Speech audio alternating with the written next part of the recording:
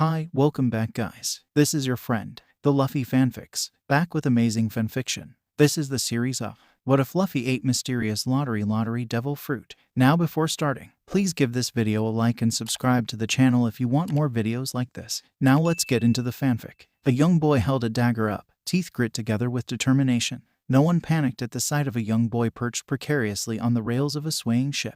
I will be the one to conquer the sea. I will be greater than even the pirate king. The crowd that gathered laughed in response. One of them spoke up. Oi, what are you up to now, Luffy? Monkey D. Luffy waved his dagger around. I'm going to show you all how tough I can be. Then you'll take me along for your voyage. Then he promptly stabbed himself right below the eye. You idiot. The entire crew screamed. They were now in a tavern. That didn't hurt at all, Luffy said, eyes watering. Everyone could tell that Luffy was barely holding back the pain. Stabbing a knife right below your eye might do that. Not only would there be a flesh wound, but the feeling of knife scraping bone hurt like Dickens. Red-haired Shanks flicked Luffy on the forehead. I'm still not taking you along with us. The sea is not a place for a kid to be. Besides, what do you know about being a pirate anyway? Luffy's eyes lit up with excitement. But as a pirate, you can find treasures and see the mysteries of the sea. Also, you can do whatever you want. Why not be a pirate? Shanks shoveled the fried rice into his mouth at a ferocious rate. Marines get to sail the seas too. Why not join the Marines? Luffy scrunched up his face. Marines have to follow the rules and all that stuff. I don't want to turn out like Gramps. Shanks thought about it for a moment. Well, if you can swim 10 laps around my ship, I'll think about it. No problem. I've been learning how to swim for quite a while now. 10 laps is easy stuff. Also, my punch is like a pistol. He pumped his arm out in enthusiasm, pretending he was knocking out one of the 7 warlords. Shanks flicked some leftover peas at Luffy. Oh really? He pointed at Shanks and made an indignant face. You're just jerking my chain, aren't you? A strong voice spoke out. The captain is just trying to look out for everybody. He knows fully how dangerous the sea could be. It can kill you in 1,000 ways, you know. Luffy turned to the man who was lighting his cigar. Oh, Mr. First Mate. I can swim though. Ben Beckman took a drag. Can you kill? He murmured quietly. Luffy froze. Kill? The first mate looked past Luffy with tired eyes. Sometimes to protect your nakama and those who are precious to you, one cannot avoid killing. But why can't I just beat them up? That works too, right? Luffy stammered. There was no answer to that question. The doors to the tavern slammed open. The room became silent at the sudden intrusion. A tall, lanky thug swaggered in, followed by a group of men. Mountain bandits. Luffy shrugged and turned back to his food. Pirates were more badass than bandits. To his dismay, his plate was already empty. Shanks must have swiped his steak when he turned around. In turn, Luffy took a peek at Shanks' plate. It was also empty. However, next to Shanks was a small chest. Treasure. While the mountain bandit Higamu or Higuma, whatever his face, caused a ruckus, Luffy opened the chest and found a fruit. It was a violet-purple fruit with swirls. Some of the swirls curved to form question marks which patterned the fruit. Ignoring the obviously strange appearance, Luffy chomped down on it anyway. It could be an exotic fruit from somewhere. Luffy was never the one to pass eating new food. It felt like a bomb went off in his head. There were images of fruits flashing rapidly in his head, all of them an odd shade of purple, decorated by weird swirls like the one he just ate. There were hundreds of fruits flashing before his eyes. There was a building pressure behind his skull. Was this mystery fruit a poison fruit? Was he going to die? He panicked. No, not before he could become the king of pirates and rule over the sea. As if influenced by his resolve, the fruit slowly cycled until it stopped on one odd fruit. This fruit was different. It was deep blue like the ocean, the swirls gently shaped to imitate churning waves. The fruit started glowing, washing over him in blue light and then darkness. Shanks picked himself up from the ground, his crew laughing at his misfortune. The mountain bandits had left after getting bored of picking on him. If he could, he would rather avoid showing the darker aspect of piracy to Luffy and the town. After the mockery, he thought Luffy would have spoke up. It was oddly quiet. Kicking aside the broken glass, Shanks turned to Luffy. Shanks felt his stomach plummet when he saw the empty chest. It couldn't be. Luffy was slumped across the table, a half-eaten devil fruit next to him where it fell from his slack grip. Shanks grabbed him and shook him roughly. Luffy, wake up. Please don't tell me you ate that fruit. It tastes really bad and then my head started hurting funny. Luffy mumbled from the counter. You idiot. That was the lottery fruit. It's one of the secret treasures of the sea. After you eat it, you'll get a random devil fruit power but you'll never swim again. Luffy sat up straight with eyes popping. WHAA 2222.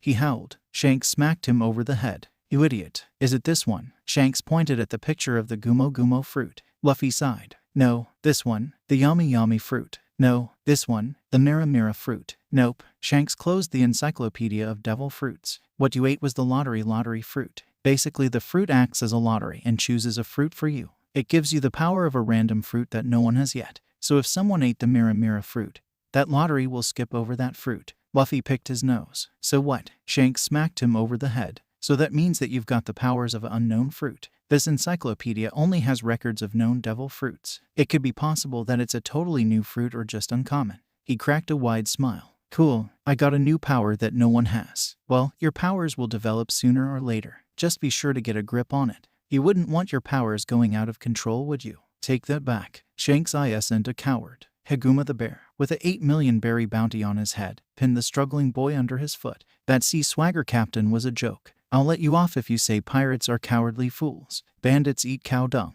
Haguma's face twisted into an ugly sneer. Brats like you don't deserve to live. I've killed 56 people who pissed me off and now you're going to be number 57. He lifted his foot up, brought it straight down to crush Luffy's skull to a pulp.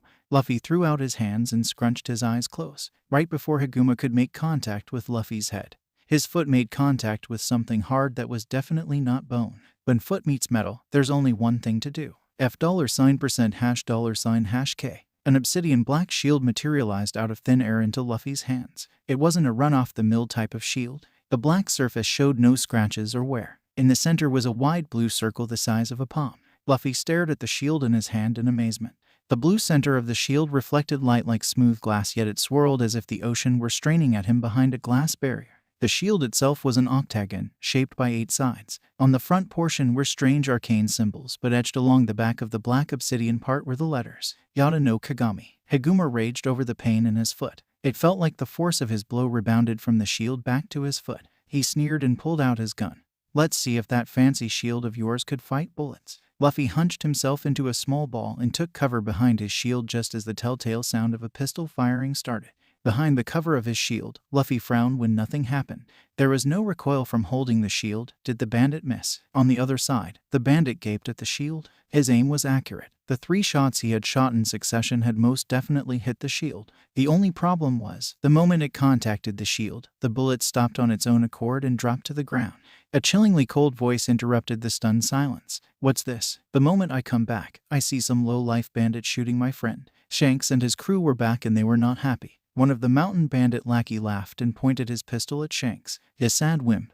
I'ma blow your head off right now if you take one step closer. Shanks pointed at the gun. It's not safe to point guns, you know. It means you're putting your life in danger. There was splat as the lackey's brain grazed itself on the floor. Even Luffy seemed stunned by the gruesome display. Lucky Roo had somehow advanced without anyone's notice and blasted the bandit's head off. This was all while he was chomping down on a piece of meat. That wasn't fair, you bastard. This time it was the first mate who spoke up. Fair. You aren't dealing with saints here. We're pirates, and we don't play by the rules. Then Beckman took one last drag and tilted his flintlock rifle so he gripped it like a club. I got this, Captain, he said coolly. The enraged mountain bandits rushed at Beckman only to meet a sad fate. The first bandit blinked in surprise and then felt the sizzling pain of a lit cigarette burning its way into his right eye, effectively blinding his eye for life. The butt of the rifle that followed dropped him into blissful darkness. Beckman spared no mercy when it came to crippling the bandits. Broken kneecaps and smashed skulls were commonplace. If any of them escapes or survives, their life of banditry would be over. The fallen and broken bodies of his gang filled Haguma with awe and dread. He knew if he didn't leave soon, he would join them on the floor. Haguma found himself backtracking to justify himself. This brat started it. Let me go, please. Shanks shrugged. There's a price on your head. I think I'll buy me some grog with it. Fuck you all, he shouted and threw down a smoke bomb to obscure the crew's vision. He grabbed Luffy by the scruff of the neck and took off to the harbor. After the smoke screen cleared, Shanks fell into a panic at the sight of the missing Luffy. Beckman tapped Shanks on the shoulder, knowing scums like him. There's only one place he would go. Luffy peered over at the side of the dinghy. He was a fairly good swimmer, but after eating the fruit, he was supposed to sink like a hammer in water. Haguma reared his leg back to give Luffy a good punt to the backside. Somehow he saw the image of the kick coming in his head and turned around just in time to block with his shield. $$$K. Haguma shouted as he heard and felt his toes crunch. Luffy's laughter died when a giant shadow loomed over the boat. It was the local sea monster. It was a huge eel-like fish with mouth filled with foot-long teeth. Its gaping maw descended down upon them just as he felt himself being jerked away by the collar and flung away in the ocean. Through the spinning vertigo, he caught sight of Shanks looking at him in relief just as he too was swallowed up by the sea monster. Luffy hit the water with a splash and fell about 5 feet down. pushing his feet and scrabbling his hands. He tried swimming desperately to the surface. The odd thing was it worked. He swam his way back up to the surface only to see scraps of floating wood and the red dye of blood in the water. His mind froze. Shanks was dead. Dead. And it was his fault. He did it. That sea monster. Fault. Dead. Luffy's eyes narrowed into pinpoints as he glared at the sea monster and screamed in anguish and unrestrained anger. SHAANNKKSS. The sea monster eyed the young boy, intending to feast on another morsel when the wave of utter dominance overtook its senses. His animal instincts were telling him to run and swim away because he was going to die. Day 2. Under the strong burst of haki, the sea monster keeled over to the side and died. Its brain lacked the willpower or mental fortitude to fend off the crushing haki it felt. After the sea monster kicked the bucket, Shanks cut his way out of the overgrown eel's belly and swam frantically underwater to find Luffy. Shanks had banked on cutting his way out of the sea monster's belly and then diving to rescue Luffy, who would have sank down into the depths like a hammer. Oddly enough, he couldn't see Luffy's drowning body anywhere. He looked up and choked in surprise when he saw the familiar sight of a 7-year-old treading water. A 7-year-old who ate the devil's fruit. Gagging, he swam his way back up to the top. Luffy was bawling at the thought of Shanks' sacrifice. When he opened his eyes and saw a waterlogged Shanks, covered in sea monster intestines and blood, he did the natural thing. He fainted dead away at the thought of Shanks' zombie coming back to life to haunt him. Shanks blinked and dragged the unconscious Luffy back to shore. The grilling would have to wait until he wakes up. Unnoticed by Shanks, the obsidian shield floated on the waves, floating innocuously behind Luffy, back to the shore. It was as Luffy would call it when he woke up. A mystery shield. Time is elusive. Has 10 years really gone by so quickly? 10 years ago, Shanks entrusted his straw hat to him, making a promise to meet up again. He became a great pirate. Ever since that day, he had been training until he coughed out blood, just for this moment. It's time to rule the seas, he yelled out, throwing both of his hands up in a banzai cheer. He set off under the cheers of his fellow villagers. Makino, and even the mayor was there to send him off. All he had at the moment was a small dinghy and a barrel of provisions, but it was a start. It was time to keep his promise to Ace, to Sabo. Here comes the future ruler of the seas. Straw Hat Luffy, perched on his head, was his greatest treasure, his pride and his promise. Luffy tilted his frayed straw hat, blocking the bountiful rays of sun. It was a good day to set out to sea. He had already waited 10 long years. Ace beat him by 3 years and sailed off earlier. The last he heard of him, he was captain of his own pirate crew, the Spade Pirates. Now it was his turn to form his own crew. About 10 people seemed right. He ticked off his fingers. Let's see. We need a cook, a musician, another cook, another singer, a first mate cook, a dancer, He took a look at the giant whirlpool that was threatened to drag him and his small dinghy to the depths. Maybe I should add in a navigator too. Nah, another cook. To most people, a giant whirlpool would have sent them into a panic and even the calmest monk would break a sweat. However, Luffy wasn't concerned at all. And why? Because it was time for a nap. Crazy people have crazy luck. There are times when life play funny tricks on you. Kobe liked to call it karma. It had to be. He must have done something horrible in his past life in order to warrant such a fate. How else would he have been cursed to become a cabin boy for the fattest and ugliest woman in the world? His sad story began 2 years ago when he jumped onto a ship to go fishing. Much to his horror, the ship belonged to Lady Alvida, the fairest throughout all the seas, which brings us back to the present with Kobe polishing her shoes. Lady Alvida can be described in 3 words. Crazy fat hoe. Crazy. Apparently, she had the notion that she had the perfect figure, her face devoid of pimples, and her skin flawless. In reality, she looked like a miniature killer whale with too many spots on her face. There was another reason why the word hoe had been added in. The crazy fat hoe carried around a frickin' huge iron mace. One wrong look, one wrong comment, one speck of dust on her ship, and say hello to Mr. Mace. Kobe liked to believe that he had survived 2 years due to his cunning and fast-thinking brain. But the harsh truth was he was a coward who licked the dirt of her shoe if she asked.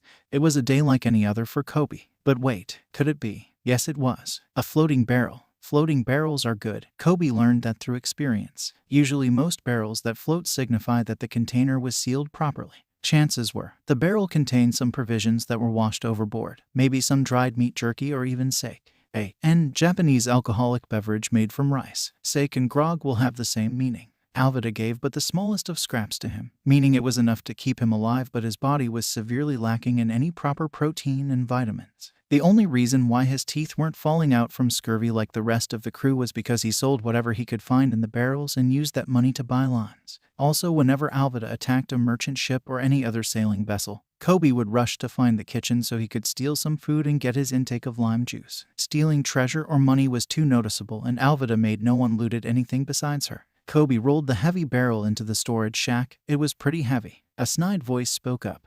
Why, Kobe, what have you got there? Is that a barrel of rum I've seen you found? Kobe gulped and turned to see the Three Stooges. They were the rough and ugly type, despicable cutthroat pirates. Rumor was, those three got the title of the Three Stooges by somehow. Well, what word would describe the bravery and the amount of disgust it took to actually bang a mini killer whale? Kobe flinched and drew back when they surrounded him. Yo, Kobe, you ain't see nothing right. Their putrid breath washed over him. He sincerely hoped that their breath was naturally that bad and not the scent of Alvida's $$$Y. Kobe barfed a little in the back of his throat at the thought. Weakly, he said, I didn't see nothing. A double negative. Of course the dumb Neanderthals didn't catch it. Much to all of their surprise, the barrel lid sprang open and a young teen popped out. What a great nap. What the devil? While the Three Stooges wondered where the rum went, Kobe was wondering how anyone could have survived being tossed around in the boundless ocean in an airtight container. Slacking off, you scurvy dogs. The telltale sign of a shrill banshee and the sound of a spinning club set off all four of their ingrained survival instincts. Out of habit more than anything, they all dropped to the floor, allowing the spinning club to smash the shacks into wooden debris and sent the new arrival rolling down the hill. Kobe gathered his wits and ran after the barrel. It was safer that way. He raised his hands in the typical Luffy greeting. My name's Luffy. Where am I? Kobe stuttered, not knowing what to make of the new arrival. You're on an island Iron Mace Alvida uses as a hideout. I'm Kobe, her cabin boy. Luffy nodded sagely. I see. Well, none of that matters to me. Kobe didn't know what to say. The young teen before him was oddly dressed, a red vest and blue shorts that frayed at the knee. The straw hat on his head added to the country look, but the bracer he had on was totally out of place. It was hard to describe his bracer. It was a big blue glass circle that covered the back of the hand. It glowed a deep sea blue, shining and pulsating, as if it were alive. Do you happen to have a dinghy? Mine got crushed by the giant whirlpool. Kobe gaped. What crazy luck. I have one.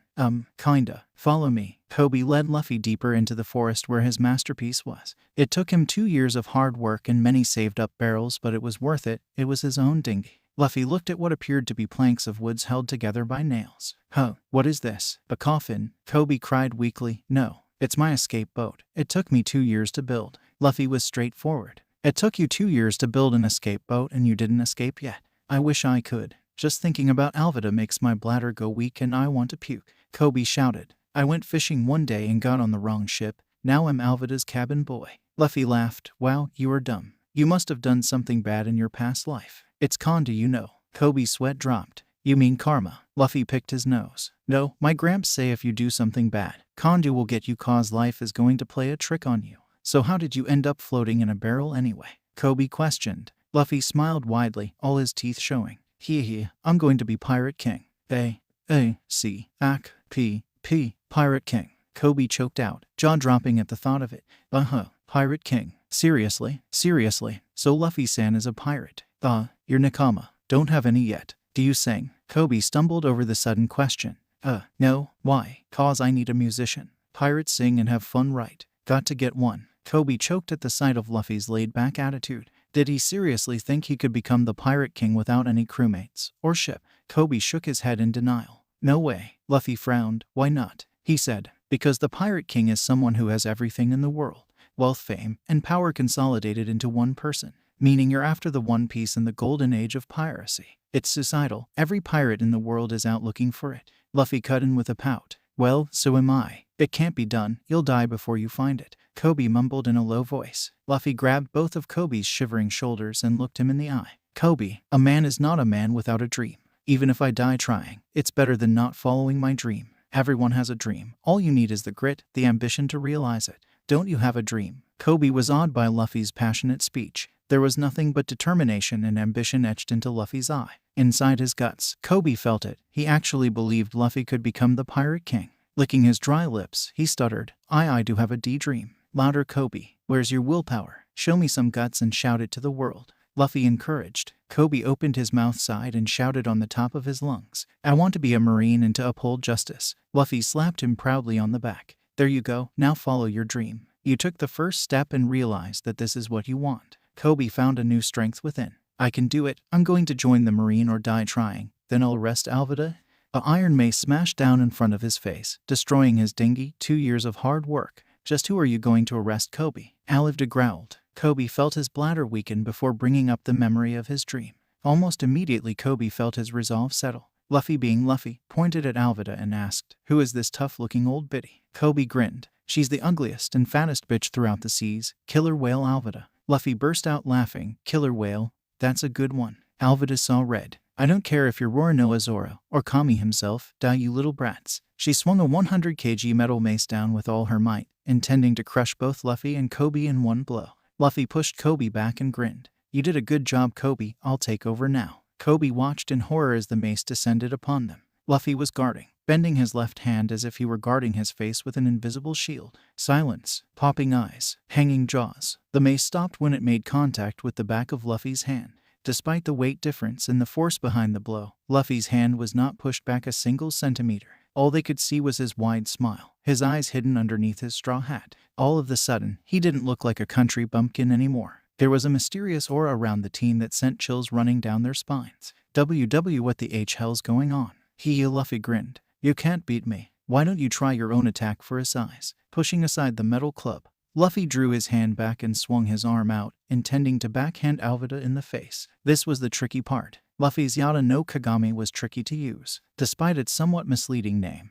The 8-span mirror was more like a shield. According to the legends, the 8-span mirror was supposed to be capable of reflecting any attack. This is actually dependent upon the user. The first time Luffy used the shield to protect himself from the bullets, the shield mirrored the amount of force being applied to the bullet. What happens in the end is the two equal forces cancel each other out and the bullet drops harmlessly to the ground while the shield received no damage. This time Luffy did something differently. Throughout the years of using his mirror, one trick he developed was to only use the core of the shield. The obsidian black part was somehow retractable and it slid into the blue core. In terms of space, there was no way it could have physically fit. A mystery shield indeed. Luffy was using his second trick now. First, he would absorb the force behind the attack and then store it into the core of the shield. When he attacks with the shield, he would have to make contact with the enemy and then release the stored-up power. The timing had to be very precise, otherwise the attack would dissipate into thin air. The attack connected beautifully. His backhand release impacted Alvida right in the face. The force of her own blow threw her back and sent her flying into the air and over the island before falling into the ocean. Kobe gaped in awe. What was this strength that Luffy had? He sent Alvida flying with one blow. For most people who did not know about his shield's ability, most would come to the conclusion that his backhand had sent Alvida flying. By adding his own power, he can amplify the power stored within the shield, which resulted in a devastating attack. "Oi, give Kobe a dinghy. He's going to join the Marines." "Yes, sir," they shouted as they hurried off to prepare the boat. The rest of the pirate crew was more than glad to part with their dinghy. Luffy jumped in with an easy smile. "Come on, Kobe, let's go." For the first time in a long while, Kobe smiled a true smile and ran after Luffy, who carried the boat over his head as he ran to the shore. Friendship is a beautiful thing. "So you're headed for the Grand Line. I hear it's a pirate's graveyard." Kobe still lacked confidence even though it was a major improvement from the past. Just thinking about the Grand Line made him break out into goosebumps. Luffy pointed at Kobe, say, "That Roronoa Zoro guy. He's imprisoned at the Marine base somewhere." "Yeah, why do you ask?" Luffy shrugged. "He sounds pretty weak to me if he got caught by the Marines." Kobe gasped. "No way. He's a demonic beast." "Luffy-san, you should stay away from him. He's called the Pirate Hunter for a reason. They say he wanders the sea and hunt down fugitives. Then he's strong. If he's a good guy, I'll recruit him as my Nakama." "What? No way, Luffy-san. It's a bad idea." Luffy pulled out a dried squid and smacked Kobe across the face with it before chewing on it. "Calm down. I'm still deciding whether to let him join or not. If he's a good guy, I'll let him join." Kobe rubbed his face. "He's obviously a bad guy if he got arrested." Luffy threw back his head and laughed. "Well, I'm a pirate, so I'm a bad guy too." "Wait, I'm a good guy though." "But pirates are bad guys, so I'm a good bad guy." He frowned and massaged his temples. "Ugh, my brain hurts from thinking about it." "That's it, I'm a mystery guy." Kobe let out a nervous chuckle. "Luffy will become the pirate king. Maybe I'll make the lottery fruit, Kagu Kagu no Mai. The sniff fruit." The lottery stopped on an abstract fruit. There was an odd purple smoke coming from the porous purple exterior. 10 years later, Luffy pushed Kobe back behind him. "Good job, Kobe. I'll take it over from here." Kobe looked in horror as the iron mace tore through Luffy's body. "NOOO." Luffy's dismembered pieces swirled with blue smoke before reforming his body. He was grinning. Everyone was shocked. The boy should have been crushed to a pulp, but his body turned to smoke and reformed. Alvida swung at his head, leaving him headless. But it reformed with a frown. "Just because I can't die doesn't mean I like it, you know." Alvida growled. "You ate the devil fruit, didn't you?"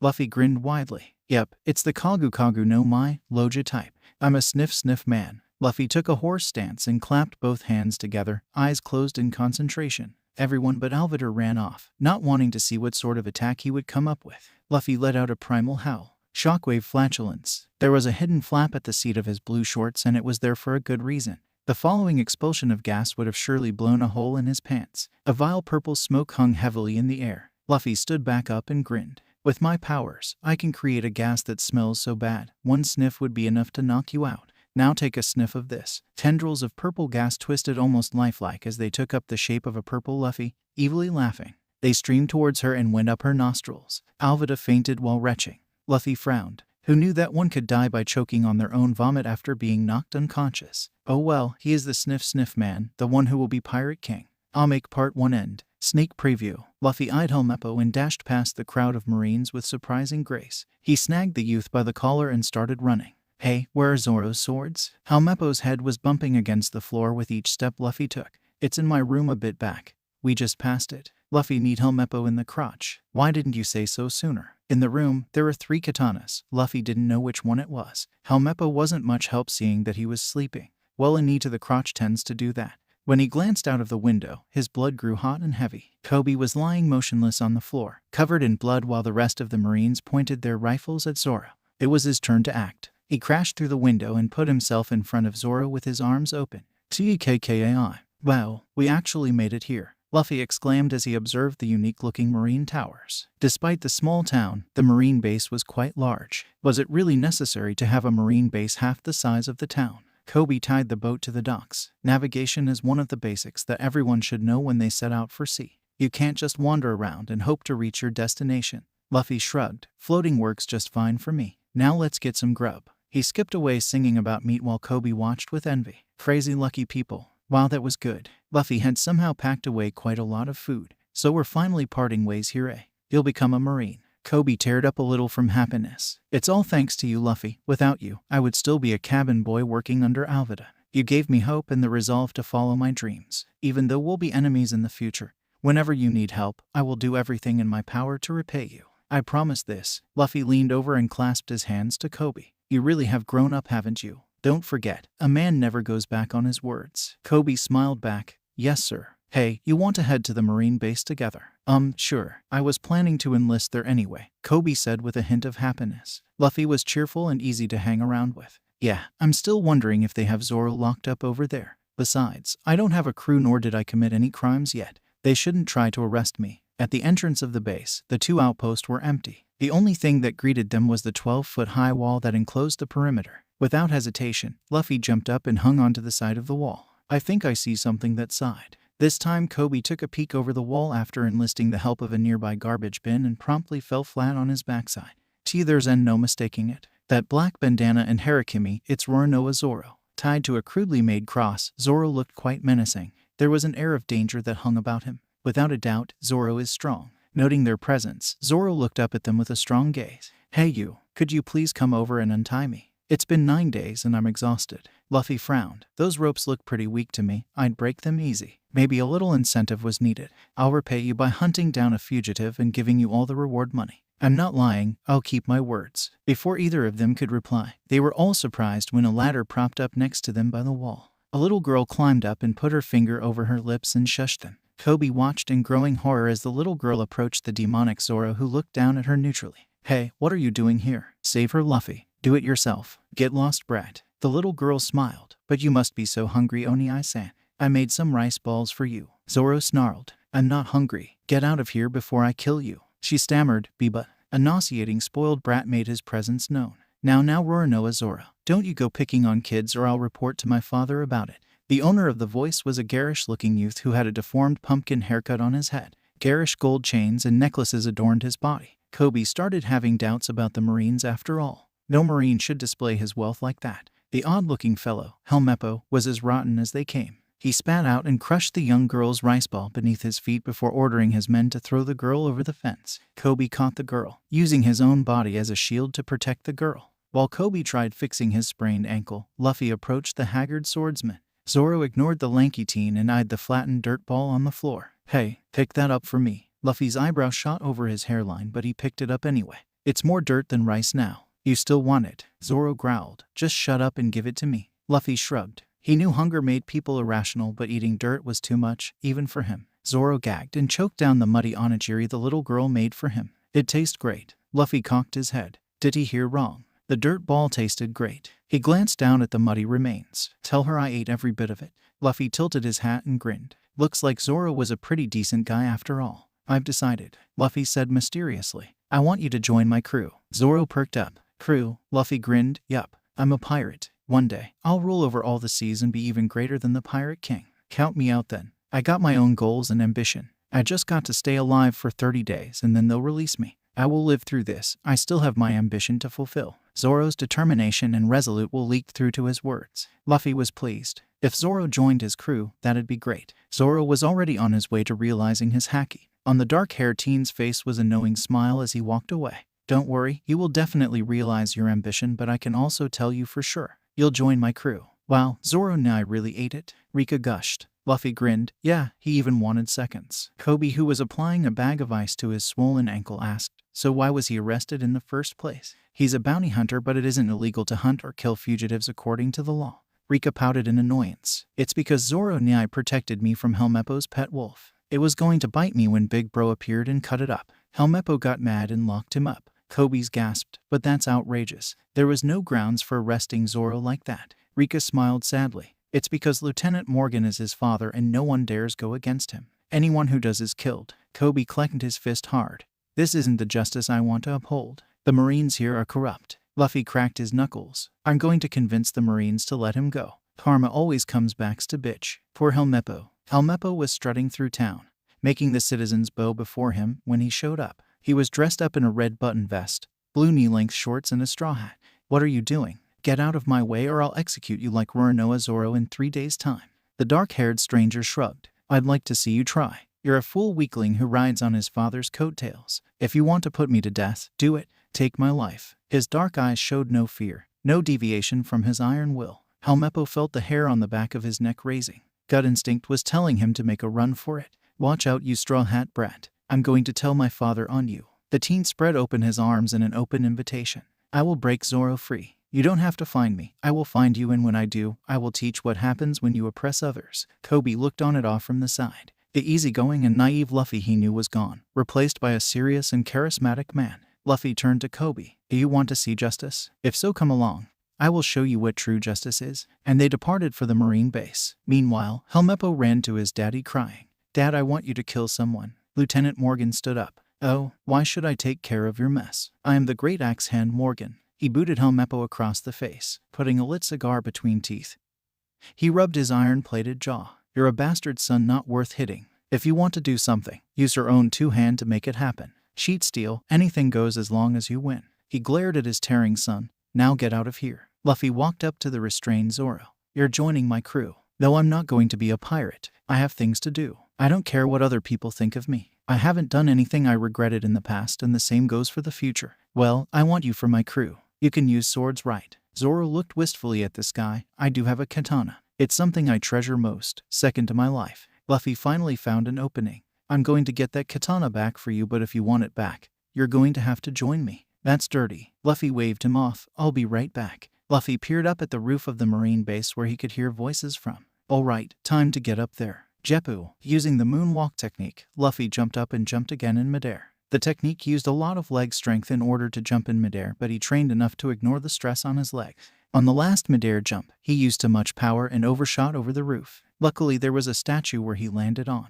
The huge stone statue collapsed backwards, breaking in half as it hit the edge of the roof. Whoops. Luffy looked sheepish and bowed an apology. Sorry, kill him. I'll parade his bleached skull around town for years to come. Captain Morgan was frothing at the mouth. 10 years of hard work and misappropriated funds were gone in a blink of an eye. Luffy eyed Helmeppo and dashed past the crowd of Marines with surprising grace. He snagged the youth by the collar and started running. Hey, where are Zoro's swords? Helmeppo's head was bumping against the floor with each step Luffy took. It's in my room a bit back. We just passed it. Luffy kneed Helmeppo in the crotch. Why didn't you say so sooner? In the room, there were 3 katanas. Luffy didn't know which one it was. Helmeppo wasn't much help seeing that he was sleeping. Well, a knee to the crotch tends to do that. When he glanced out of the window, his blood grew hot and heavy. Kobe was lying motionless on the floor, covered in blood while the rest of the Marines pointed their rifles at Zoro. It was his turn to act. He crashed through the window and put himself in front of Zoro with his arms open. Tekkai. When using Tekkai, the technique hardens the user's muscles to the level of iron in order to nullify damage taken from attacks. In this case, Luffy conditioned his body to the point where bullets would have not pierce his body. He had considered using his shield, but the size of it would not be enough to cover Zoro, who was behind him. He burst out laughing. "It's no use. Bullets won't work on me." It was the half-truth. While the bullets didn't pierce his body, the force behind the bullet left bruises. The jarring force behind the bullets felt like a sledgehammer shot, but he couldn't afford to show weakness. Kobe knew Luffy was great, but having a bulletproof body, it was too epic. So he fainted, frothing foam from his mouth. Zoro was shocked. "What kind of human are you?" Luffy quirked an eyebrow. "It's one of the 6 skills of the Rokushiki, Tekkai. I can harden my body to the point where it's like iron carapaces." Zoro shook his head in amazement. "Never mind, rather than dying here, why don't I just accede to your request and become a pirate?" Luffy pumped his arms up in the air. "Yes, I have a crewmate now. Which one of these swords are yours?" "All 3. I use the Santoryu, the 3-sword style." Luffy snapped Zoro's rope off and handed him the 3 katana. "Let's see how strong you are, Zoro." Zoro put the Wado Ikemanji in his mouth and unsheathed his other 2 katanas. "No problem, Captain." What happened next was total slaughter. It was 8 versus 1. Zoro blocked 8 swords with his own 3 and disarmed all of them in one sweeping slash. "Don't move, or I'll kill you." Luffy noted with some glee that Zoro was already tapping into his haki. Those of weaker will would be freaked out by the danger emanating from Zoro. "Since I've resisted the Marines, this will mean I will become an outlaw. But that is fine. I still have my own goals. I'm going to be the world's greatest swordsman. It doesn't matter if my name is clean or not. My name will be known worldwide, but if you do something that ends up in the way of my goal, I will cut your stomach open to say sorry." Luffy grinned at Zoro's proclamation. "Don't worry, your name will spread through the 7 seas and even the heavens will hear of it. I promise you that." And a man never goes back on his words. Lieutenant Morgan dashed forward in a wild rage. He swung his axe arm at Luffy, who dodged. The axe was so sharp, it cut through the metal fence and stone walls. Luffy did a Tekkai in midair and took Morgan's chopping slice. He was sure he heard one of his ribs creak in protest, but he quashed the pain. He twisted his body and kicked the forearm, which had the axe implanted all the way to the elbow. There was a sickening crack as the bone and wooden stake splintered inside Morgan's arm. Luffy gave the kneeling lieutenant a lightning-fast right hook that unhinged the iron jaw he was so proud of. Lieutenant Morgan collapsed to the floor, but Luffy did not stop his assault. His punches broke ribs, knocked loose teeth, and damaged Morgan's internal organs. Lieutenant Morgan was literally getting beaten to death. "Stop right there, you straw hat." Luffy turned to see Helmeppo holding a flintlock pistol to Kobe's head. Turning back to Morgan, he bashed the man across the face one more time before turning to Helmeppo. "You should have stayed asleep." Luffy growled towards Helmeppo. Every time he got into battle, he always felt a bit more violent. "Don't come closer or I'll blow his head off." Kobe screwed his eyes shut, prepared for death. "Luffy, I don't want to be a burden. I am not afraid of death." Luffy let the wind caress his face as he let out a true grin. "I know." He ignored the squawking of the dumb lieutenant's son. "Soru." It was a speed technique that allows the users to move at extremely high speeds in order to avoid attacks, as well as to attack at higher speeds. It was revealed that the principle of this move was to kick off the ground at least 10 times in a blink of an eye. Luffy used the speed to close the distance between him and Helmeppo in a blink of an eye. At the speed he was going at and the force behind his blow, it was a one-hit KO. "Go back to sleep, fool." Helmeppo's eyes rolled up to the sky as he grabbed his badly abused crotch and went to sleep. All the men in the vicinity grabbed their kintama in phantom pain. Scary. Even Zoro winced a little. The battle was finally over. Zoro sheathed his swords. "We're free." The rest of the Marines jumped in joy seeing that they were finally free. This was the cue for Zoro to collapse. "Wow, that was great. I see where Rika got her cooking skills from. I almost starved after not eating for 9 days. Zoro laughed and patted his stomach. Luffy stacked the dishes neatly, which was twice the size of Zoro's stack. "How can a scrawny guy like you eat more than me?" Luffy shrugged. "Using the Rokushiki takes a lot of energy." Zoro took this chance to grill Luffy for info. "How did you block bullets and move so fast?" Luffy was chewing on his toothpick, thinking hard. "Well, you would basically train until your body can enter a state of absolute tension. The only drawback is that you can't move a lot while using this skill. Watch this. This is another part of the Rokushiki. The Shigen. It is a close-quarter combat technique in which the user pushes their finger into a certain target at a very high speed, leaving a wound similar to a bullet wound, making guns unnecessary." Luffy walked over to the wall and his hand flashed out in a blur. His index finger was knuckle deep into the wooden wall. When he pulled out his finger, there was a perfect hole in the wall. Kobe and Zoro gaped. If that Shigen hit the liver or any of the internal organs, the opponent was screwed. Luffy dusted off his hands, chuckling. I'm not that good at some of the skills yet. I've seen masters put their fingers through iron plates. Luffy propped his hat back on his head.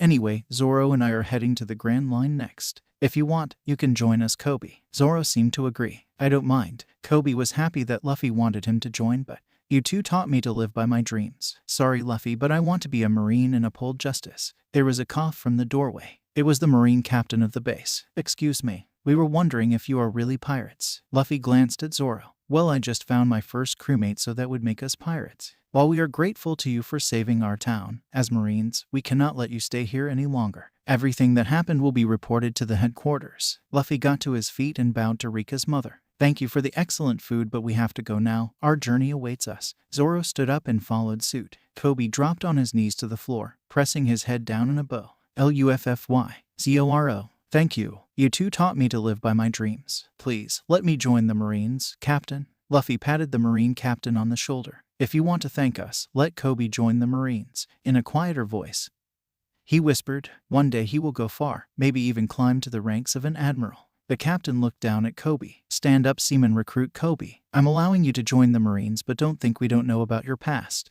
Don't underestimate our Marines' knowledge-gathering ability. Kobe leapt to his feet and saluted. Yes, sir. Luffy and Zoro took this chance to set off, their provisions restocked and their dinghy ready to set sail. Luffy, Zoro. Thank you. Remember my words back then. A man keeps his promises. Luffy grinned. No problem. The rest of the Marines appeared behind Kobe. Men, salute. The captain bellowed. It was a fitting farewell to the town's savior as they sailed towards their next great adventure. I'll make the lottery fruit. Kagu Kagu know my part too. Join me, Luffy said in a deadly serious voice. Never, Zoro shot back. Why not? Luffy questioned. 'Cause I don't want to have a captain who farts all the time. Luffy looked awkwardly to the side and started whistling. No, I don't. Bloop. That was my stomach growling. Blew up. Well, I'm really hungry. Zoro had already passed out by the noxious gas, so were the Marines and Kobe. One shockwave flatulence and a lit match had taken care of the entire Marine force. Luffy can control different types of gases. In this case, methane gas plus fire equals big explosion. The battle was over in a second in a big ball of roaring flame. Luffy lugged Zoro's unconscious form over his shoulder and went off to the docks. One Nakama down. And thus Zoro joined the crew. Almec ended. Nay, Zoro, why don't you want to learn Tekai? It's dead useful for defense. Luffy was sailing with Zoro after they left Shell Town. Zoro refused to learn Tekai, saying it was useless for him. Of course, Luffy got defensive over his abilities. You can even block cannonballs with it. Zoro smacked Luffy on the head with the sheath of his katana. As a swordsman, I need to be able to move at any given moment. Standing there and stealing your muscles isn't going to do much good. It would be better if I can use Zoro instead. I definitely need the speed advantage. Luffy rubbed his chin and pondered. Well, I guess I can teach you Zoro first. You're going to have to wait until we reach land though. In return, can you teach me someone sword-style techniques? Zoro was perplexed. Luffy wasn't carrying around a sword. Maybe he just wanted to learn how to use one. You have a sword. Luffy only gave him a mysterious smile. Not yet, but soon. Okami, I'm so hungry. Both of them were sprawled on the dinghy while Luffy moaned about his stomach eating him up. They had ran out of provisions after several days of aimless drifting. They looked up at the bird flying overhead and wondered how they could eat it. Hey Zoro, if you throw me up high enough, I can snag that bird and we can eat it. Under normal circumstances. That in itself was a crazy idea, but Zoro was hungry. Couldn't hurt to try, right? Zoro put his hands together and secured Luffy's foot. Ready? 3, 2, 1, heave. With a great burst of energy, Zoro flung Luffy straight up in the air and then stared in disbelief. The bird was the one eating Luffy. The humongous seagull was flying away and Zoro wasted no time rowing after it. 3 stragglers in the water latched onto his oars, making his rowing slow until the bird flew out of sight. The 3 strangers pulled out daggers and ordered him to stop the boat. Zoro took extra care not to hurt their arms while he beat them until they were black and blue. Those 3 fools made him lose sight of Luffy. Now they were going to row until they got to land. So why were the 3 of you drifting in the middle of nowhere? The 3 pirates looked embarrassed. Well, we just got back from robbing a merchant boat when we came across this young lady. She was quite a looker. At first she pretended to be starving and then took our boat and treasure. Next thing we knew, a storm came and our ship fell apart.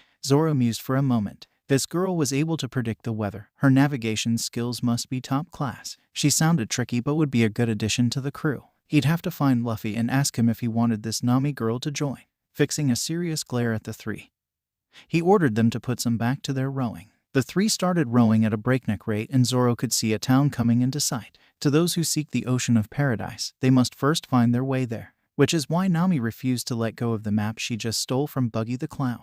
His henchmen were chasing her down map and they were gaining on her. She needed a miracle, something to distract them while she ran away. There was a resounding boom and something dropped in between her and her attackers. Luffy tried to pry his head loose from the bird mouth with no avail. The straw hat was stuck to the beak and he didn't want the bird to fly off with his hat. The only warning Luffy got was the sound of cannon fire and the sound of a projectile whistling through the air. Out of the corner of his eye he saw a cannonball zooming towards him. He cursed and steeled his muscles. Tekai. The impact and following explosion obliterated the bird that was carrying him and blasted him to earth with bone-crunching impact. Luffy struggled to his knees and coughed in pain. He had only managed to activate a partial Tekai due to the suddenness of the attack. He hacked and spit out blood onto his hands. The cannonball was stronger than most and the force of the explosion did some internal damage which he was feeling at the moment. Who the fuck shot a cannon at him? Nami blinked at the slightly smoking figure at the center of the crater. Maybe this was a sign from heaven that he was here to save her. Oh boss, you're finally here. I've been waiting for you to come save me. I'll leave everything to you. With those parting words, Nami took off. Luffy was still a little bit confused by what the girl said. She wasn't part of his crew, so why was she calling him boss? Maybe she wanted to join his crew. 3 hulking shadows loomed over him. Boss A. Luffy in turn glared back. Someone had just shot a cannon at him and he was pissed. Since these 3 idiots volunteered to be punching bags, he wasn't going to complain. He knocked them out with 1 hit each, but he didn't stop there. He punched them until their teeth fell out and they started coughing out blood. He gave them each a savage kick to the ribs before his rage subsided. He always had a bad habit of leaving his opponents on death's door. It was partially due to his rage and his belief that killing was the last resort. Beating them half to death was the next best option. They tend to leave you alone once the fear has been beaten into them. Wow, that was really brutal. The orange-haired girl was back and had observed his fight from the safety of one of the nearby roofs. Luffy sighed and adjusted his hat. Well, they were asking for it. I was just shot by a cannon, so I wasn't feeling the best of moods. Who are you anyway? Me, I'm Nabi. I steal treasures from pirates. Say, do you want to join up with me? We can make a lot of money together. Luffy ripped away the remainder of his charred vest. Sorry, not interested. Nami's eyes lit up. Say, are those for sale? Luffy scowled. No, they're not. Now shoo, come on, let me take a look at them. I haven't seen anything like it before. Nami sighed. Fine, I won't ask you to sell it anymore. So you got separated from the rest of your crew. How many people are there? Luffy nodded. Only 1. He glanced around. Say, is this your house? Nope, it's a random house from one of the villagers. They're living in a shelter outside of town because of the pirate Buggy. Luffy picked his nose. Is he that scary? This pirate called Nami. I'm Nami and the pirate's Buggy. Don't switch the names around. She shouted at him. He only laughed in reply. Haha, so you're the thief Nami and you steal from these empty houses. Okay. She slammed her hand on the desk again. I only steal from pirates. She pulled out a map. I'm going to steal 100 million berries and buy a certain village back. With the map of the Grand Line, I can steal from even richer pirates. By any chance do you know how to navigate? Nami looked affronted. Of course, I'm actually the best navigator in East Blue. Luffy whooped and cheered with a banzai pose. That's great. We're also on the way to the Grand Line too. Really? Yeah. Why don't you join as the navigator of our pirate crew? Luffy asked with a sincere smile. What? Nami looked angry and shocked. Forget it. I'm not working for a pirate. She spat the word out with vehemence that even Luffy was taken back. Oh, he was silent for several seconds. So you're going to join my crew then? Nami karate chopped him on the head. I just said that I wasn't joining. Unless what? Luffy prompted. Well, if you come with me to see Buggy, then I'll consider it. Luffy sprang to his feet. Okay, where's this pirate Nami? Nami started strangling Luffy with the rope she just brought out. I'm Nami and the pirate is Buggy. You should light the cannon, Nami. It's okay. It wasn't okay. How can she kill someone in cold blood? He said he was a pirate, but he didn't look or act the part. She knew she had to steal 100 million berries to buy back Kakoyashi village. She couldn't back out now. With Buggy's treasure, she would only need 7 million berries more. Your hands are shaking. You lack the resolve to risk your life for your goals and dreams. You have to realize that in order to succeed, you have to do some things in life that you are not proud of, but the deciding factor is, can you do it? Hiding her tears, she lit the cannon that was loaded with a Buggy ball. It was a specialized cannonball that was strong enough to destroy a small town. Nami looked at Luffy, engraving the final moments of his life to memory. After she bought the town back, she'll pray to his dead spirit every day. But oddly enough, the young man was smiling. He leaned back, dropping his hat behind him. He smiled at her. I like your resolve. Never stepping back for your dreams. You're definitely going to join my crew. Nami couldn't believe how relaxed Luffy was even in the face of death. Oi Luffy, are you going to be fine in there? Everyone turned to the source of the noise. It was the Santoryu user, the nefarious pirate hunter Zoro. Luffy's crewmate is the pirate hunter. How did he convince him to join? Step down, Zoro, I'm fine. Let me show you how useful Tekai can be. He looked at the cannon and steeled his resolve and muscles as the buggy ball closed the distance. Tekai Otsugi. Instead of applying a normal Tekai, Luffy was using the Tekai as a counter. This was a higher level move used entirely as a counter instead, where the purpose isn't to absorb damage from the attack, but to transfer the shock of the attack back to the attacker. In this case, he would redirect the shock and the explosion of the buggy ball. The timing would have to be very precise. But Luffy had enough training with his Yata no Kagami to get the timing down. There was a horrific explosion as pieces of the iron cage exploded into shrapnel. Nami gasped at the sight of the explosion. No human could have survived that. Zoro unsheathed his swords. Orders, Captain. The smoke started to clear. A silhouette of a tall, lean boy reaching down for his straw hat silenced most of Buggy's crew. The young man just took one of the infamous buggy balls at point-blank range and survived. Luffy propped his hat back in place, the cold look on his face determined. Just take care of the lackeys. I got something to settle with Buggy. He turned to Nami and smiled. Don't sweat over the cannonball thing. I'm fine. Nami collapsed to her knees. Who was this guy? Buggy unsheathed his daggers. I don't care about you, straw hat brat. I want to kill the pirate hunter Zoro. If I kill him, I will get even more famous. Zoro got into a battle stance, holding one of his sheathed swords. This is a challenge to me, Luffy, and I will take it. Luffy frowned but crossed his arms. I'll give you 30 seconds. Then it's my turn. Zoro grinned savagely. Watch closely, Luffy. This is one of the moves that I'm working on. You'll learn this too. Ito Ryu I, Shishi Sansen. The lion's song was a quick draw technique, a one-hit kill. It was still in the early stage of experimentation, but Zoro had developed it enough to work on most opponents. The slash would run from hip to shoulder and leave the opponent down. Luffy narrowed his eyes. Zoro, Buggy's a devil fruit user. Remember, in the future, expect anything to happen when it comes to fighting a DF user. Zoro's eye widened. There is no blood from the wound. He spun around in time just to get a dagger to the side of his sides. There was a floating hand. Buggy laughed at the shocked expression on their faces. It's no use, pirate hunter. The battle is over. I ate the bara bara no mai. I'm the sectioned man. Luffy stood in front of Zoro. Your 30 seconds are over. It's my turn now. Luffy glared at Buggy. Hey, you big nose. That was a cheap attack. Buggy snapped and shot his arm at Luffy. Die, you brat. No one disses the nose. Luffy caught the blade between his teeth and bit it. To their surprise, even Zoro's, the blade snapped into pieces. Luffy flexed his wrist, adjusting the shield core from the back of his hand to his palm. He pressed his right hand against the glass core and focused. Much to Nami and Zoro's disbelief, the glass portion of the shield seemed to ripple like water before his fingers actually sank into the blue core, followed by the rest of his hand. From the viewpoint of Buggy and his crew, the brat reached into his own hand. Luffy smiled darkly. For devil fruit users such as yourself, this is the perfect weapon to use. He pulled out from the core of his shield a short sword. It was a most curious sword, having no guard and only 3 notches long from the handle. The entire sword was one piece of grayish-blue metal. This is the cloud-gathering sword of heaven. Buggy laughed at him. Swords don't work on me, and that short sword of yours can't even be called a proper sword. Luffy sighed. It's not in its final form yet. This is the 10-notch sword. I only unlocked 3 notches. I'm still lacking in my training, but this should be enough to defeat you. Luffy put the sword to his side and got into a familiar stance. Ito Ryu I. No way, he couldn't have learned it so quickly. Zoro said, Shishi Sansen. It was a pale imitation of what the true technique could have done, but it served its purpose. The attack ran from hip to shoulder as a shallow cut due to the shortness of the blade, but there was one big difference compared to Zoro's. Buggy was on the ground bleeding from the wound and screaming in pain. It had been over 20 years since he received a cut of some sort. Somehow the brat had negated his devil fruit powers. Buggy screamed to his men, "Get me out of here." Now, the rest of the crew obeyed without question. Someone had cut their captain who had the devil fruit ability to be immune to cuts. They were not going to stay and test the blade themselves. Luffy let them flee. They were of no threat to him, and Zoro was injured. Zoro looked at the blade that Luffy was holding. It was emanating an odd sword sort of presence to his senses.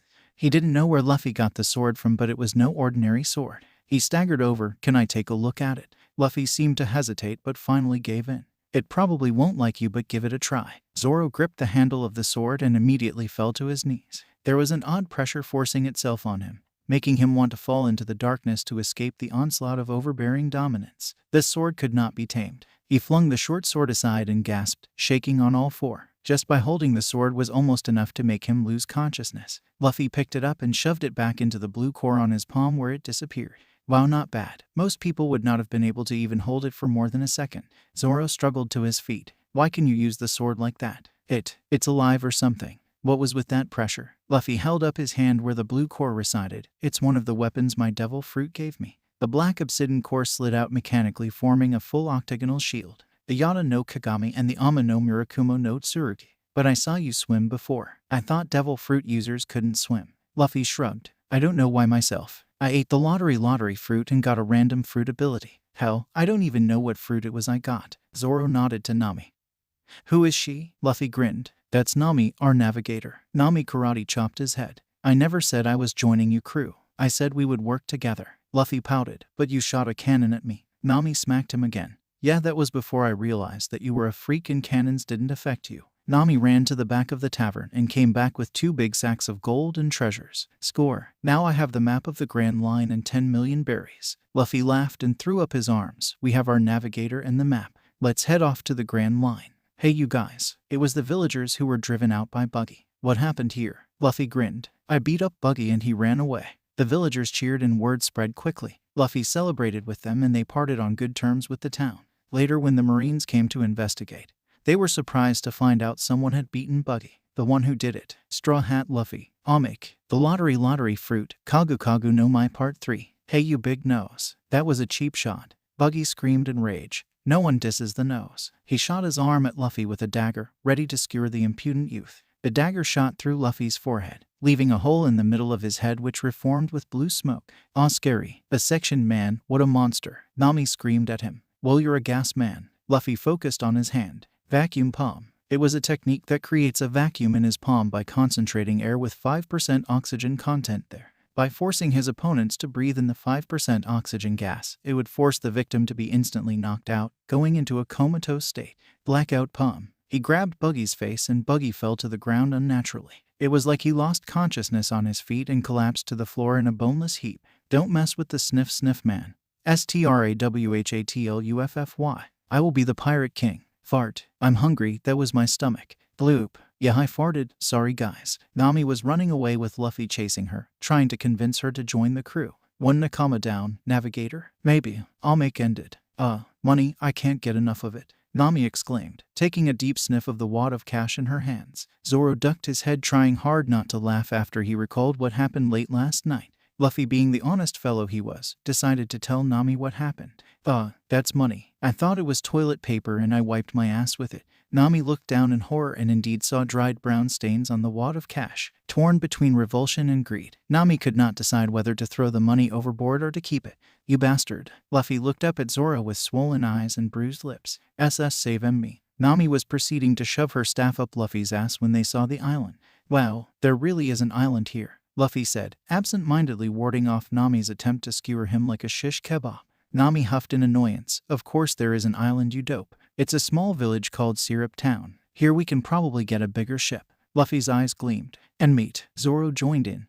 Let's not forget the grog. Their joyous mood did not last long. Luffy narrowed his eyes when he heard the telltale sign of a bullet flying through the air. Using the back of his hand, he deflected the lead projectile that was aimed for the back of his head without looking. Zoro unsheathed his sword and deflected another lead projectile that was aimed towards him this time. Nami smartly took cover on the floor of her boat. I am Captain Usopp, protector of this town. Behind me is a force of 80 men. If you do not wish to die, turn your ships back now, pirates. A voice shouted out from the slope in front of them. Luffy was wary. If all 80 men fired, their boat would turn into Swiss cheese. Nami kicked Luffy harshly in the shin. If I lose my money because of this, I wish you luck finding your way to the Grand Line. Zoro scanned the slope. I don't see 80 men. He might be bluffing. Luffy frowned. He might be lying, but let's be safe than sorry. I'm sure there's another place where we can anchor. Aye, Captain. After anchoring at another slope at the side of the village and securing the treasure, they made their way to the village tavern. Finding another place to anchor was a pain.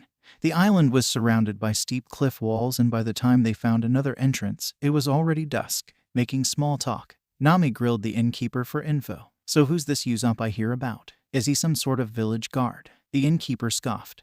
That boy is nothing but a liar and troublemaker. Don't mind anything he tells you. Nami's eyebrow twitched while Zoro's cup of steak cracked in his hand and Luffy bit through a steak bone in anger. They had been tricked. They spent the better half of the day looking for another entrance just because some brat lied to them. There was something that was bothering Luffy for a while now. Earlier when they were shot at, he didn't hear any gunfire. This really made him wonder about what sort of fellow this Usopp is. I want to meet this Usopp guy. If he's cool, I want him to join my crew. Nami smacked Luffy over the head. No way. We don't need a liar like that on board. Luffy coughed out the fish bones that Nami nearly made him swallow and glared at her a bit.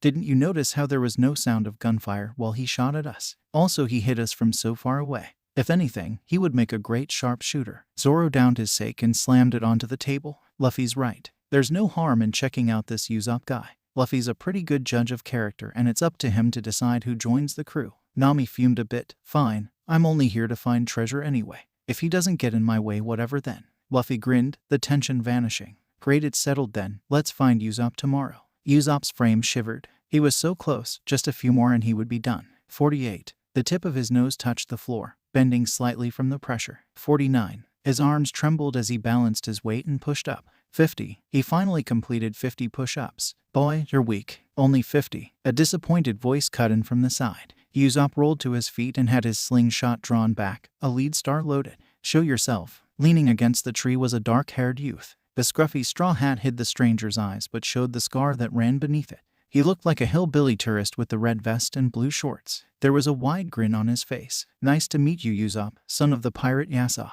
The slingshot lowered. Why, you know my father. Luffy was cuffing Usopp on the back, laughing as if they were lifelong friends. They were currently trading stories about Yasopp, some sort of sharpshooter, if Nami surmised correctly. And then he shot the whisker off a mouse from 100 meters. Usopp laughed. Yeah, he showed me too once. I was so surprised when he came back to Syrup Village with Shanks. It was just in time for him to see Mother off. But he came back. He even taught me a few tricks about shooting and gave me some cool things. Luffy laughed. No wonder your shooting skills are so good. You were taught by the best. Usopp looked out to the sea wistfully. I always admired him, being able to sail off to the unknown, risking his life for adventure. A brave warrior of the sea. I want to be like him but I need to be strong. He looked at his bicep and tried flexing it. But no matter what I'm doing, I'm just not getting any stronger. Luffy shrugged. Some people just aren't meant for physical power. You seem to be good at shooting. Work with it from there. It's your specialized skill. So what are you here for, Luffy? Luffy scratched his chin. Well, I need a bigger ship and it would be great if you could join my crew. Usopp's smile was happy but a bit restrained. Thanks a lot, but there's something I have to protect here. I might be able to help you out with the ship though. Really? Hey Kaya, these guys heard of my great reputation and traveled far to see me. They are the new members of the Usopp pirate crew. Luffy laughed and punched Usopp in the face. Don't be silly, you're the one who is going to join my crew. He bowed politely. Hello, my name is Luffy and can you lend us a big ship? I'll give it back to you after we sail around the world with it. Kaya giggled. Your new friend is funny, Usopp. Nami stepped forward. Is there any way we can get a decent-sized ship around here? Kaya thought for a moment. Well, what's going on? It was the butler who had his hair slicked back and rimless glasses on his face. Just who are all these ruffians, Ajusama? Klahadore. Leave the premise at once, you pirates. You two trash of the seas. Are you going to follow your father's footsteps and become a murderer? The butler mocked. He sneered down at Usopp, who was trembling in rage. Like a coiled rattlesnake, Usopp struck. USSOOPPPUUNNCH. Shut the hell up, you bastard butler. My father is a brave warrior of the sea. The strength training paid off. The force of the punch had shattered Klahadore's lens, pushing sharp shards of broken glass into the right eye. Kaya gasped at the blood and the horrific sight of the ruined eye. Leave now, USOPP. I never want to see you again. Usopp looked pleadingly at Kaya, but she pointed him to the exit, tears streaming from her eyes. Silently, he left. Luffy patted Usopp on the back. You did the right thing and defended your honor. I'm sure she'll understand. Usopp tightened his bandana and forced a smile. Yeah, I'm sure she would. Klahadore looked at the bandages covering his eye and snarled.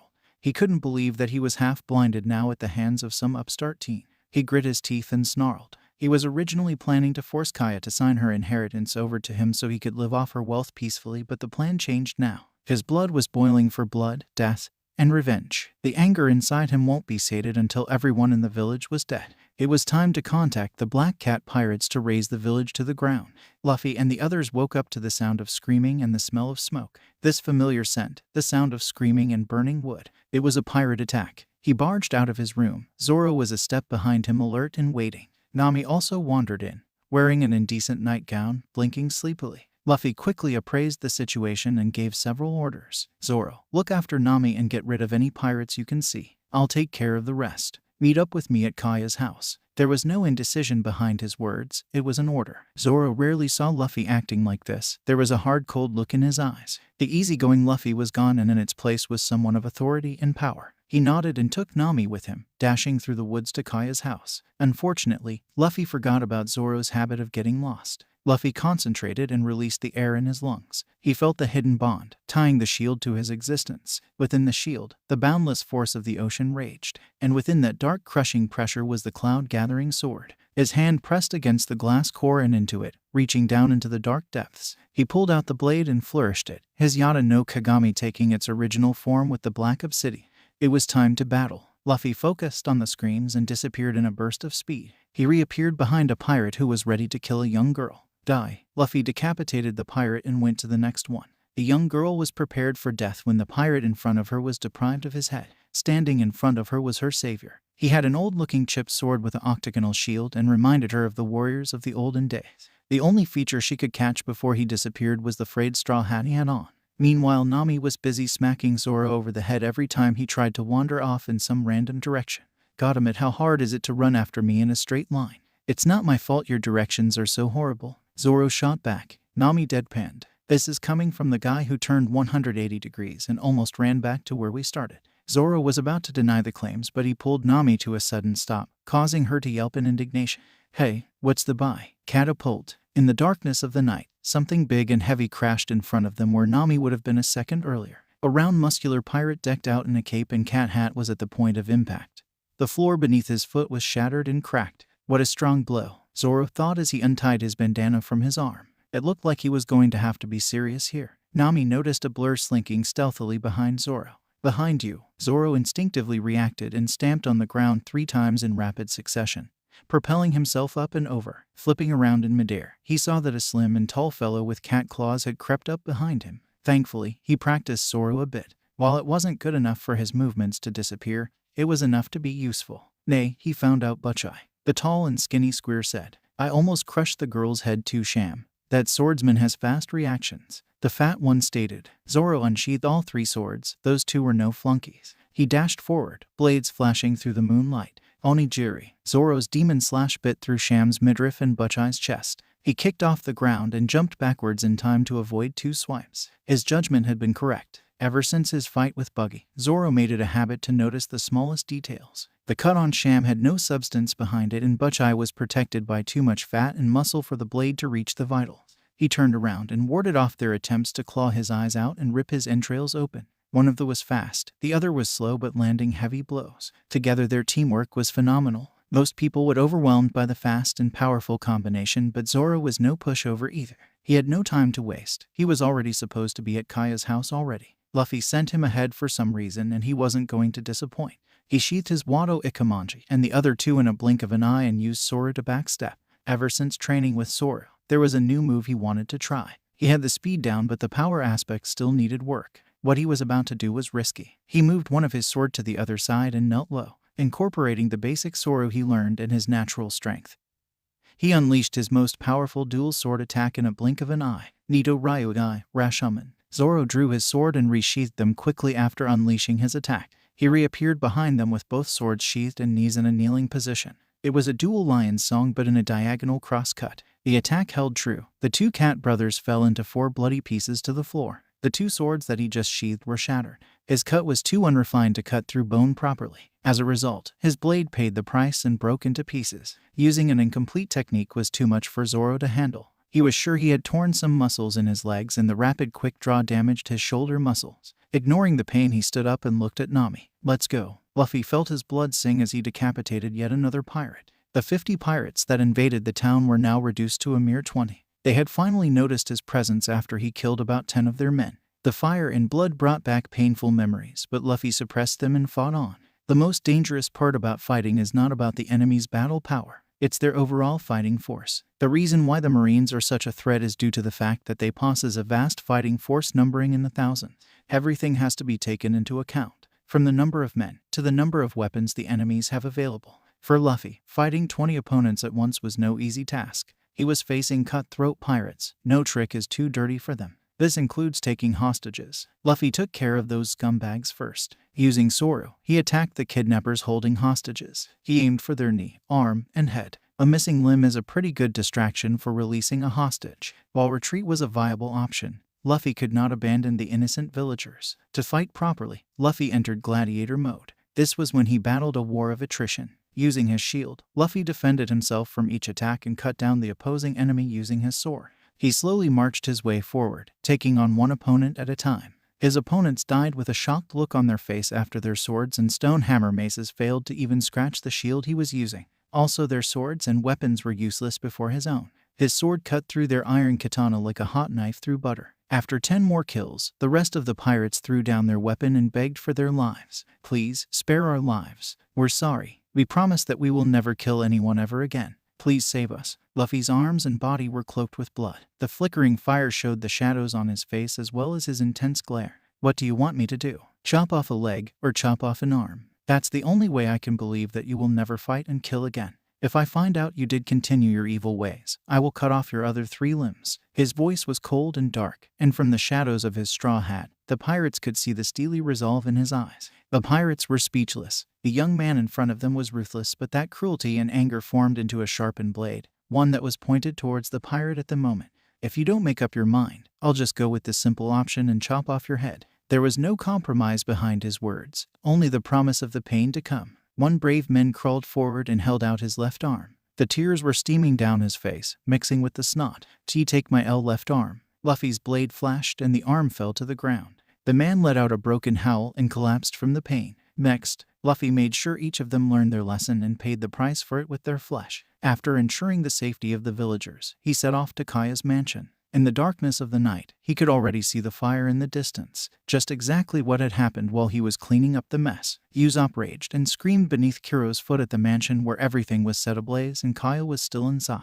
Kuro bent down and showed Usopp a document. You see this? This will transfer all of Kaya's property and liquid property over to me. Once they investigate and find out about her death, her last will take effect, transferring all her funds to the loyal butler who came back from vacation. Next to Usopp was the bloody body of Django, the hypnotist Kuro used to force Kaya to sign the will. There was hate in Usopp's eyes. You will never get away with this. Kuro ripped off his eye patch and showed him the missing eye. And who is going to stop me? I still have to pay you back for this. I'm going to repay the favor. Kuro's katana claw was prepared to gouge out Usopp's eye but raised his claw up in time to deflect a heavy blow from Zoro who was using only his Wado Ikemonji. I'll stop you here, Zoro grunted. Kuro vanished and reappeared behind Zoro. Fast. It's almost as fast as Luffy with Zoro. He ducked down to dodge the swipe from the claws but fell prey to the kick that connected with his midriff. Kuro's abnormal leg strength sent Zoro flying through the wall of the burning house. His vision swam as he coughed out blood. If this was what Luffy's kick felt like, he never wanted to get hit by Luffy. Usopp had already taken the chance to run into the house to save Kaya while Kuro was occupied with Zoro. Nami was watching the scene from the cover of the trees. She had to do something. A hand clasped her shoulder, almost eliciting a shriek from her. It was Luffy, but different than the one she normally associated with. This Luffy was dye red in the enemy's blood and he commanded absolute authority. I'll take care of Kuro. Find a way to get the others out of the house. Nami dashed off to find a safe way in and out while Luffy approached Kuro. Kuro looked at Luffy. More trash that needs to be swept up. Look here, I'm busy, so if you get out of the way, I won't kill you. Luffy retracted the shield and sealed the sword. He needed the speed advantage here. You might not have business with me, but I have business with you. Oh, and what might that be? Luffy gave him a cocky grin. You hurt my friend, so I'm going to pay you back 100-fold. Can you do that? Kuro whispered from behind Luffy. Yes, I can, Luffy said from behind Kuro. Kuro cursed inwardly. The boy was as fast as he was stealth-foot. This technique allowed Kuro to move at superhuman speed, but the speed was too much for Kuro to take and he couldn't make out anything. Whatever he came across, he slashed indiscriminately. Slashes ran across the side of the house and trees. Luffy stood and took the slashes with Tekai.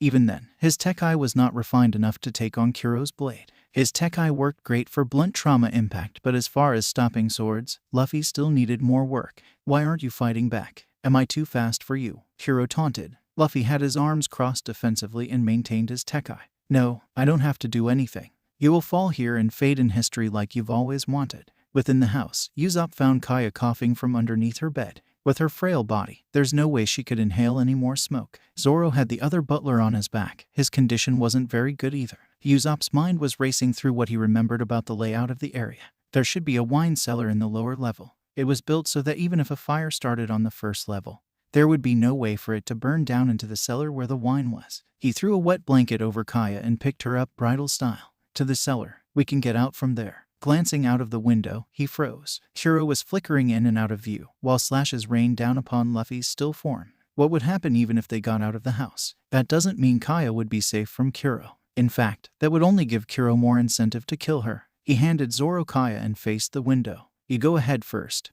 There's something I must settle. Zoro grabbed him and shook him. Don't be foolish. This house will burn down within minutes. Usopp broke free. As a man, there are some things that I have to do, and this is one of them. There was no doubt behind his words, and Zoro knew he couldn't stop him. Zoro turned and left Usopp there. After making sure that Kaya was on her way to safety, Usopp pulled out his trusty slingshot and a lead star. Under normal circumstances, a clear shot would be hard for anyone to pull off. But Usopp was disadvantaged by the blinding smoke and the wavering heat which obstructed his vision and depth perception. Also, his target was moving at an unfathomable speed.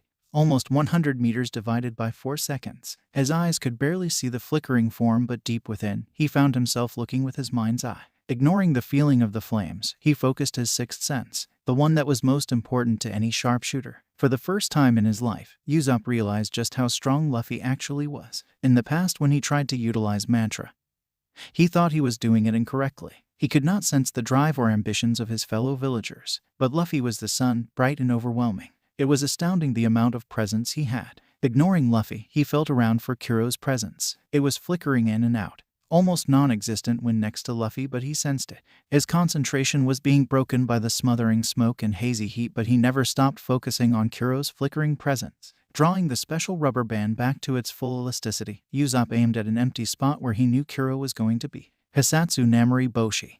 Usopp's shot whistled through the air to the point where Kuro was running 100 meters divided by 4 seconds and ran through Kuro's remaining eye. AIRRRGGGHHH. Kuro screamed in agony and clutched his left eye where the pellet had gone in. Jumping from above, Usopp descended like a swooping hawk after a wounded prey. Usopp's smashing hammer. Usopp smashed the full force of his weight and anger onto the back on Kuro's head. Even after Kuro slumped to the floor, facing the night sky, Usopp continued his assault. USOPP hammer. USOPP hammer. USOPP hammer. USO. A hand caught his wrist mid-swing. It was Luffy with a serious look on his face. He's already dead. Indeed, Kuro had died, most likely from the first hit to the back of the head from above. The back of the skull was caved in unnaturally. The adrenaline wore off and Usopp hurled over the dead Kuro's face. It was his first kill. First kills are always hard, but that means there will be a second one, a third. Did you kill him for fun? Did you feel any bit of remorse? The action makes the man, the regret breaks a man. So do not doubt, for that is strength. Usopp's back was facing the flame, casting a dark shadow across his face. He stood up and faced Luffy. While Luffy could not see his expression, Usopp was standing with his back straight and proud.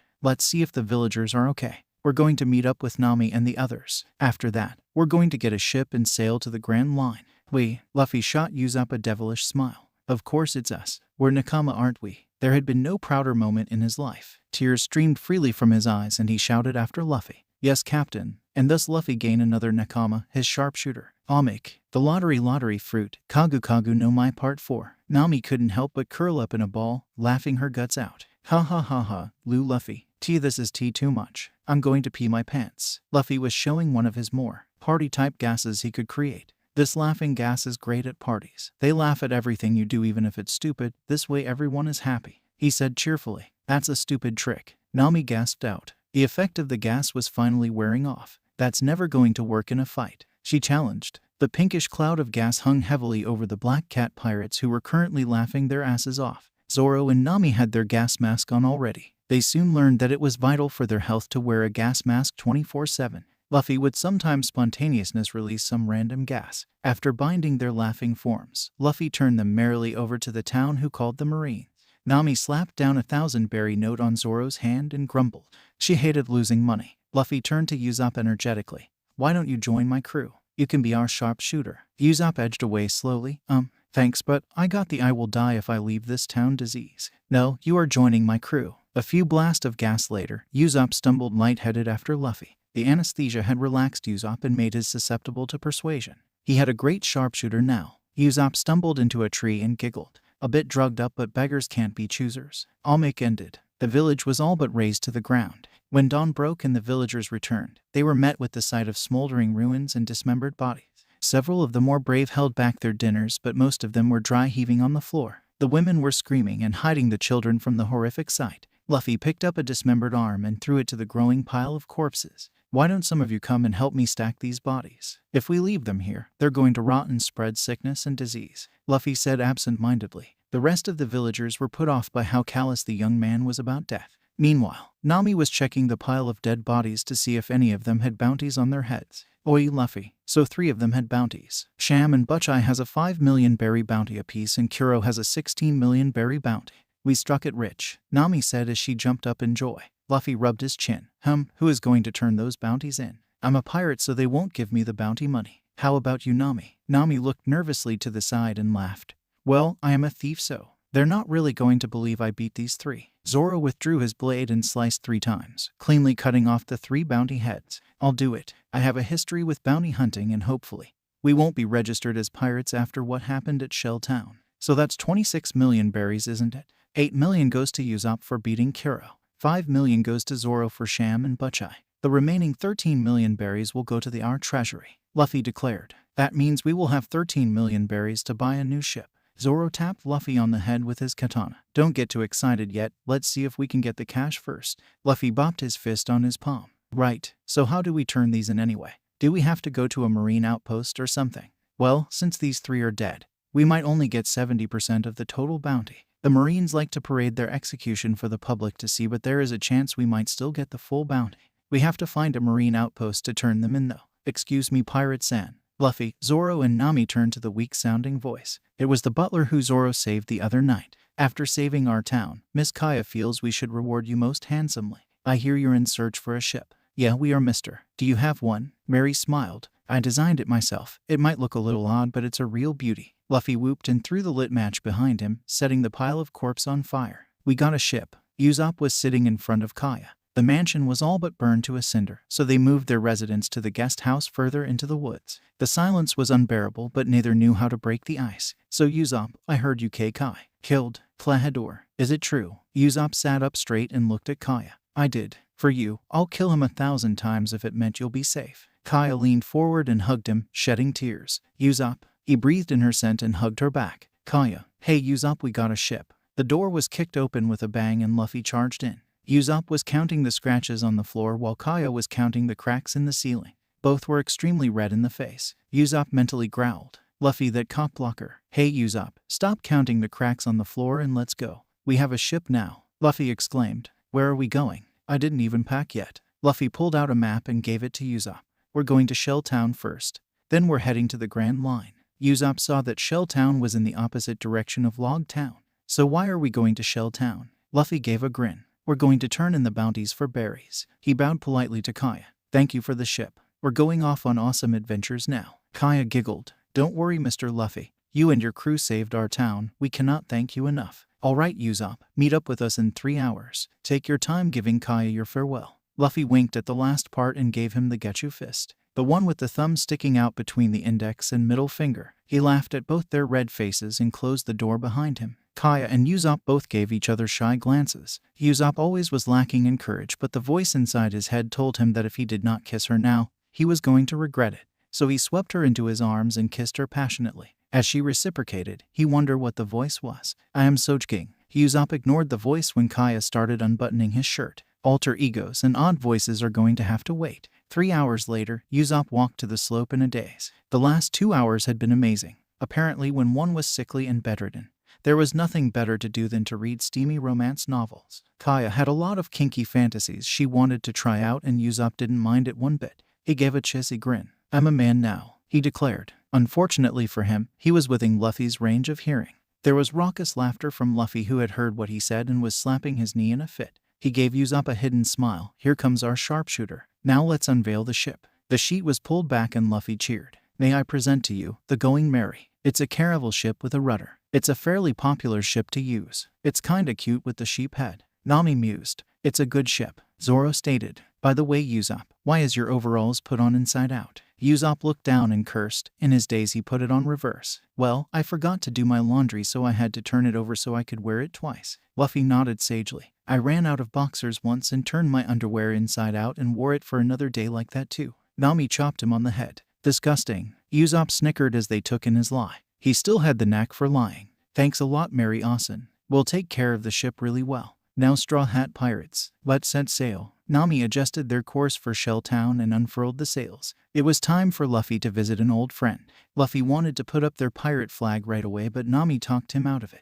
Going into a marine base with a pirate flag flying was just asking for trouble. Lying backwards on the head of Going Merry, Luffy spotted Shell Town through his binoculars. "Ah, I see it." Zoro grinned. "This sure brings back memories. I wonder how Kobe is doing." Nami looked at them both. "So this is where you two met? Who is this Kobe?" Luffy's eyes lit up. "Yeah, Zoro was imprisoned and I saved his butt." Zoro kicked Luffy in the face. "Not really. Let's just say a lot of things happened and our good friend Kobe joined the Marines shortly afterward." They docked at the harbor and made their way through town. Excited whispers ran through the crowd as they talked about the fellow in the straw hat to the swordsman. "Zoro Nai, Luffy Nai, you guys came back." A young girl in pigtails pushed her way through the crowd and hugged Zoro's knee. It was Rika. Her wide innocent eyes looked at Nami and Usopp. Her mouth was open in amazement. "Wow, this one-san is so pretty." Nami smiled kindly at the girl's honest admiration. Rika turned to Usopp. "And I never seen such a long nose before. I thought Pinocchio was only a story." Usopp had an enraged look on his face. "My name is Usopp, not Pinocchio." The little girl laughed. "Pinocchio always tells lies, so it's okay." Usopp started crying. "It's not okay." "Hey Rika, where's Kobe?" "He's at the marine base, right?" Zoro asked. The little girl fidgeted a little. Well, he kinda left yesterday." Luffy was shocked. Why would Kobe leave? Wasn't his dream to be a marine and to uphold justice? He went with Helmeppo to Marineford to train under Vice Admiral Garp. Luffy stumbled over to Rika with a haunted look on his face and grabbed both her shoulders and asked her seriously, "Vice Admiral Garp, is he gone?" She nodded her head. They left yesterday." Luffy sighed in relief. If his grandfather found out he had become a pirate, he was in for a beating. Luffy shuddered at the thought of a haki-infused punch. "Lord have mercy." "Wow, you mean Garp the hero? The one who cornered Gold Roger?" Nami exclaimed. "What's a celebrity like him doing here in East Blue?" "It doesn't matter. Anyhow, let's see if we could get the bounties traded in." The blood starting to leak through the bag. Nami smacked her staff across Zoro's face for talking about decapitated heads in front of a little girl and turned to Rika. "Ignore him, Rika. We'll catch up with you later before we leave." The girl nodded enthusiastically. "I'll make my special onigiri for Zoro Nai then." A light bulb appeared on top of Luffy's head. "You mean the one with all the dirt and stuff?" This time, it was Zoro's turn to smack him. "No, you idiot, the one with sugar." Zoro dropped the brown bag down in front of the marine officer. "It's the pirate hunter Zoro. You're back." The marine base was in an uproar to see Zoro and Luffy again. "We're just trying to turn in some bounties. What can I get for these three?" Zoro said calmly. They opened the bag and found the heads of the Nico brothers of the Black Cat Pirates, Sham and Butcheye of the Black Cat Pirates. "Did you get Django too?" Then they took a look at the third head. "Who is this?" "It's Kuro of 100 Plans." The Marines exchanged looks. "But Kuro was executed a few years ago. He was caught by Morgan." "Wait, maybe Morgan lied about capturing Kuro too." "Let's check the bounty poster picture." They brought a stack of posters and flipped through it until they found Kuro's with a big X over the picture. "There's no doubt, this is the real Kuro." "So, who will be claiming the bounty?" the Marines asked. They needed a name to associate with the bounty. Zoro quirked an eye. "That would be me, of course. Zoro the pirate hunter. There's no problem, right?" The Marines shook their heads gratefully. "Of course not, sir. After you and Luffy saved our town from Morgan. We only reported it that you were held without reason by Morgan and Luffy helped reveal Morgan's corruption. You two didn't really do anything wrong yet, so we have no reason to report you as pirates." "Oh, that makes things interesting." Zoro was given a briefcase full of cash. "Here you go, Zoro, sir. We only have 10 million berries at hand. The rest we can give you vouchers for. I wish you and Luffy send luck on your voyage." They saluted gratefully at him and Zoro gave them a brief wave in return and left. The others were waiting outside. "How'd it go?" He grinned and held up the briefcase. "It went better than expected. 10 million in cash, the rest in vouchers." "Luffy, there is something you need to know. We're not pirates yet." Luffy squawked indignantly. "Of course we're pirates." Zoro shook his head. "No you don't. What I meant was we are registered as pirates yet. On the official reports, I'm a bounty hunter and you are my partner." "Wait, Luffy, before you rage about being a pirate, it's actually a good thing the Marines don't think of us as pirates," Nami said, trying to persuade Luffy before he blew his top. "If the Marines don't treat us as a threat, that means we can go on adventure uninterrupted and do whatever we want without having people chase us for our bounties." Luffy thought about it for a bit. "Fine, but we are still putting up the pirate flag." Usopp shrugged. There's no use convincing him, Nami. He's a pirate through and through. "Let's meet up with Rika, restock and leave." They made their way back to Rika's house where her mother warmly welcomed them. Knowing Luffy's appetite, she made enough for 15 people. Luffy ate 9 servings and burped. "That was awesome. We really got to get a cook. I'm tired of eating dried meat all the time. Nami pondered for a bit. Well, we do have a nice kitchen on the ship. We could hire somebody to cook for us. Luffy bowed to Rika's mother. Thank you for the meal, ma'am. Here's some money in gratitude. Luffy pulled out a wad of cash and dropped it on the table. It was 10,000 berries. This is too much, the mother exclaimed. Zoro grinned. It's enough. Rika makes the best rice balls ever. She bowed to them. Thank you. I wish you the best on your journey. Luffy smiled widely. I'll definitely come back here when I sail the entire world. Outside, Luffy bumped into two men. One of them fell to the floor and started coughing up blood. Yasaku, are you okay? Who dares injure my brother? Zoro's eyes widened in recognition. Johnny. Yasaku, the man in shades and a tattoo on his face, turned to Zoro. Zoro Nyai, can it really be? What happened to Yasaku? Johnny started weeping and blubbering. He was fine until a few days ago. His teeth suddenly started falling out and his old wound started bleeding again. I don't know what to do. Name shook her head. You idiots, he has scurvy. You probably didn't have any vegetable or fruits with you when sailing, right? Johnny pulled out a bundle of dried jerky from his inner pocket and grinned weakly. I guess jerky doesn't have vitamin C. She walked over to a vendor and bought some freshly squeezed lemonade. Pouring the entire jug down Yasaku's throat, he jumped up fully recovered. Stay down. Scurvy isn't cured so fast. Nami reprimanded. Usopp remarked. This is a good lesson for us too. I didn't know that if we don't balance our diets on long journeys, we can get sick easily. What we really need in our crew is a chef. But will a chef really be able to handle the rough life of piracy? Nami asked. Senpai, we know of a place if you're looking for a place. It's called the Bear 80, a restaurant ship with strong chefs. Johnny added in. Alright then, let's go there and get some grub. Maybe if they're cool, we'll take one with us on our journey. Luffy cheered. Also, Senpai, I hear the Hawkeye man you're looking for showed up there too. You might meet him. Zoro gripped his katana tightly. Could it really be? Hawkeye's Mihawk, the world's strongest swordman. Let's go to the Bear 80. Zoro grinned savagely. Wow, it's a fish-shaped restaurant. This is my first time seeing one. Luffy was the first one to spot the restaurant. After being stubborn about putting up a pirate flag, they somehow convinced him that tying a real pirate up on the mast was just as good as a pirate flag. Luffy believed them, and for once, the rest of the crew had some quiet while Luffy commented on everything he saw from his place up in the mast. Nami kept to herself, flipping through a list of bounties of the East Blue. Zoro was training with his weights, using his legs to push up 200-pound weights while doing a handstand. He was training his leg strength after he witnessed Luffy lift a 300-pound weight easily with his foot. Usopp put away the new bullet he was working on and gathered the rest of the crew when they saw the Bear 80 ahead. They untied Luffy, who promised not to cause any trouble, and entered the restaurant. Johnny and Yasaku decided to stay on the ship to rest. Once they entered, they were immediately greeted by a clean-shaved man with fruity eyelashes. He smiled upwardly at the ceiling and crossed his huge forearms. Welcome, Mr. Octopus Head. Everyone turned to Zoro, who balked in defense. What are you looking at me for? They shrugged. Nothing. Inside, they were all thinking, Marimo. Luffy immediately grabbed a menu and ordered everything on the list. The waiter that was serving them was flirting with Nami and ignored Luffy's attempt to try everything on the menu. Nami smiled coyly at the assistant chef Sanji. I'm wondering if I can have an order of everything on the menu. Everything seems so tasty here. Sanji had hearts in his eyes. Of course, my dear, I'll be right back with your food. Meanwhile, enjoy this fruit in Macedonia along with Grand Main wine. Nami fluttered her lashes at Sanji. Wah, that's so gallant of you, but the food here is a bit pricey. No problem, it's on the house, Sanji said, whistling. Man, what a slag. Usopp chuckled. Sanji's expression darkened and he turned to Usopp menacingly. What did you just say? Usopp did what he did best. He lied through his teeth with a straight face and without blinking. Oh, I just said that man over there is a fag. Usopp pointed to Patty to prove a point. Sanji smirked. Yeah, that idiot is kind of a fag. Then Sanji headed off to prepare their food personally. Usopp snickered. Lying was really fun. After several particularly harsh beatings when he was young, Usopp learned that telling a believable lie was better than telling an outrageous one. It actually served a purpose by misleading other people with plausible and possibly true information. The food came half an hour later and everyone started eating.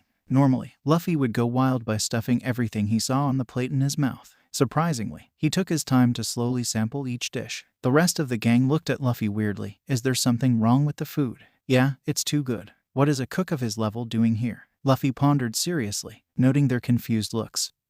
He elaborated a bit more. You know the saying, we are what we eat. Some cooks have applied that idea into their cooking. Their goal is to support the body by making dishes that build a strong body. Over the course of time, the muscles, bones, and five senses will be enhanced. At master level, their cooking can even promote longevity. Wow, that's amazing. I never knew that was possible, Nami said in amazement. Her respect for Sanji had risen a notch. Yeah, most of them would be on the Grand Line, or cooking for the rich royalty. I want him for my crew, Luffy declared. Zoro glanced at Sanji, who was shamelessly flirting with the other female patrons. Do you really think he'll join us? He looks happy living his life here. Luffy resumed his eating with gusto and shrugged. If he is fated to join, then he'll eventually join our crew. It's destiny. Just as he spoke those words, a dark shadow fell over the ship. Patrons panicked and ran to the window. What happened? Don Krieg. It's Pirate Armada Krieg's galleon. The screaming patron shouted. The Barady had gone dark, being covered in the shadow of a massive ship. Sanji calmly smoked his cigarette. That ship looks so weathered, it must have been through some sort of natural disaster. Indeed, the massive galleon ship was raggedy and on the verge of falling apart. The doors to the Barady banged open and 2 men entered. The smaller of the 2 was dragging the larger man over his shoulder, and he turned to Sanji. Please, give us some food. If it's money, we have a lot of it. The homo-looking cook laughed at Jin and Krieg. Bastards like him deserve to be executed. I'm not giving you a scrap of food. Let's call the Marines. They might even give me a bounty for turning Don Krieg in. Krieg bowed his head pitifully to the floor and groveled. Please, even one particle of food. I'm so hungry. Here. Luffy and Sanji looked at each other in surprise. Sanji was handing Krieg a plate full of fried rice, and Luffy was giving him a steak at the same time.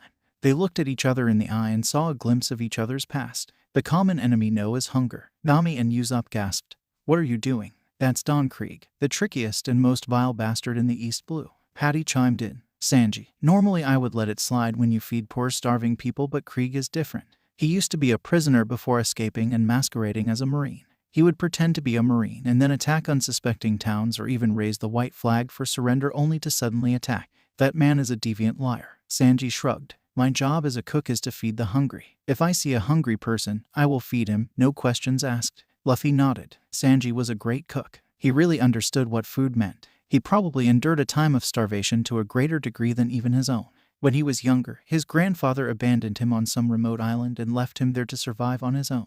It was a truly horrendous island, where the plants were mostly poisonous and inedible. There was little rain or clean water, and all the animals were bigger than him, making them impossible to hunt. He went a long time without food, but in the end, he learned to survive in the wild and hang on to life until his grandpa came back. Those were the days of horror. He had never gone so long without any meat. Luffy saw Krieg tense up and knew what was coming. He dropped low and swept Sanji's feet from underneath him, just in time for Krieg's clothesline to pass by where Sanji's neck was. Krieg sneered at the missed attack. Jin grabbed Krieg's cloak and protested. You said you won't hurt them. Krieg gripped Jin's shoulder in a tight grip, making Jin release his cloak. He peered down his sharp nose to look down at Sanji and Luffy. It's a nice restaurant. I'll take it. Screw you, Krieg. You had your food. Here's dessert. Meatball cannon. Patty had pulled out a mini bazooka that looked like a lobster and blasted a cannonball at Krieg. It contacted with his chest and exploded, sending Krieg blasting through the doors. Much to the chef's horror, Krieg stood up unaffected, revealing the armor that protected him from the blast.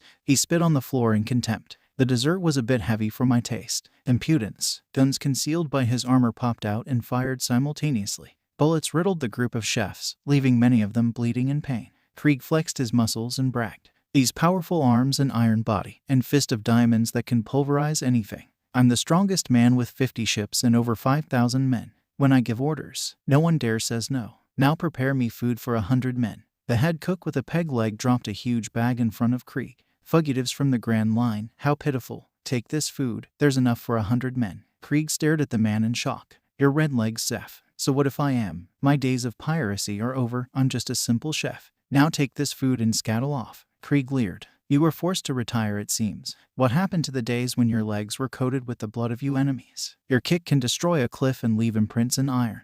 To see you fall this low, but no matter. I want your journal, the one that speaks of your times on the Grand Line. Zeph flipped Krieg the finger. Screw you. The journal is the pride of my crew. I'll never give it to you. Krieg turned purple with anger and leapt at Zeph. Die, Zeph. I'll take it from your dead body. Sanji jumped into action and intercepted Krieg with a sharp kick to the neck. Krieg veered off track and crashed onto one of the nearby tables. He stood up again and flexed his neck calmly. I'll kill you first. Sanji smirked and balanced himself on the floor with his hands, lashing out with his feet. His foot caught Krieg right under the chin, but Krieg took the blow and clasped Sanji's leg with an iron grip. Lifting him up with one hand, Krieg delivered a brutal blow to Sanji's stomach with his diamond-encrusted fist, breaking ribs. Sanji coughed out blood, gasping in pain. Krieg flung him away, where he tumbled to a stop in front of Luffy's feet. Krieg turned to Zeph when they all heard the sound of a blade slashing through the air. What happened? Krieg had a fearful look on his face and Jin was shaking. My flagship. It's listing. Indeed, Krieg's giant galleon ship was cut cleanly in 3 pieces and parts of it were sinking into the watery depths. Luffy, Zoro, and Usopp dashed out to drop the anchor for the Going Merry, otherwise it would be dragged into the huge whirlpool formed by the listed ship. Outside, they found Johnny and Yosaku swimming pitifully. What happened? Johnny started crying. It's horrible. Nami pushed us overboard and stole the treasure along with the ship.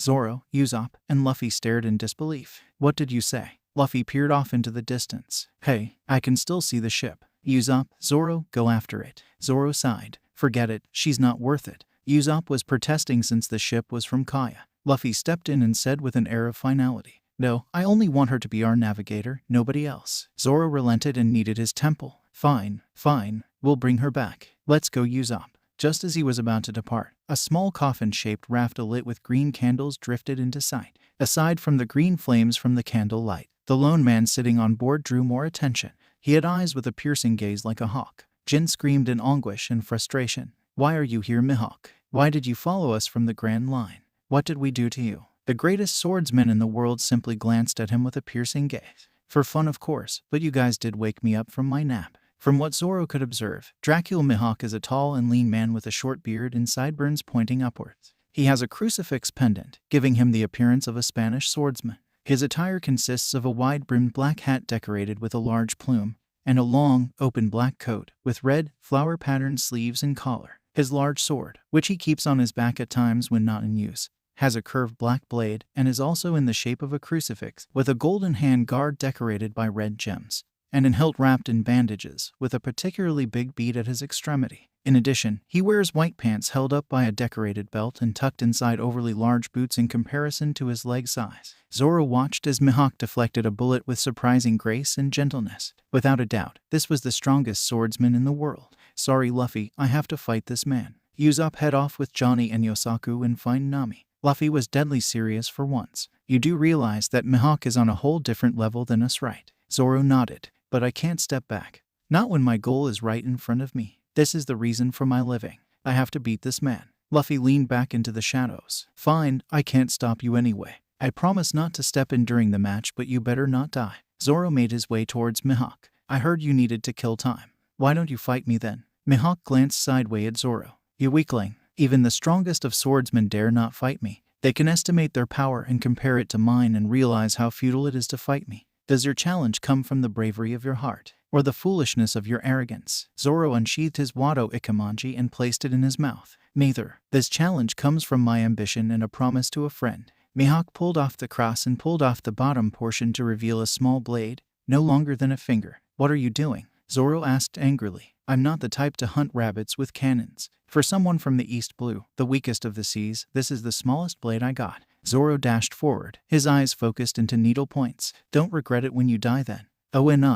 Giri. One of his strongest 3-bladed sword techniques was brought to a sudden and forceful stop when Mihawk blocked all 3 of his blades with the small dagger. In a split second, Mihawk had seen through the technique and found the one small weakness. There is a small frame of movement where all 3 blades would come together at a point.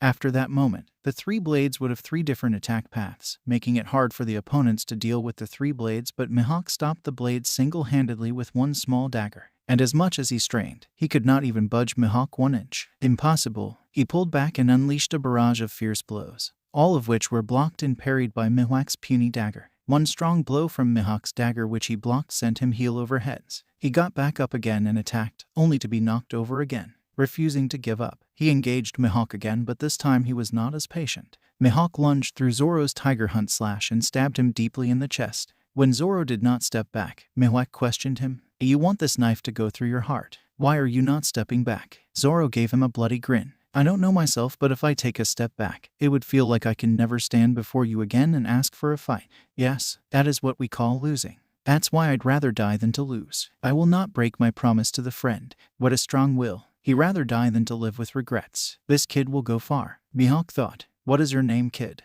Mihawk asked. Roronoa Zoro. I will remember that name. I haven't met someone with a strong will like yours in a while. To honor that, I will use this Kokitu Yoru, the strongest sword in the world, to end your life, Mihawk declared, finally unstrapping the sword from his back. The blade is ornately decorated. about 7 feet long and shaped like a crucifix with a shiny black blade, which is curved at the end. It had an incredible range, and the darkness of the metal reminded him of Luffy's shield. Santoryu Aogi, Sanzan Sekai. Zoro held up his other two swords at about 120-degree angle against each other and rotated them rapidly while running towards his Mihawk to create momentum.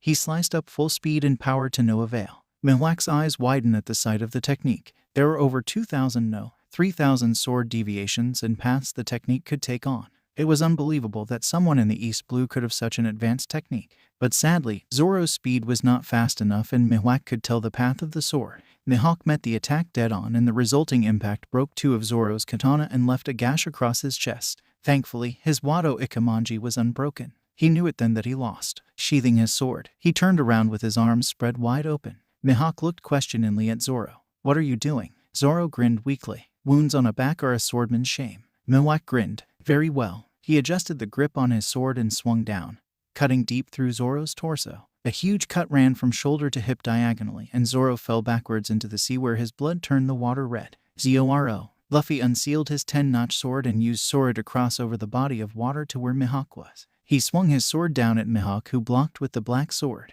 Upon contact, the blades emitted a horrific screeching as they fought each other for dominance. Mihawk was looking at the old and chipped blade in surprise. The Kokuchi Yoru was nicked from the attack. Mihawk channeled Busashoku Haki into his sword to reinforce the steel. He pulled back and lashed out, slicing the mysterious blade off near the handle. Whatever unknown sword it was incomplete. Luffy looked down at his cloud-gathering sword in shock. The bladed section was sliced off and currently launched onto the floor of the ship. Mihawk looked down at the young man in the straw hat. "Your blade is strong, but the wielder is weak. It is a shame for such a sword to die by your hands." Luffy was ready to send Mihawk flying, but Johnny and Yasaku dragged Zoro up. Zoro was alive. While Johnny was frantically pouring whiskey onto the large wound to disinfect it, Zoro held his prized sword up. "Luffy, until I beat that man and become an invincible swordsman, I will never lose again," he vowed. Mihawk laughed. "That's right, Roronoa Zoro. Travel the seas and grow strong enough to one day surpass me. I will stand at the summit. Dare to challenge me again."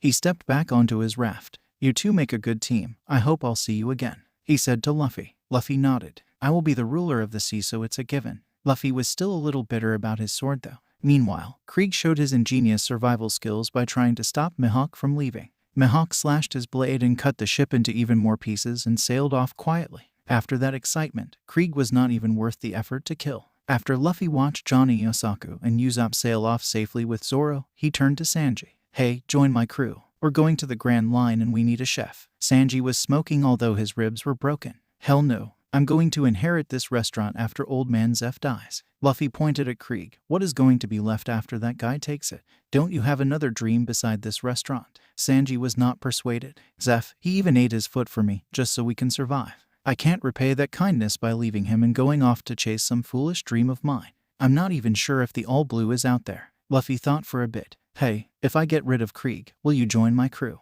"I'll consider it." Luffy picked up the broken blade and sealed it again. "Great, this will be done in a jiffy." He pointed at Krieg. "Hey you, muscle freak, get the hell out of here or die." Krieg laughed. "Who is this country bumpkin? He thinks he can take on Krieg. Try this for his size." Krieg was impatient. His men were currently starving and he wanted to rid the Barady of resistance. Normally, he would save the MH5 poison gas for taking over small towns, but he couldn't afford to be stingy at the moment.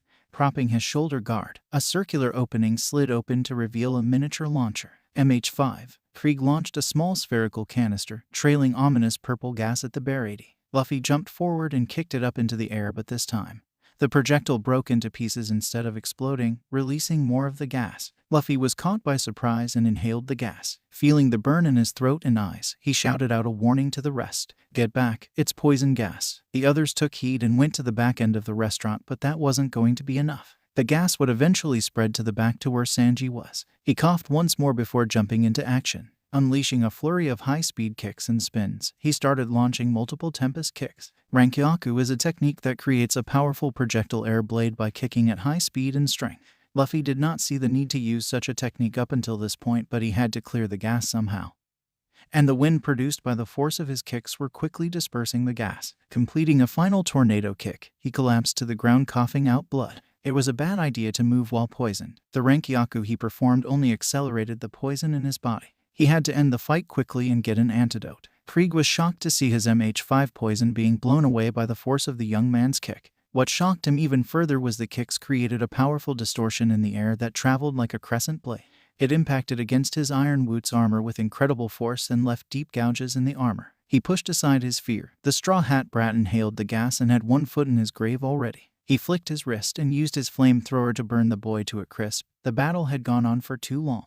Luffy, however, wasn't going to sit around to be barbecued by Krieg. He dashed into the flames head-on with his feet. Using the centrifugal motion from the jump, he diverted the flames so it gathered around his right foot. He gave a final twist and executed a textbook-perfect vertical kick with the force of a charging bull and the power of an exploding cannon, aided with the flames from the attack. His vertical kick to Krieg's chest left an imprint of the armor as the iron Woot's armor literally sunk into Krieg's chest. The kick left his feet horribly burned, but he just ended the fight by literally stomping in the man's chest. Krieg was as dead as a doornail. Luffy collapsed on the floor panting, trying to regulate his breathing to lessen the flow of poison. Sanji immediately approached Krieg and rifled through the man's belongings. Krieg indeed did have the antidote to the poison on his person, and Sanji wasted no time administering it to the Barates' savior. Luffy gave him a grateful smile. "Does this mean you're joining my crew?" Sanji leaned back, favoring his ribs. "That depends, of course, if that Nami chick is still with your crew. I won't join if it's a total sausage fest, you know." Luffy frowned. What does a sausage feast have to do with Nami? A sausage feast is good. Sanji's sweat dropped. Maybe he should reconsider joining Luffy after all, but he did say he would consider. His dream to find the All Blue was still in his heart, and Luffy was the type that would go far. Not to mention having the pirate hunter Zoro on the team. Maybe the All Blue won't be a dream after all. Sanji parted on good terms with Zeph and the rest of the chefs. Zeph was gruff in his farewell, but Sanji could tell that the old man really cared. Bowing his head to the floor, he said his heartfelt thoughts. "Honor Zeph, thank you for everything you've done for me. I will not forget you for the rest of my life." Sanji was about to sail off to the Grand Line, the graveyard of pirates. There was a chance he might not come back, and he wanted the old man to know that he would forever be in his memories. The heartwarming moment was ruined when something with a human's upper body and a fish's lower body jumped onto the ship they were preparing to set sail on. Luffy prodded the still form. "Cool, Yasaku turned into a mermaid." Sanji smacked him over the head. "Idiot. It's that bounty hunter friend of yours, and he's getting chewed on by a panda shark." Oh, after Luffy and Sanji pried the shark off Yosaku, he told Luffy about where Nami was headed. "The place where she's going is very dangerous. You know that there's 3 reasons why the Grand Line is called the Pirates' Graveyard, right? One of them is the Shichibukai, the 7 warlord of the seas. They are pirates recognized by the world government, and they are allowed to be pirates as long as they give some commission to the government and follow orders. They may be the government's dogs, but they are crazy strong. Mihawk is one of them. Can you imagine 7 Mihawks wandering around?" The bounty hunter shuddered. "The problem is the area that Nami is heading to right now is Arlong Park. Arlong is the leader of the Fishman Pirates and is said to be of equal strength to Jinbei, one of the Shichibukai." Even as Yasaku worked himself into an aneurysm, Luffy just shrugged. "No point worrying, I'd rather eat some meat to heal up." He coughed harshly. The effects of the poison had yet to fade.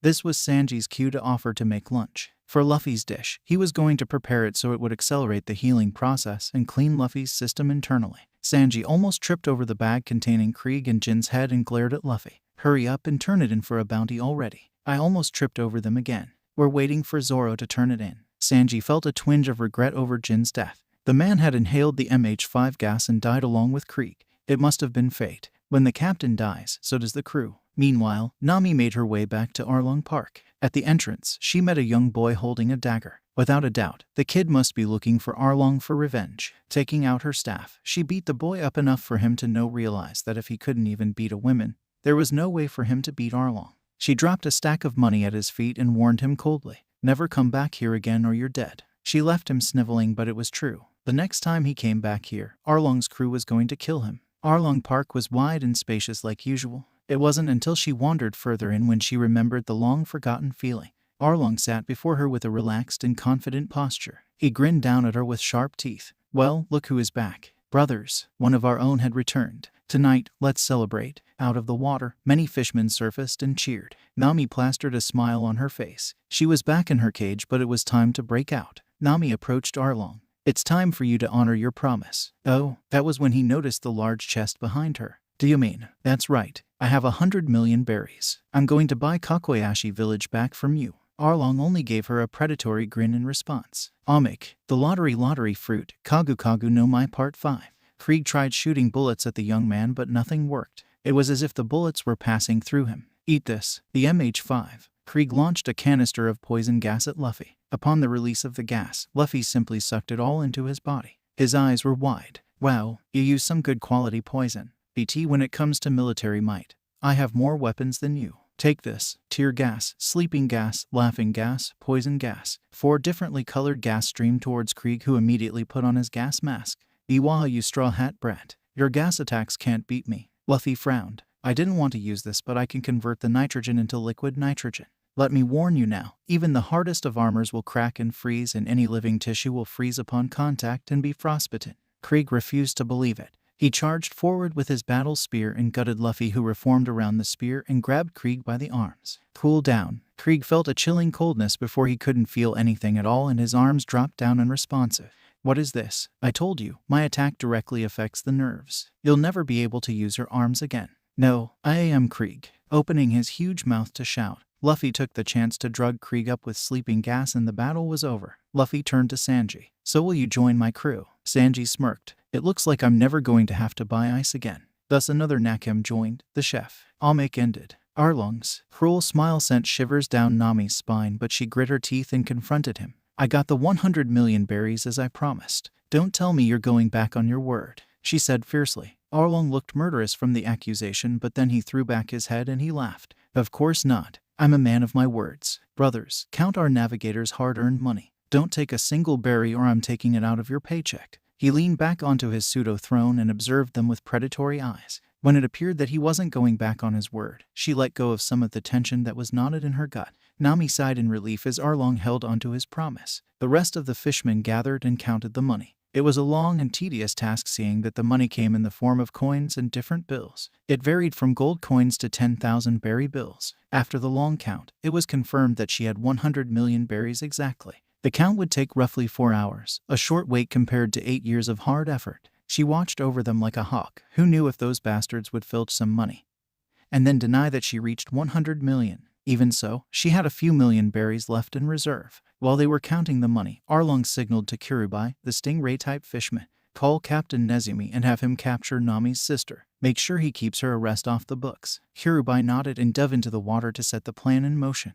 Arlong grinned. Nami was never going to be able to leave his crew, not when he had her sister as a bargaining chip. The final tally had been drawn up and counted. Nami really had collected 100 million berries. Arlong grinned and had his underlings stash the money in the vault. You know what this means, right, Nami? She looked at him with a guarded expression. That I get to buy Kakoyashi village back from you and the villagers won't have to pay you anymore. Arlong chuckled darkly. It's fine by me. I'll just find another village to pay my protection fees. But this means that whatever happens to Kakoyashi village is none of my business. So if another pirate crew attacks the village, I'm not going to step in. Why would other pirates intrude in your territory? They all know it's under your rule already. Arlong smirked cruelly. I had someone spread the word that Kakoyashi village was no longer under my protection.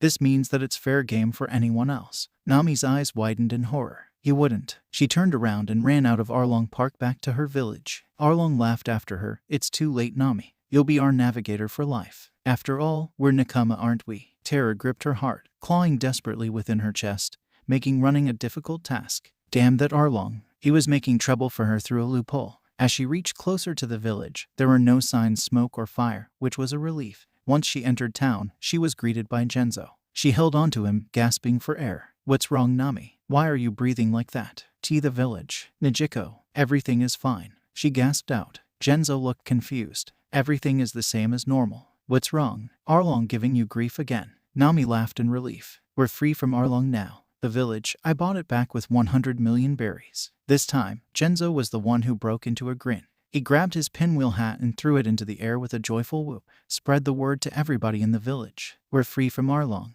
Everyone soon started cheering and approached her sheepishly. Actually, everyone in the village knew that you joined Arlong's crew so you could save the village. So we decided to keep quiet about it and respect your decision. It was an 8 long years, but we're finally free. Thank you, Nami. She smiled tearfully and nodded. The simple fact of knowing that they were free made her heart skip. She had to inform Nijiko this good news in person. Nami felt like she was on cloud 9 and there was nothing that could bring down her mood. Logic. Nami stopped at a pause and looked in trepidation. The door to the house was kicked in and all of the orange trees were uprooted. Nami could roughly guess what happened. Much to her horror, there was a puddle of blood on the floor. She collapsed to her knees and cried. Something had happened to Nijiko. Her despair turned into rage. Crazy thoughts that she filed deep within started whispering into her ear. It was Arlong who took her away. That was the last straw. It was time to avenge Bellamir's death. On a lighter note, Sanji, Yasaku and Luffy was enjoying lunch when a huge sea monster showed up. It was a humongous cow with flippers and a tail with a ring going through its nose. It was eyeing their food hungrily, something that didn't sit well with Luffy. He jumped up in the air using Jeppu and gave the cow a Yata no Kagami reinforced punch. The cow flew head over tails and splashed into the water, creating waves. Luffy flexed his muscles and glared at the cow. "Keep your flippers off our food." "Moo." The cow swam over angrily, showing sharp teeth. Luffy cocked his fist back petulantly. "So he wants some more." "Ack." Sanji kicked Luffy on the head. "You selfish people. Don't do that to the poor animal. Can't you see that he's hungry?" Sanji lifted up a plate of food. "Here you go." He was probably wounded and couldn't hunt for himself. The sea monsters opened its mouth wide to eat the food only to get kicked hard by Sanji, sending it flipping tail over head. "Die." Yasaku and Luffy was gaping at Sanji's brutality. "Didn't you say not to hurt it?" Sanji took a stressful drag on his cigarette. "Yeah, but that was before he tried to eat me too." The sea cow was swimming back ready to capsize their boat. Sanji glared at it. "That overgrown piece of meat. Know your place." He jumped up and delivered a brutal kick to the monster's fleshy neck. Jugular kick. The monster sea cow fainted from the pain and collapsed onto its back, floating limply in the sea. Sanji sat back down to finish his meal. That was a very good way to kill time. Yasaku could not get over his amazement. "Wow, these people are dangerous. I don't know who is the beast around here. The cow or these two?" "Oi, Yasaku, get me some tea." "Right away, sir." Meanwhile, Zoro, Usopp, and Johnny made their way to Kakuyashi village. The Going Merry was parked in the harbor and Usopp wasted no time boarding his ship to see if there was any damage. Zoro watched with amusement as Usopp rubbed his face along the floorboards of the Going Merry. He was starting to think Usopp missed the ship a little bit too much. His wounds still throbbed with pain and there was a lingering trail of fire stretching diagonally across his chest. Every step he took made his wound flare up, despite Johnny and Usopp's insistence for him to rest.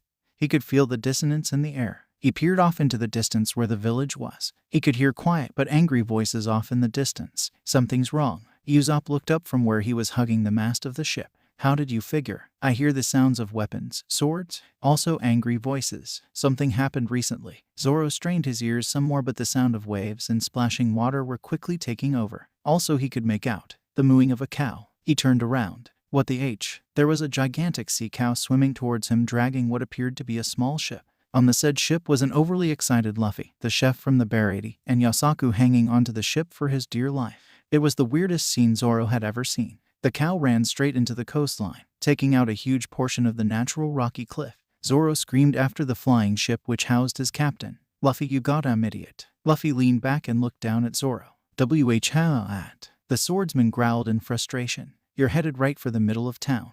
Look in front of you." In the darkness of the night, there were now flickers of flames. The torches illuminated the angry face of the villagers. Each of them wielded a sword or an axe and had a dark look on their face. They were ready to spill blood. "Heads up, guys. Flying ship coming through." The villagers looked up and saw the bottom of a small ship dropping down at them. They were bewildered at the sight. Did Arlong by any chance take notice of their uprising and throw a small ship at them? Either way, the villagers scattered like fallen leaves, clearing a path for the flying ship which skidded across the ground and stopped when it ran into a bench with an umbrella stand. Luffy popped out of the pile of wood, brushing off splinters and checking his hat for nicks. "Wow, it's safe. What luck." A foot shot out of the pile of scrap wood that used to be the ship and Sanji made his way out. "You crazy idiot. I told you to cut the rope before it hit the shore. Now you ruined the supply ship from the Barady." The dark-haired captain shrugged. "We got the Going Merry now. We don't need this supply ship. Where are we, by the way?" Luffy glanced around at the apprehensive villagers. "They having a party or something?" Sanji was really starting to doubt his captain's ability to grasp the seriousness of the situation.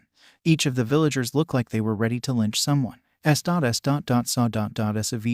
a weak voice whispered. Luffy cocked his head to the sound originating from the pile of wood. "Sorry, ship, but you broke into pieces. We can't fix you anymore." "Save me." Sanji kicked wood away to reveal Yasaku. "Sorry, chap. Forgot about you for a moment." Yasaku rolled over and fainted. Those two were beasts for being able to shake off that collision. Shamefully, he was only mortal unlike those two. Nami made her presence known by slamming her staff down on the ground. "Luffy, what are you doing here? If you're here for the money, it's gone. I used it all. You can take the ship and go. Get away from here." He smiled. "Nami, it's good to see you too. Hey, let's go off to the Grand Line now. Sanji joined our crew and we have a chef now." The orange-haired navigator snarled. She was not in the mood to deal with Luffy's insanity right now. She had to get Nijiko back from Arlong. I'm done playing pirate with you. Right now my sister has been kidnapped and I need to get her back. This world isn't all sunshine and lollipops like your dream to become the pirate king. Every day, people are losing their life or being oppressed because there are pirates like Arlong roaming around and no one is doing anything to stop them.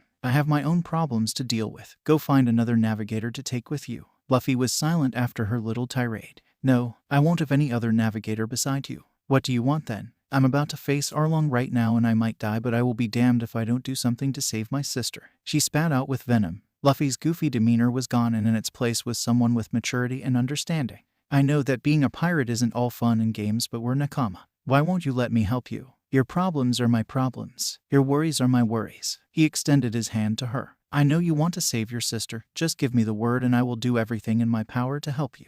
Trust me. Nami shivered as she held her tears back. I can't do it alone. Please. Nijiko is the only relative I have left in this world. Help me, Luffy. She cried out. He plopped his hat down on her head. No problem. Guys, you heard the lady. Let's have a rumble in Arlong Park. Zoro, Sanji, and Usopp stood at alert, determination etched into their faces. It was time to battle. Nami touched the hat on her head gingerly, remembering Luffy's extreme protectiveness over his hat. To entrust his treasure with her means, she held back her tears. Luffy was too kind to her. The march to Arlong Park was a slow one. Luffy ignored all of the villagers' questions and attempts to stop him. There was only one thought running through Luffy's mind at the moment: rescuing Nami's sister. The description he received said Nijiko was a beautiful young lady, 2 years older than Nami. She has short bluish-purple hair and dark blue eyes. One defining feature was the tattoos that ran from her right arm to the center of her chest, making a heart. According to what Nami said, there was a high chance Arlong kidnapped her. There were no guards around Arlong Park. No one was foolish enough to venture in. Only death awaited them inside.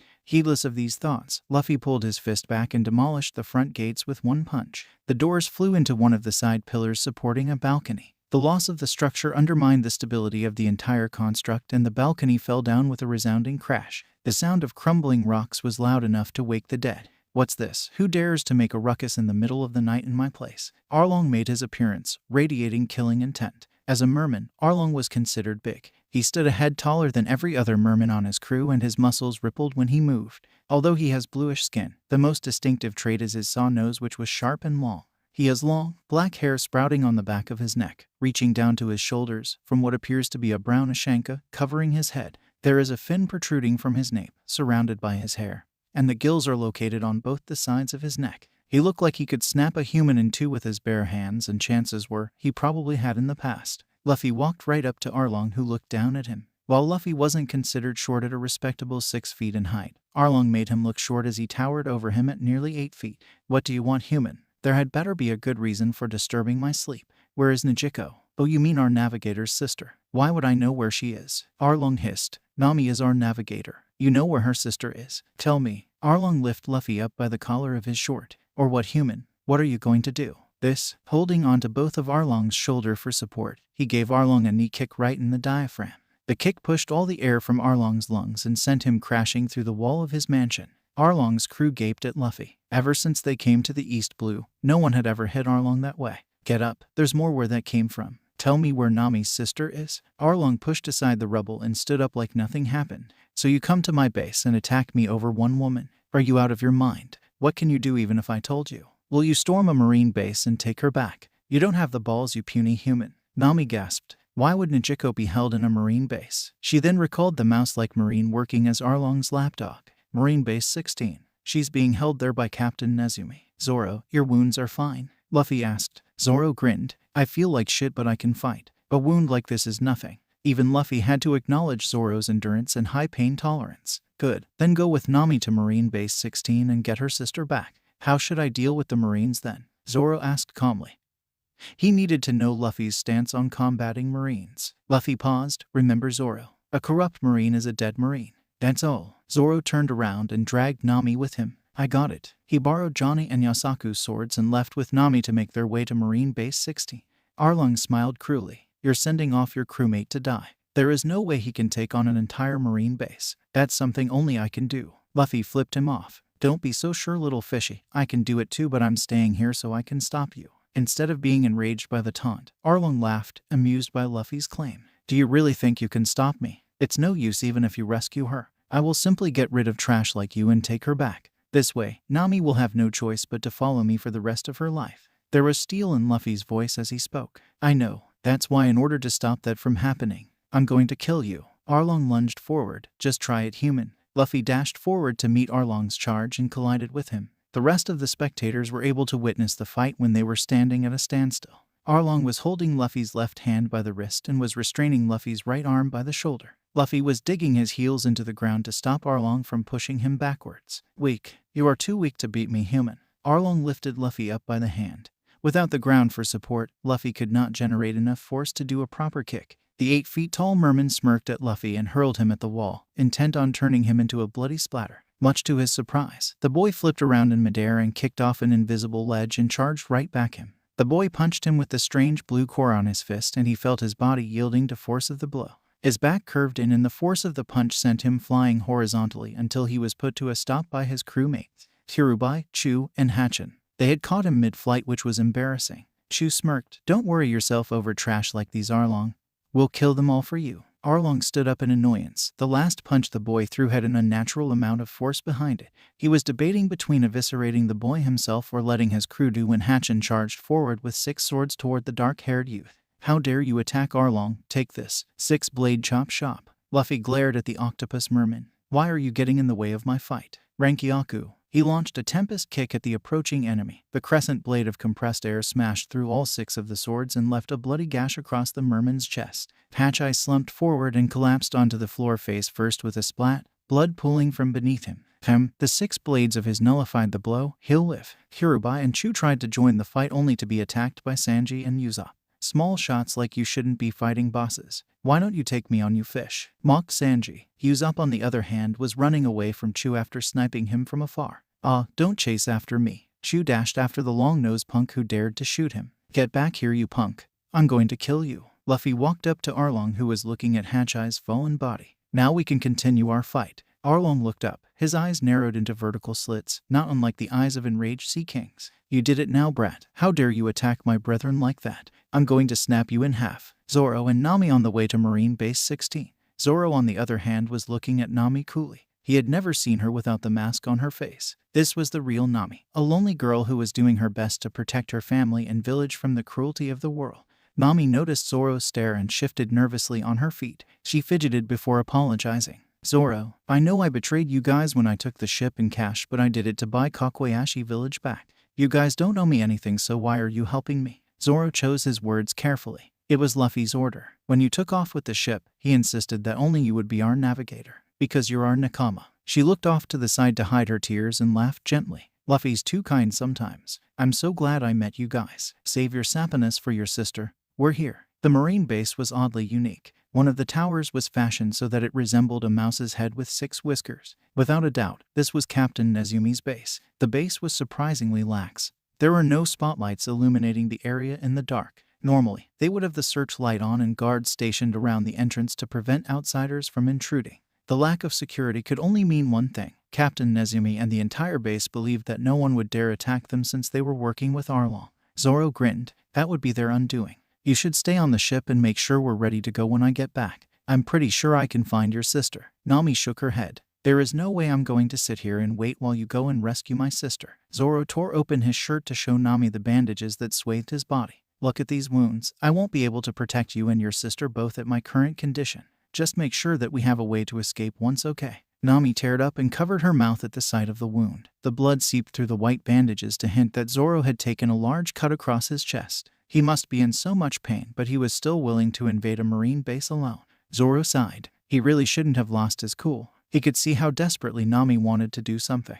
A light bulb went off in his head. "How about this? While I make a commotion and rescue your sister, you find the treasury and make off with all the money Nezumi ever stole and cheated." Nami's eyes lit up. "Just leave that to me then." "Great. I'm going to head through the front doors and go wild for a bit. Follow me in after 5 minutes." Zoro kicked in the front doors to the naval base and marched in shouting, "Nezumi, you rat, come out here. Where are you hiding her?" 30 seconds later, Nami heard the sirens ring and the sound of over 100 soldiers running down to subdue the intruder. The sound of rifles discharging went on for over 2 minutes before screams started filling the air. Zoro was surrounded by a group of soldiers, each training a rifle on his body. He glared at the crowd, daring them to shoot him. They all flinched, unwilling to start a fight with him unless they were ordered to. "Give me Nejiko." Captain Nezumi yawned and walked in behind his bodyguards. He wore an odd hat that had mouse ears. The whiskers only added to the look. "Nezumi indeed." He spoke in a pompous voice. "You must be pirate hunter Roronoa Zoro. How dare you cause such a ruckus? And I have no idea who this Nejiko girl is." He sneered down at Zoro, safely behind a platoon of soldiers. Zoro radiated an immense killing intent, and even Nezumi, who was ignorant, could feel how dangerous Zoro was. "Does this mean if I look through your base, I won't find her locked up somewhere?" "Nonsense. Who said you could look around as you please? You're already trespassing." "Guards, fire at him," Nezumi ordered. Zoro looked at the Marines, who looked like they were ready to shit themselves. "Do you really want to go against me? I'm warning you now. Anyone who willingly follows that man is a corrupt Marine. And a corrupt Marine is a dead Marine. I will kill you, and even Arlong will not be able to protect you because he will be dead too." The soldiers glanced at each other nervously. While they were greedy and corrupt, they saw no reason to risk their lives. "The first person who hits him will get 100,000 berries, and the person who kills him gets 1,000,000 berries, and he will be promoted," Nezumi offered. This was the cue for the Marines to try and claim the prize. They discharged their guns, shooting at empty space. Zoro had dashed low and fast, weaving through the crowd of Marines. Wolf streaming swords. He slipped through them, leaving deep cuts and lacerations. The Marines dropped, screaming and moaning in agony. "This is your last warning. I will not hold back next time. Where is the girl?" Nezumi turned purple in the face. "Do I look stupid to you? You'll never be able to find out where she is. She's hidden in a secret prison beneath the mess hall. No one would ever look there." The Marine soldiers and Zoro gawked at Nezumi. "This man is really stupid." "Okay, mess hall it is. Get out of my way." Zoro charged through the crowd of Marines, but several of them still wanted to fight. He blocked the opposing sword with one of his and turned his head to use his third sword to cut his opponent's throat. The Marine gurgled and bled to death on the floor. "Well, what do you know? I'm a real outlaw now." He pushed his way through and killed several other upstarts after his head and ran into the base. Hordes of Marines followed, firing randomly at his back. Nami waited until the area sounded devoid of human life before slipping in. There were several dead Marines on the floor. Nami was no stranger to death, especially after witnessing her adoptive mother die in front of her. In fact, Nami was but a toddler when her village was attacked by pirates. But Nami still felt sympathy for those who died. She was a bit emotional for her own good. As she explored the clean and rather richly decorated naval base, her thoughts wandered to that of the dead Marines. Did they have family, brother, sisters, parents, or children who depended on them for a living? Did they serve under a corrupt man like Nezumi just so they could make a meager salary? She would never know. She found her way to the treasury. As expected, it was locked with heavy security. The money was locked in a vault behind a huge circular iron door. There were 2 locks she had to pick and a combination lock requiring a 4-digit passcode. Nanny pulled out her picklock kit and started working on the locks. It took her a minute each to pick the lock. She was pro like that. The combination lock was a bit harder to crack. It was not the turn-dial locks but ones with tumblers. She took out a small box of chalk dust and lightly applied a thin layer over the tumblers. She blew gently and smiled at the results. Nezumi's hands left sweat fingerprints that dried up, leaving a little oily residue. The chalk dust clung to the tumblers that Nezumi touched. She slid them into the right order and heard it click open. Success. She pulled open the door and looked into the safe. There were solid gold bars stacked up to her knee in a box. Gems and various treasures Nezumi liberated from pirates glimmered in the corner, and there was a small chest full of bills. The total value of the gold, treasures, and cash totaled to about 60 million berries. Not bad for a marine base since they rarely carried over 20 mil of bounty money. The other 10 million berries was the annual funding for the base, and 30 million berries came in the form of treasures and gold that they confiscated from pirates. Nezumi had been running a dirty operation indeed. Nami loaded all the treasure onto a cart and wheeled her loot out of the naval base while whistling a jaunty tune. All she could do now was to trust in Zoro to rescue her sister. Zoro used the semi-narrow corridors to his advantage to engage the Marines one by one. Even as the stench of blood saturated the air, Zoro did not stop. He had long embraced the fact that in order to reach his goal, he would have to kill many people. Unless he is able to defeat all the Marines pursuing him, he would not be able to rescue Nejiko. He slashed and cut with his swords, but for every Marine that fell, 2 more took his place. All the fighting made his wounds bleed again, and Zoro felt himself getting lightheaded. Execute SD9 Self-Defense Maneuver 9. The Marine soldiers that he was fighting dropped to the ground the moment they heard that order, revealing a cannon they had rolled into the corridor. Zoro cursed and held up the 2 oversized swords he borrowed in a feeble attempt to block the cannonball. Needless to say, it was pretty hard to block a cannonball from point-blank range. The sword shattered upon impact and shrapnel peppered his body. The only upside was the flames from the explosion cauterized the wound from his scar, stopping the bleeding.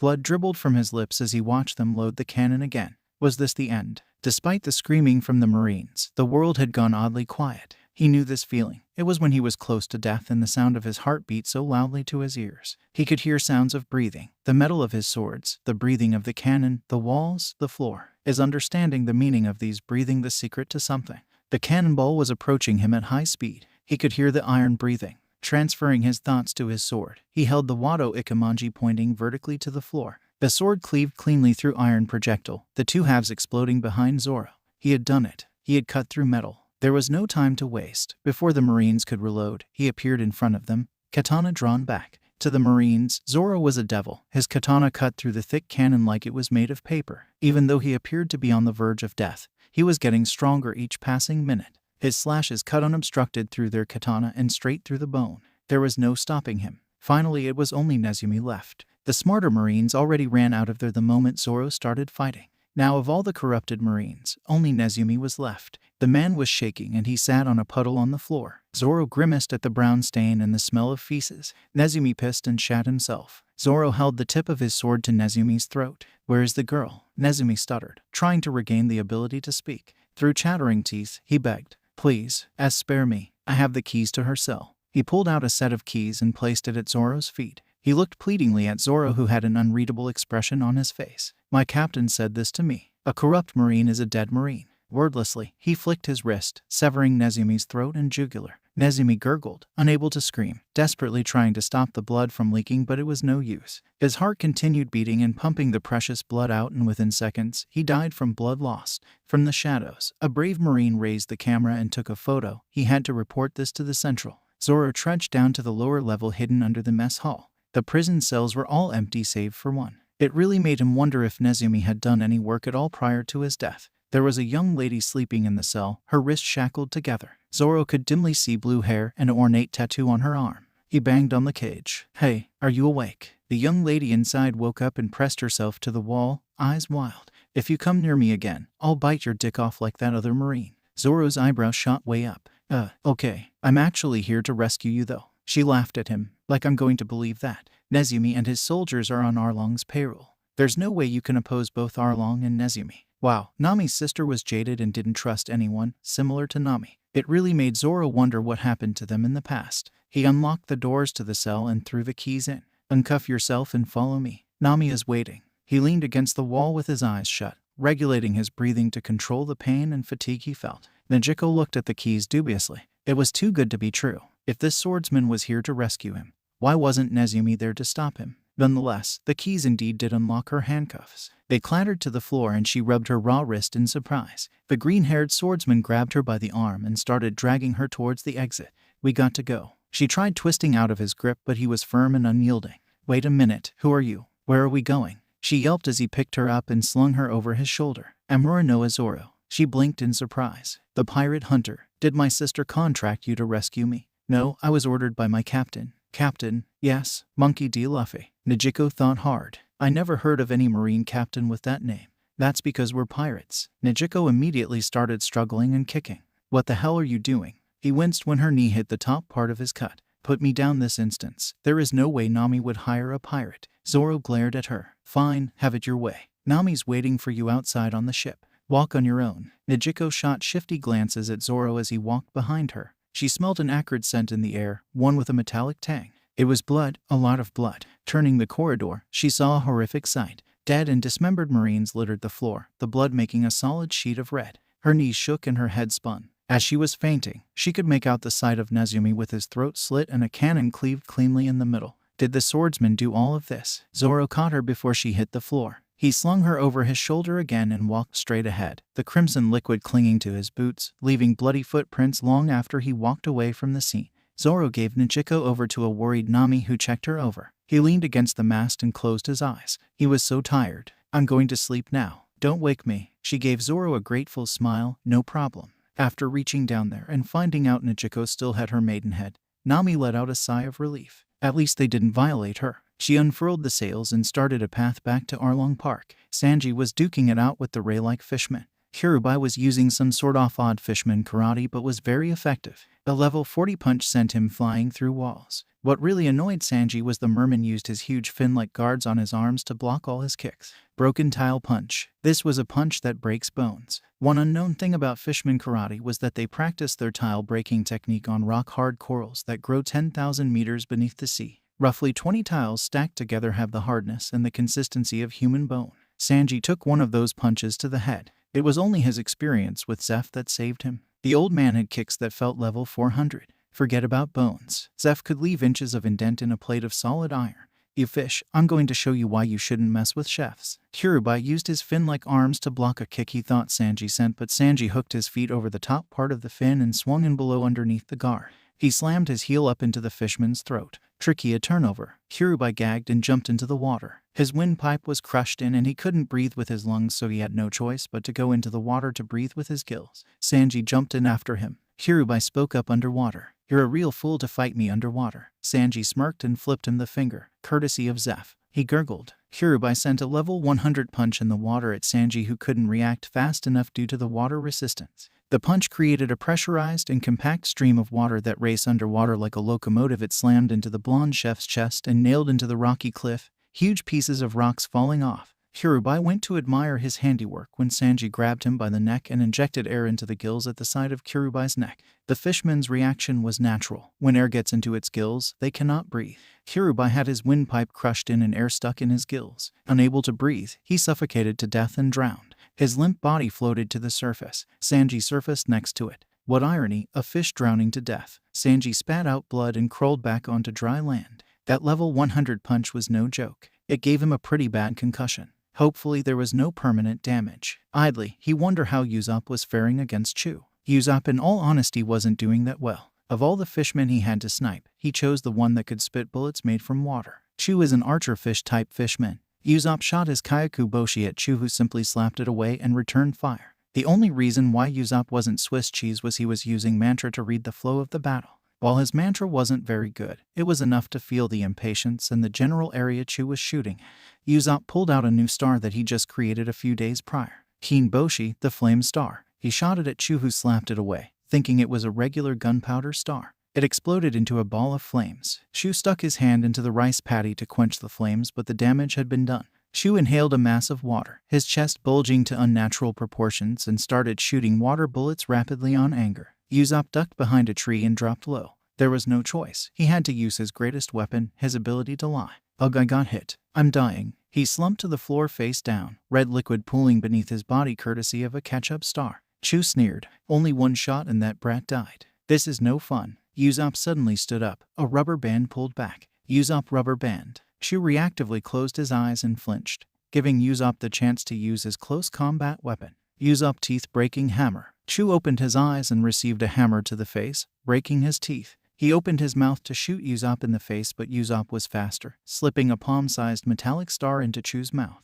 Twisting his body for an underhand loop smash to the jaw, Usopp connected the finishing combo part of the technique. Instant kill hammer pellet combo. Shrapnel star explosion. The pellet was designed to explode when in contact with heavy blunt force, mainly that of a hammer. Usopp slammed the hammer upwards into Chu's jaw, making him bite the pellet. The pellet activated in a silent explosion that shattered the outer shell and sent shrapnel exploding in all directions. Needless to say, Chu died instantly. It was a gruesome sight.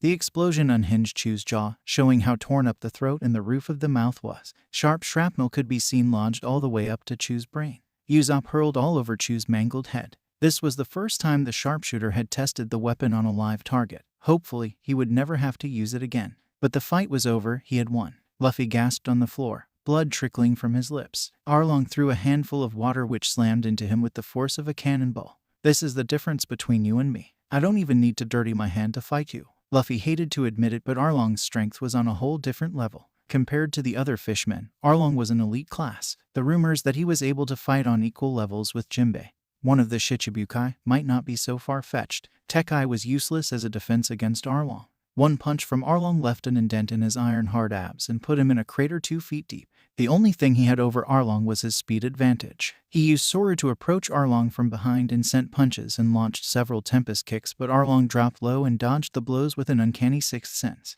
You know, you're only wasting your energy by scampering around like that. Why don't you settle it with me one-on-one? No tricks, Arlong taunted. It was true, using Sora took a lot of energy. He had to engage him head-on. Luffy sent a rock-crushing punch with his right hand which was caught by Arlong.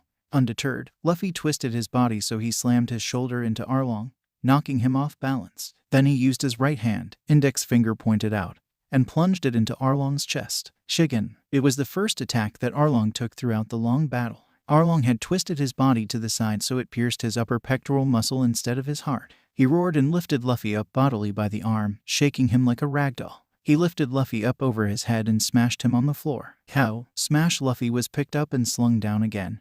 Head first, his head wrung from the impact. Dazed, he lost control of his Tekai. Dare! Smash! This time Arlong used him like a bat and broke him though one of the thick pillars, also breaking his ribs. Ew! Slam! This time, Luffy slammed his foot down on the ground, preventing Arlong from smashing his head in. He twisted his other leg and launched a vertical kick backwards, catching Arlong in the jaw. Stunned, Arlong released his grip on Luffy's arm. Luffy was amazed that he was still alive. He was pretty sure his skull had fractured, and it was a miracle the ribs did not penetrate any organs. Arlong spat out his crumbled and broken teeth. He pulled out the entire set and grew out another set within seconds. Arlong grinned. Let's get back to the fun. Luffy clenched his fist and activated his Tekai to the maximum. Arlong wasted no time in attacking. With a head-on charge, he was prepared to gut the human with his bare hands when he received the heaviest punch in his entire life. It felt like he took a super amped-up a bare-ass tile punch from Jinbei. Pretending that he wasn't shaken from that attack although he was, he growled at Luffy. What was that attack just now? Tekai Kenpo. Hurts a lot, doesn't it? Luffy felt like he just ripped all the muscles in his right arm. Tekai was a technique where the user would harden their body by bringing their muscles to a state of absolute tension. This meant that moving while using Tekai was out of question. But if by any chance someone could move while using Tekai, they would be punching with fists of steel. He was ripping his muscles to move while using Tekai. Arlong got back up from the punch and slipped into the water, swimming around, his dorsal fin protruding from the surface like that of a shark. It slipped under and Luffy ran to the edge. Don't run away. Joyahaha, you fell for it. Shark on darts. It was the simple truth that mermen had the ability to swim and move freely in the water. In fact, being in the water increases their speed and power. Arlong took advantage of that and swam at maximum speed. Exiting the water, he targeted Luffy. His nose was sharp and serrated like a sawfish. He speared the young man right under the shoulder's collarbone and pinned him to the wall. Arlong grinned cruelly. Hurts a lot, doesn't it? Luffy gasped, kicked Arlong off him, the nose ripping out from his new wound. Arlong slipped back into the water again and prowled around, aiming for Luffy's heart this time. Luffy brought up the Yagata no Kagami in time to block the very tip of Arlong's nose. Arlong felt himself go to a full stop in midair, the young man in front of him not even pushed back an inch. Something heavy collided with his body, and he fell to the ground with somebody slumped over him. He rolled the body off and said that it was the body of Kirubai, his strongest fighter aside from himself. His brethren's eyes were rolled up to the back of his head and there was no heartbeat. Anger exploded from within and Arlong's eyes turned into narrow slits. His muscles tightened and his veins bulged from the frenzied blood rushing to his head. His eyes fell upon Sanji, the one who had taken out Kirubai, and he attacked. Before Luffy could stop Arlong, the soft fish merman had already bulldozed Sanji with a shoulder slam. The chef was thrown into the air where Arlong jumped and opened his mouth wide to bite Sanji. If the bite connected, not even bones will be left. Luffy used Zoro and Jeppu to dash forward in midair, zigzagging like lightning to where Sanji was. Before Arlong could bite down, the young man he was fighting from before appeared from thin air before him. You were still fighting me. Why don't you choke on this? Rankyaku mid-air version. Tempest kick straight pierce. Luffy kicked forward in mid-air rapidly, merging Zoro and Rankyaku together to create a piercing shock wave that shot forward in a straight line. Arlong held his arm in a cross block as the technique slammed into him, propelling him backwards until he slammed into the top room of the mansion. Luffy followed him using Zoro and Jeppu. Today was the first time he merged the two techniques together. It used a lot of stamina, but it allowed him to fight on a three-dimensional level. The zigzagging reminded him of lightning, so he decided to call it Path of Lightning. Arlong was thrown into a room full of paper. Luffy picked one up. They were maps. There were maps stacked high above their head, filling the entire room with paper on all sides. What is this? Luffy queried. It better not be what he thought it was. The sawfish merman lived up to his name and strength. The piercing shockwave he just landed had left a deep cut in Arlong's arm but did not penetrate. This room is where Nami spent 8 years writing my maps. I have sought countless navigators over the world, but none of them could write a map as accurately as Nami does. A person like you can never use Nami like I do. Luffy glanced at the side. There are bloodstains on this pen. That's right. There's nothing you can do to change this fact. Nami will work for me forever until the day I die. Arlong laughed and attacked Luffy, who was standing there with his head down. Luffy lifted up his arm to block Arlong's chopping smash, his forearm cleanly breaking from the impact, but he didn't care. Use, no more. I can't allow this room to exist. Starting from this moment on, Nami is never going to work for you again. Luffy launched several rapid tempest kicks into the piles of paperwork, cutting them cleanly into pieces. Arlong looked murderous. What are you doing? That's 8 years of hard work. Outside, the rest of the villagers watched with rising. The fight had gone on for a while now and they weren't sure who was winning. The future of the East Blue depended on this man. Jin-san, everyone, we got Nijiko back. It was Nami who was running towards them with Nijiko behind her. Genzo broke out into a wide smile. Nijiko was safe. Nami looked at the destruction in wonder. What happened here while I was gone? The blonde chef over there killed Kirubai somehow. And that pissed Arlong off. He was about 2 seconds from death when that dark-haired kid kicked Arlong up there. They haven't been out ever since. Sanji was slumping against the wall, sleeping off the pain, not unlike how Zoro was. Nami gasped. That was where her room was. Several slicing blades of wind cut through the walls, blasting cut-up maps from the sides. Was Luffy doing what she thought he was doing? Arlong howled with rage. My maps. Stop that. He took Luffy by the arm and smashed his fist into Luffy's face, putting Luffy to a stop. I don't care how important these maps are, or how strong your species are. All I know is that this is the room Nami never wanted to be in and I'm going to destroy it. He twisted out of Arlong's grip, using one hand to pivot himself on the ground. He spun around quickly in a circle on one hand while performing Rankyaku to create a circle-shaped Rankyaku which radiated outward. The attack was powerful enough to cut through the outer walls of Arlong Park. Arlong had dropped low himself to avoid the cutting power of the technique. The walls off the room was cut cleanly in half, collapsing to reveal the room to the rest of the villagers. Nijiko watched in amazement as the entire top portion of the building slide off and crumble, revealing 2 figures. She pointed at the dark-haired youth, his face caked in blood. Hey, is that Luffy? Nami smiled. Yeah, that's my crazy captain. Monkey D. Luffy. From Nijiko's perspective, Luffy was pretty cool. He was risking his life to fight for her sister and he looked sexy like that. The look of determination on his face and the innate power he possessed intrigued her. Arlong punched Luffy, who was still recovering from exerting the rest of his stamina, in the gut. Luffy wheezed as his iron defense crumbled from Arlong's blow. Hunched over, Arlong opened his mouth and bit down on the junction between Luffy's shoulder and neck. The teeth scrapped into the bone and Luffy screamed. Arg! The blood-curdling shout of pain sent shivers down the villager's back. That sort of pain would be enough to make a man pass out, but Luffy had no intention of letting Arlong have his way and take a chunk of his shoulder, bone included. Luffy took advantage of the close proximity and used his good hand to reverse the situation. Arlong was biting him, meaning that Luffy's hand was out of his peripheral vision. Shingen Aujin. Luffy sent multiple Shingen, plunging his finger in and out of Arlong's chest at a rapid pace, targeting vital areas. Finger-size holes dotted Arlong's chest and the fishman went slack with pain and shock. With his neck free, Luffy used his final strength. Mount Kolbo eruption kick, inspired after his hometown's mountain. Luffy sent a 180-degree Tekai-powered kick straight up at Arlong's jaw, sending Arlong flying straight up into the air and jumped up straight after him. Upon reaching the apex about 100 meters above Arlong Park, Luffy grabbed Arlong by nose and dashed down using Path of Lightning. He zigzagged down at the approaching ground at breakneck speed, aided by the pull of gravity. 20 meters before impact with Arlong Park, he reversed his grip, clamping his arms around Arlong's leg, locking it in place while hooking his legs over Arlong's shoulder to restrain his arms. His feet crossed together at the back of Arlong's head, keeping the head and spine straight. Upon impact, Arlong would take the full force of the blow to the head and spine. Activating his Tekai to the maximum level, he shouted out his final attack. Lightning descends. There was a horrific crash as they plowed through Nami's room and continued down 6 levels before smashing into the ground level. Nami and Nijiko watched with horror as Luffy took a suicidal dive with Arlong into the ground. The stability of the entire structure was undermined and Arlong Park started collapsing. The grand structure that embodied the power and terror of Arlong imploded and crumbled into rubble. Did Luffy survive? Was it even possible for a human to take several tons of concrete rubble? After a minute of silence, Nami started fearing the worst. She woke Sanji up and sent someone to get Zoro. Help me clear the rubble. Luffy's buried here somewhere. The villagers all streamed together to help out, forming a human chain as they moved pieces of broken wood and rocks. Usopp had made his way back intent on bragging of his win but realized that now was not the time. They had to save Luffy. Sanji kicked the larger pieces of rocks out of the way while Zoro used his new ability to cleave through the bigger pieces of rocks. With the aid from those two and the villagers, they unearthed Luffy and Arlong after 10 minutes. Nami covered her mouth to stifle a sob at the sight of Luffy. Arlong's head was crushed into a pulp.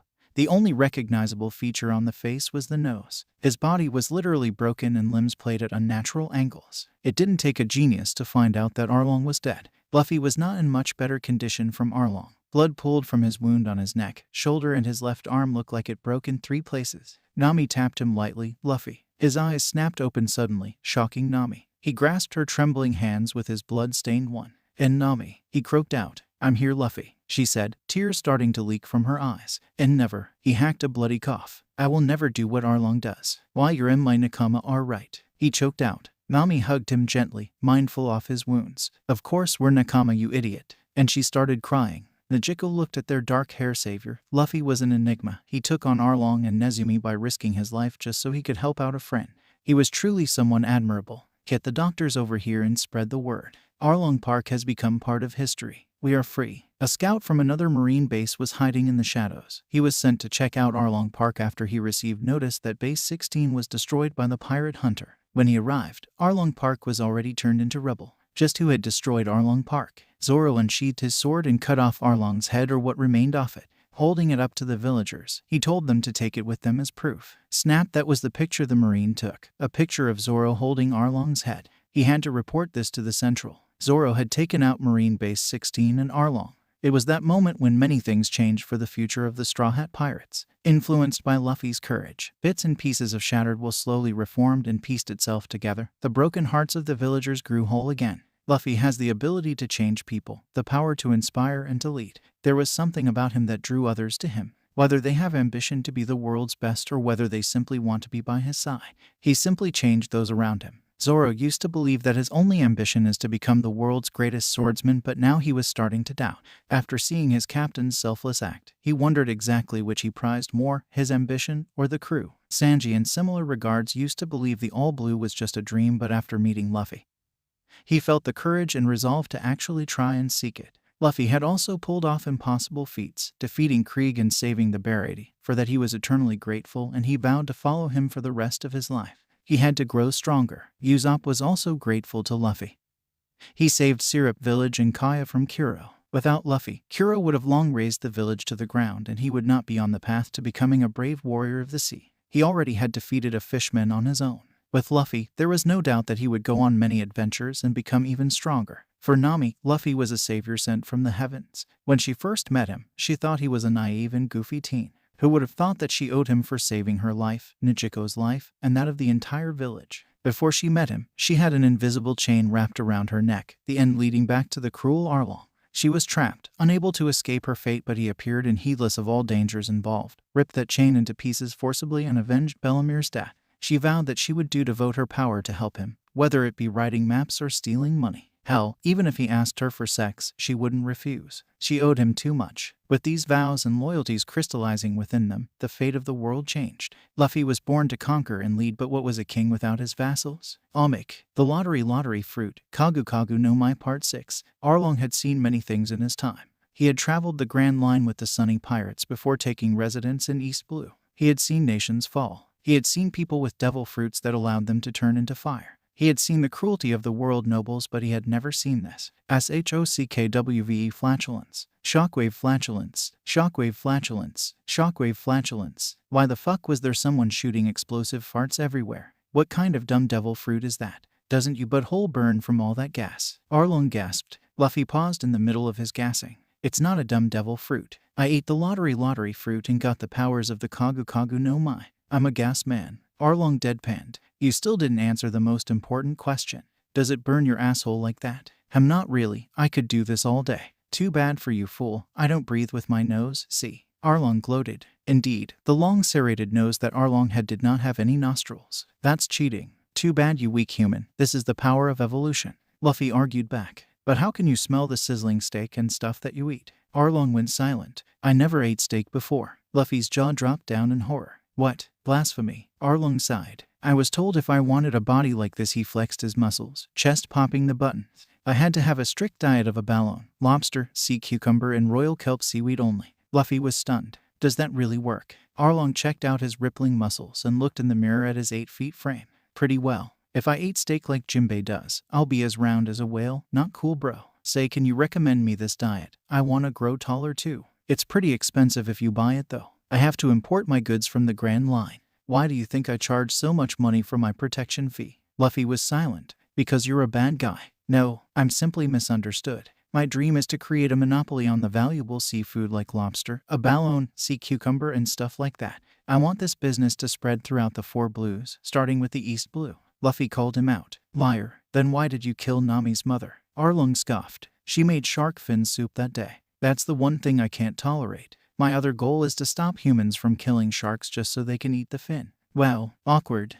So do we still fight or what? What did you come here for anyway? Luffy thought a bit. Well, I was thinking that I'd have to beat you up so Nami could join my crew. I'll let her go with you and trade for something of equal value. Luffy's eyes gleamed. How would you like the legendary recipe for the ultimate takoyaki sauce that I found? With it, creating a monopoly won't be a dream. Here, have a taste. Luffy pulled out a bottle of takoyaki sauce from the back of his pants and let Arlong try some. Wow, this is so good. It has such rich and profound flavor. This sauce would go well with any seafood. All right, you have a deal. All right. A year from this incident, Arlong struck it rich with the new takoyaki sauce. It was mass-produced and sold to all of the seas, making more money than ever. Sauces took years to spoil, making it good for months of shipping on long voyages. There were rarely any pirate ships that did not have a bottle of the sauce on a long voyage. The villagers that used to pay his protection fees now all work in his factories and life was good.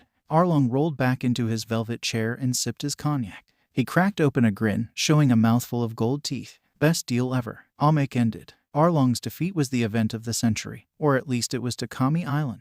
Arlong had many islands under his control. Kami Island was one of the few, but it was his home base. News of his defeat spread rather quickly. Den Den mushes rang burleep burleep burleep as everyone called one another, spreading the word. Arlong was dead, and the most sought-after knowledge, the identity of the one who saved them from Arlong, their savior. Kakoyashi village was surprisingly tight-lipped about their mysterious savior. There was no way it could be the Marines. Every Marine that tried to take down Arlong met a watery grave. After 10 years, the Marines gave up and several of the more corrupt ones even worked with Arlong, turning a blind eye. The ones who defeated Arlong and his crew must have been bounty hunters. Several notable names were whispered, but the one mentioned most was the pirate hunter, Roronoa Zoro. The man was said to possess demon-like skills. His notorious reputation rose to the point where many pirates hunted for the swordsman's head rather than vice versa. The said swordsman was currently training with heavy weights. His entire torso was wrapped in bandages. Each movement pulled tautly at the stitches that held his wounds shut. Aside from the wound he received from Mihawk, the wounds he received from his little trip through the Marine base were mostly healed. Due to his near-death incident, he had delved into a new level of swordsmanship. He had always thought that all he needed was physical strength and the guts to do what it takes to take it to the highest level, but he found out that he was wrong. When he cut through the iron cannonball, he instinctively knew that there was a more subtle way of improving one's swordsmanship.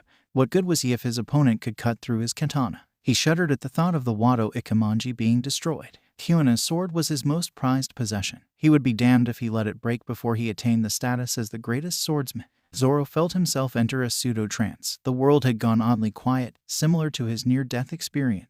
But as hard as he concentrated, he could not hear the breathing. The only thing he could hear was the muted sound of the ocean and the sound of wind breezing past his ears. His ears twitched slightly as he heard the crunch of leaves from behind him. Whirling around, he turned around in time to block a karate chop to the head. Geez, what did the doctor say about resting? This is the 4th time I caught you sneaking out to train, you know. Nijiko pouted. The green-haired swordsman growled in annoyance. Ever since he rescued her, she followed him around like a mother hen. It really got in the way of his training sometimes. Nami's sister was every bit as devious and smart. Zoro had wondered what sort of parent it took to raise both girls to be so independent and headstrong.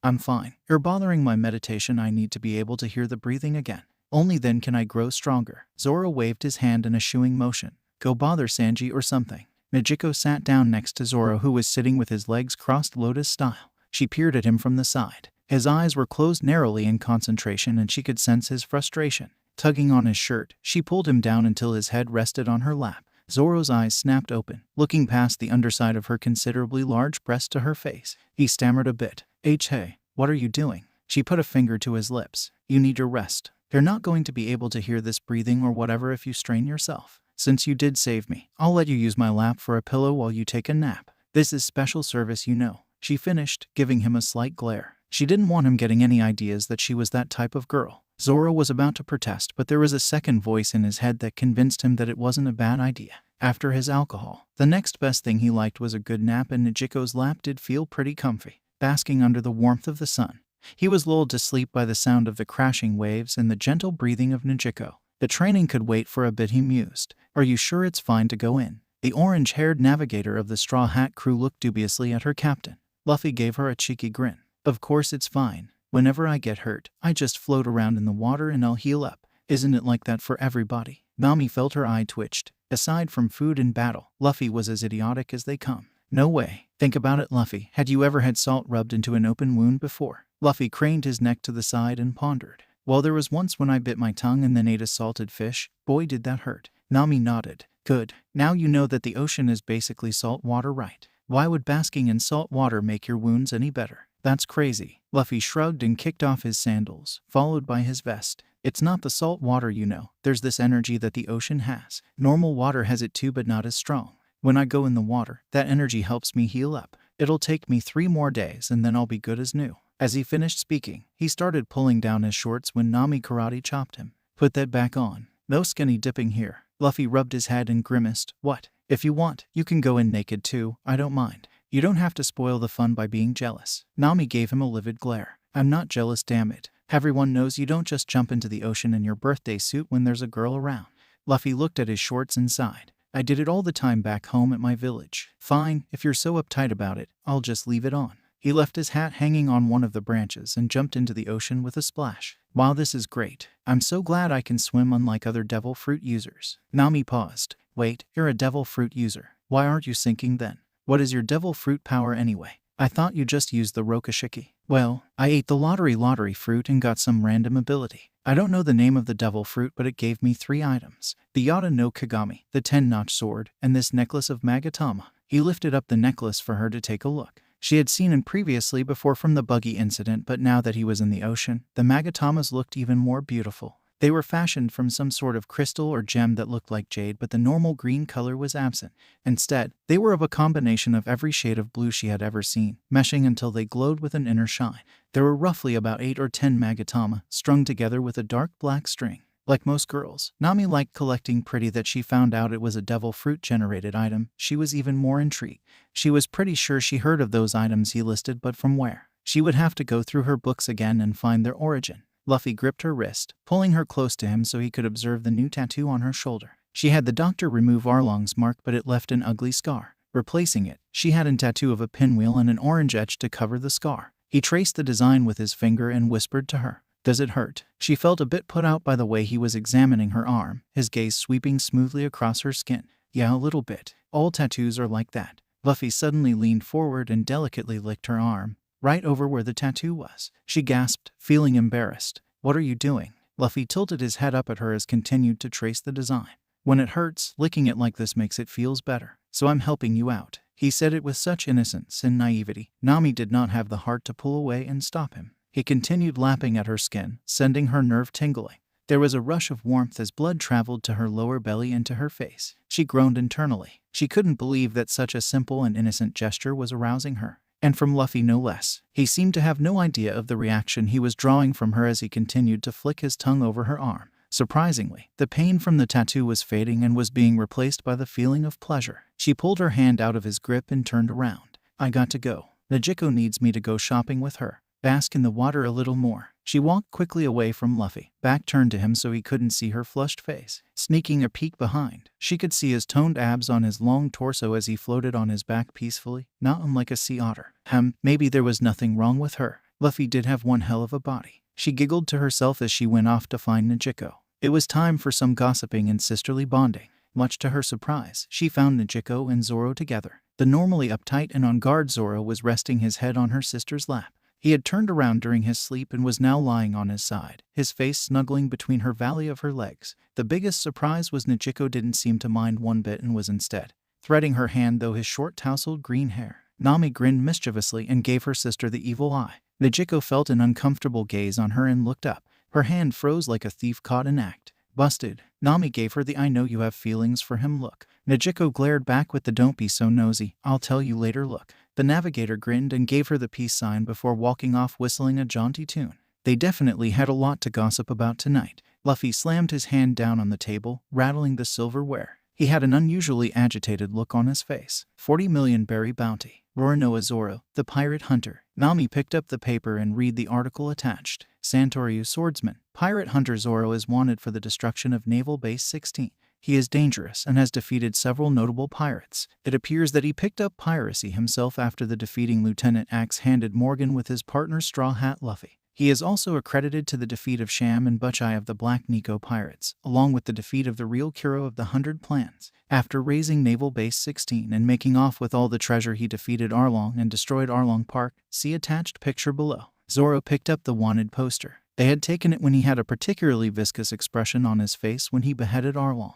Not the best picture, but it'll do. Luffy's fingers dug into the wooden surface of the table as he bunched his fist together. This isn't fair. I bust my ass beating Arlong, and you get a 40 million bounty for taking out a marine base. How is it possible my first mate got a bounty before I did? He cried dramatically in the corner of the room, and Zoro's sweat dropped. Think of it this way, Luffy. This is only the East Blue. When we get to the Grand Line, you'll get a bounty for sure. Usopp consoled. Luffy frowned depressingly. But I want to get a bounty too. Sanji was the only calm one. He smoked his cigarette and lectured Luffy. Think of it this way. You get to be the mysterious captain of the Straw Hat Pirates. Isn't that even cooler? Luffy's eyes lit up. You're right, Sanji. I'm the mysterious boss. The most badass one out there. Everyone sighed in relief as Luffy cheered up. Who knew what would happen if Luffy somehow got the idea that destroying a marine base equates to getting a bounty? Luffy in his idiocy would probably sail around the East Blue and wreak havoc among all the bases he could find before entering the Grand Line. While they were still considered pirates, they still understood the importance of the role the Marines played in peacekeeping.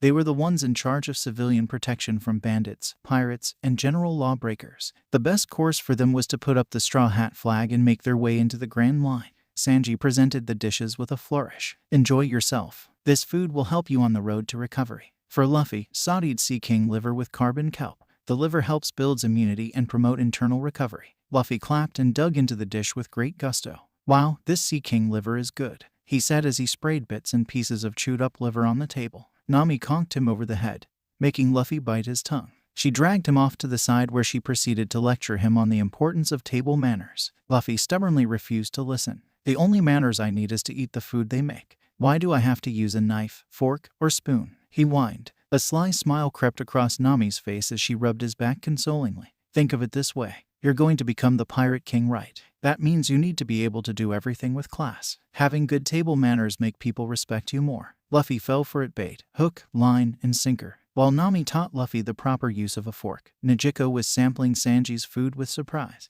Wow, this is so good. Where did you learn to cook like this? Sanji teleported to Nijiko's side and started fawning over her. My dear Nijiko, I learned these secret recipes from this scroll I bought. It was an old and faded scroll labeled number 100. They had about 20 dishes that helps build the body and promote overall health. Nijiko looked at her papaya butter melon dish in surprise. Does this mean I'm going to grow bulky muscles? Sanji looked horrified. Of course not. The butter melon promotes smooth silky skin and the papaya helps enhance breast growth. He trailed off as his gaze lingered on her considerably large bust and blood started trickling down his nose. Nijiko looked down at her food, contemplating whether or not to finish it. She was used to people looking at her body. As long as they didn't touch, she didn't mind. Sanji wiped his nose with his sleeve and cleared his throat. Sorry, I didn't mean to stare. I was just enchanted by your beauty. She gave him a coy smile. It's fine, Sanji, but my throat is feeling a bit parched. Sanji vanished into thin air and came back with a glass of freshly squeezed lemonade pomegranate juice. She looked to the side where Zoro was staring at her dish and grinned. It wouldn't hurt to grow her body some. She had an inkling that a certain swordsman wouldn't mind her growth in certain areas. Usopp was juggled his held chili pellets in the air. So what's our plan next? Are we going to enter the Grand Line? He secretly flicked them into Luffy's food when no one was looking. Nami pulled out a basic map detailing the structure of the world. We're going to cross the Red Line and enter the Grand Line by using the reverse mountain. The four currents from the four seas will generate a stream that would push the ship up the mountain and drop us off on the Grand Line. Luffy poked around at his food with his fork. Hey, what's this red marble thing? Usopp cursed inwardly. He had hoped that Luffy would just stuff the food down his gullet. He needed a test subject for his new star. Usopp smirked. That's the ultimate candy I invented. If you eat it, your tongue will experience a whole new experience. Luffy smiled and lifted the marble to his mouth. You eat it, Luffy said as he shoved all 3 marbles into Usopp's mouth. He gave the sharpshooter a chop to the neck to make Usopp reflexively swallow. Usopp gagged and his face turned red. He choked a bit before belching out a gout of to avoid letting his straw hat suffer a horrible fate. The rest of the crew laughed as they watched Usopp continued to burp out sparks of flames. Luffy huffed. Don't try to trick me like that again. I could smell the chili in the candy. Luffy adjusted his hat and addressed his crew. Okay, now that Zoro got a bounty, bounty hunters and high-ranking marines will be after us. We're going to Lounge Town and stock up. Then we're going to head into the Grand Line. Nijiko hesitated before speaking up. Luffy, is it possible if I come with you guys? Nami gasped at her sister's request. Nijiko may be older than she was, but she didn't have any experience outside of Kami Island. Nijiko, it's dangerous out there. You should stay here and enjoy your freedom. Nijiko protested. I'm a grown girl now. How is it more dangerous out there than it was when Arlong lorded over us? All the more reason for me to come with you. This is the first time in my life where I can go see the world. When Arlong was around, we weren't able to leave the island at all. Don't you want to go on adventures with me too? You're my only relative left. Nami really couldn't find counter-argument to Nijiko's reasoning. She turned to her captain. Luffy, you know how dangerous the ocean is. You decide whether or not she can join. Luffy contemplated a bit. What Nami said isn't untrue. You have almost zero battle experience. I'm not sure what role you would fit into this group, but if it were up to me, I'd say yes. Nijiko cheered. Luffy held up his hand. Don't get so excited yet. Since I'm half-half, Zoro's going to have the final say in this as the first mate. Nami groaned inwardly. After witnessing the incident in the afternoon, she was 90% sure Zoro would say yes. As the first mate, Zoro felt that Nijiko would be extra baggage on the crew, just one more person to protect. As he was about to say no, he caught the expression on her face. She was looking at him with a pleading look. He could tell how much she wanted to go along with them. Against his better judgment, he reasoned that if anything did happen, he would protect her. Fine, I guess. No point in separating sisters. He grumbled. Yes, thank you so much. Nijiko cheered as she gave Zoro a deep hug. Zoro froze up awkwardly when he felt her chest press against his, and for the first time in years, he realized exactly how much he had been repressing his hormones. Sanji was chewing his handkerchief in anger and grief, tears streaming from his eyes. Nijiko-chan, where's my hug? Luffy clapped and cheered. Let's celebrate our new nakama. Nijiko-chan, give us a quick introduction. Nijiko bowed and smiled at them. I'm Nijiko, Nami's older sister. I'm good at tailoring clothes and making accessories. You can say I'm a fashionista. I can design the hottest styles for each of you, so when you make your appearance, you'll look totally awesome. You got to dress to impress, you know. Luffy clapped with his hands and feet. Wow, that's great. Can you design something for me then? Nijiko appraised Luffy's current attire. The sandals are going to have to go. I guess we can do something with the vest, a black one. For the pants, we're going to need some dark long pants, no more shorts. I'll make it so it's easy to move in. Luffy looked at his current attire. Cool. I only wore these because they were the cheapest things I could find. Nijiko pulled out a measuring tape and measured his height. 5 feet 11 inches, almost 6 feet. I can work with that. Zoro rolled out a barrel of grog and sliced off the top. He dipped his mug into the barrel, filling his cup with frothy grog. It's time to work the booze, guys. Luffy dipped his mug in and cheered. Hell yeah, to our new comrade, Kampai. They consumed glass after glass of alcohol, pitchers after pitchers of alcohol, and eventually barrels of grog before they came to a stop. Usopp, being the town boy he was, never drank liquor prior to his departure from his hometown. He was out like the light before the first barrel was finished. The blonde cook went down after 23 glasses against Zoro. As a cook, Sanji had to wake up early in the morning to prepare the ingredients for a day's work at the restaurant. Thus, his alcohol tolerance was lower than that of Zoro. Nijiko seemed to share the same high alcohol tolerance as Nami did. Nami and Luffy paired off in a match, as did Nijiko and Zoro. They each worked through a barrel of grog when they felt themselves approach their limit. Nijiko hiccuped as she leaned her head drowsily against the swordsman's chest. Wrapping her arms around him, she snuggled into his warm frame and fell asleep. Her lack of guard and her ease around him imparted into Zoro, who similarly just held her there in his arms and closed his eyes. She was nestled between his legs, one knee propped up to support his katana, ready to act in a moment's notice. Luffy looked over at the heartwarming scene and was about to interrupt when Nami dragged him off, pulling and stumbling their way through the dark night. Under the influence of a shitload of alcohol, Luffy was still vaguely aware of what was happening. MHMZ, where are we going? He slurred. Hidden within the trees was a little wooden cabin that no one would find unless they knew it was there. Nami slammed him against the side of the wall and leaned in close, their breath mingling as they were inches apart from one another. Nami had high alcohol tolerance, but there were unavoidable side effects. While she wouldn't black out, her inhibitions progressively unlocked themselves. She was no longer capable of controlling her rational thoughts. Right now she was running on pure emotion and desires. She trailed her hand down his chest and chiseled abs and whispered huskily into his ear. You know, I was thinking of a way to thank you for everything you have done for me. defeating Arlong, saving Najiko, and every other good thing that has happened since I met you. Luffy grabbed her hand, stopping it from teasing the nape of his neck. He murmured quietly into her ear, think of anything yet? There was overwhelmingly majority of her brain that protested her actions. Sleeping with your captain right before embarking on a long voyage was a very bad idea, but the current majority of her brain was fighting off the alcohol, and there was a part of Nami that truly desired Luffy. Nami leaned up a bit and closed the contact between them.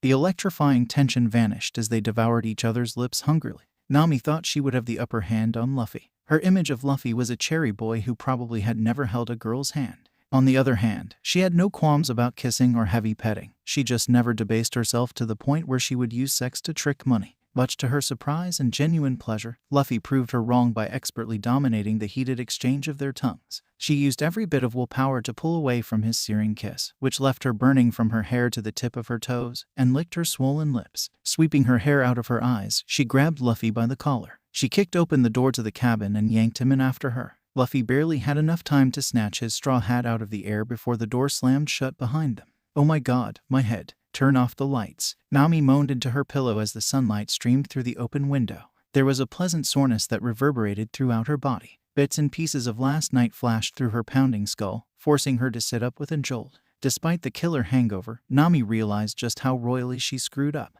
After this incident, things were going to be awkward like hell. She didn't even need to check to know that they had sex last night. Nami pushed aside the sheets and put her clothes back on quickly, leaving Luffy sprawled across the bed in his birthday suit. She winced as she pulled up her pants, feeling a slight pain twinge at the movement. Her eyes caught sight of Luffy's flaccid member and she gaped. No wonder she was so sore. Luffy was hung. She buried her face into her hands and moaned in embarrassment. Now that the alcohol wore off, she didn't have the confidence or the readiness to look at Luffy in his full glory without embarrassment. Nami threw the blanket over his lower half and shook his shoulder. Hey Luffy, wake up. Her captain grumbled before rolling over and sleeping again. Nami felt annoyed at Luffy's stubbornness. She had to get back to the others with Luffy before they woke up. She said the magic words, Luffy, the steak is ready. Luffy sat up and looked around, wide awake. Where? When he couldn't locate the food, he looked down and noticed his nakedness. Oh, he said. Nami resisted the urge to throttle him. She slept with him and all he said was oh. Luffy threw off the blanket and stood up to stretch, giving Nami another excellent view. She turned her face away, flustered. Don't you have any decency? Put your clothes on. The dark-haired youth yawned and picked up the shredded remains of his red vest. Not much left of it to put back on. You were kind of wild trying to take it off. Nami blushed. Don't make up stories. It wasn't like that. Luffy pulled on his shorts and put his hat back on. Let's get back. I wonder if Sanji made breakfast yet. Nami blinked. That was it. That was his reaction after having sex with her. Luffy, how was it last night? What's going to happen from now on? She asked shyly. Luffy tousled his bed hair and smiled at her. Last night was great. It's been a while since I did that. If you ever want to do the nasty with me, I'm up for it, he said with a childlike grin. Nami felt her jaw drop. The naive idiot actually lost his virginity before she did and he acted like it was nothing important.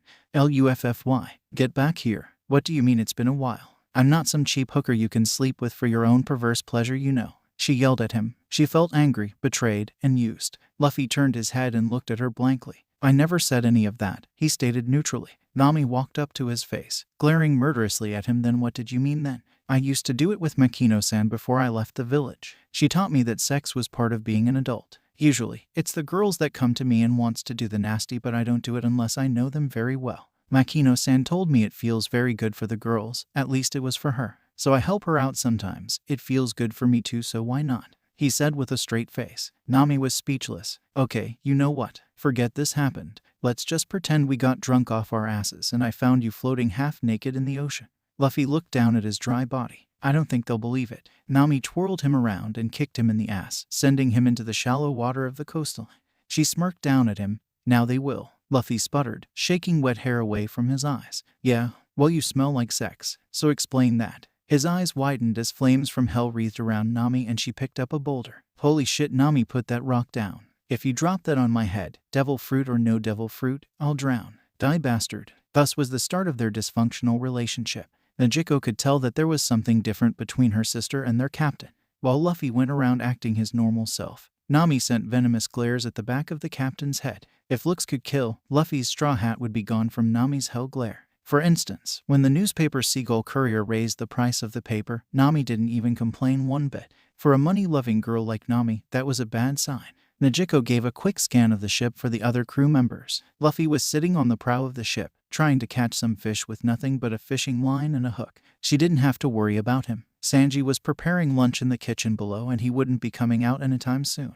Zoro was sleeping in the crow's nest up on the mast. She doubted he would get up anytime soon. That left Usopp, who was working on his new chili sauce. She sauntered over. Usopp, what are you making? The sharpshooter eyed the bright red concoction he whipped up and stood up. This is my revised ultimate hellfire sauce. If it gets into someone's eyes, they will be in pain. Usopp slipped on a rolling tangerine that just happened to have fell off the trees and spilled the liquid over his eyes. He screamed in horror and pain as flames shot from his eyes. Wasting no time, he ran into the cabin to wash his eyes out, leaving Nami alone with her at last. Okay, spill it, Nami. What's going on between you and Luffy? You were fine one day and the next, you're out to kill him. Najiko cornered Nami behind the tangerine trees. Nami looked away. Nothing happened. Stop trying to deny it. I can tell when something is bothering you. Just tell me. You know you can trust me. Nami sighed, knowing that once Najiko used that argument, there was no way she could hold back from telling the truth. Well, I slept with him. Najiko was speechless. She thought they originally had an argument over the decision to let her join, but instead they had sex.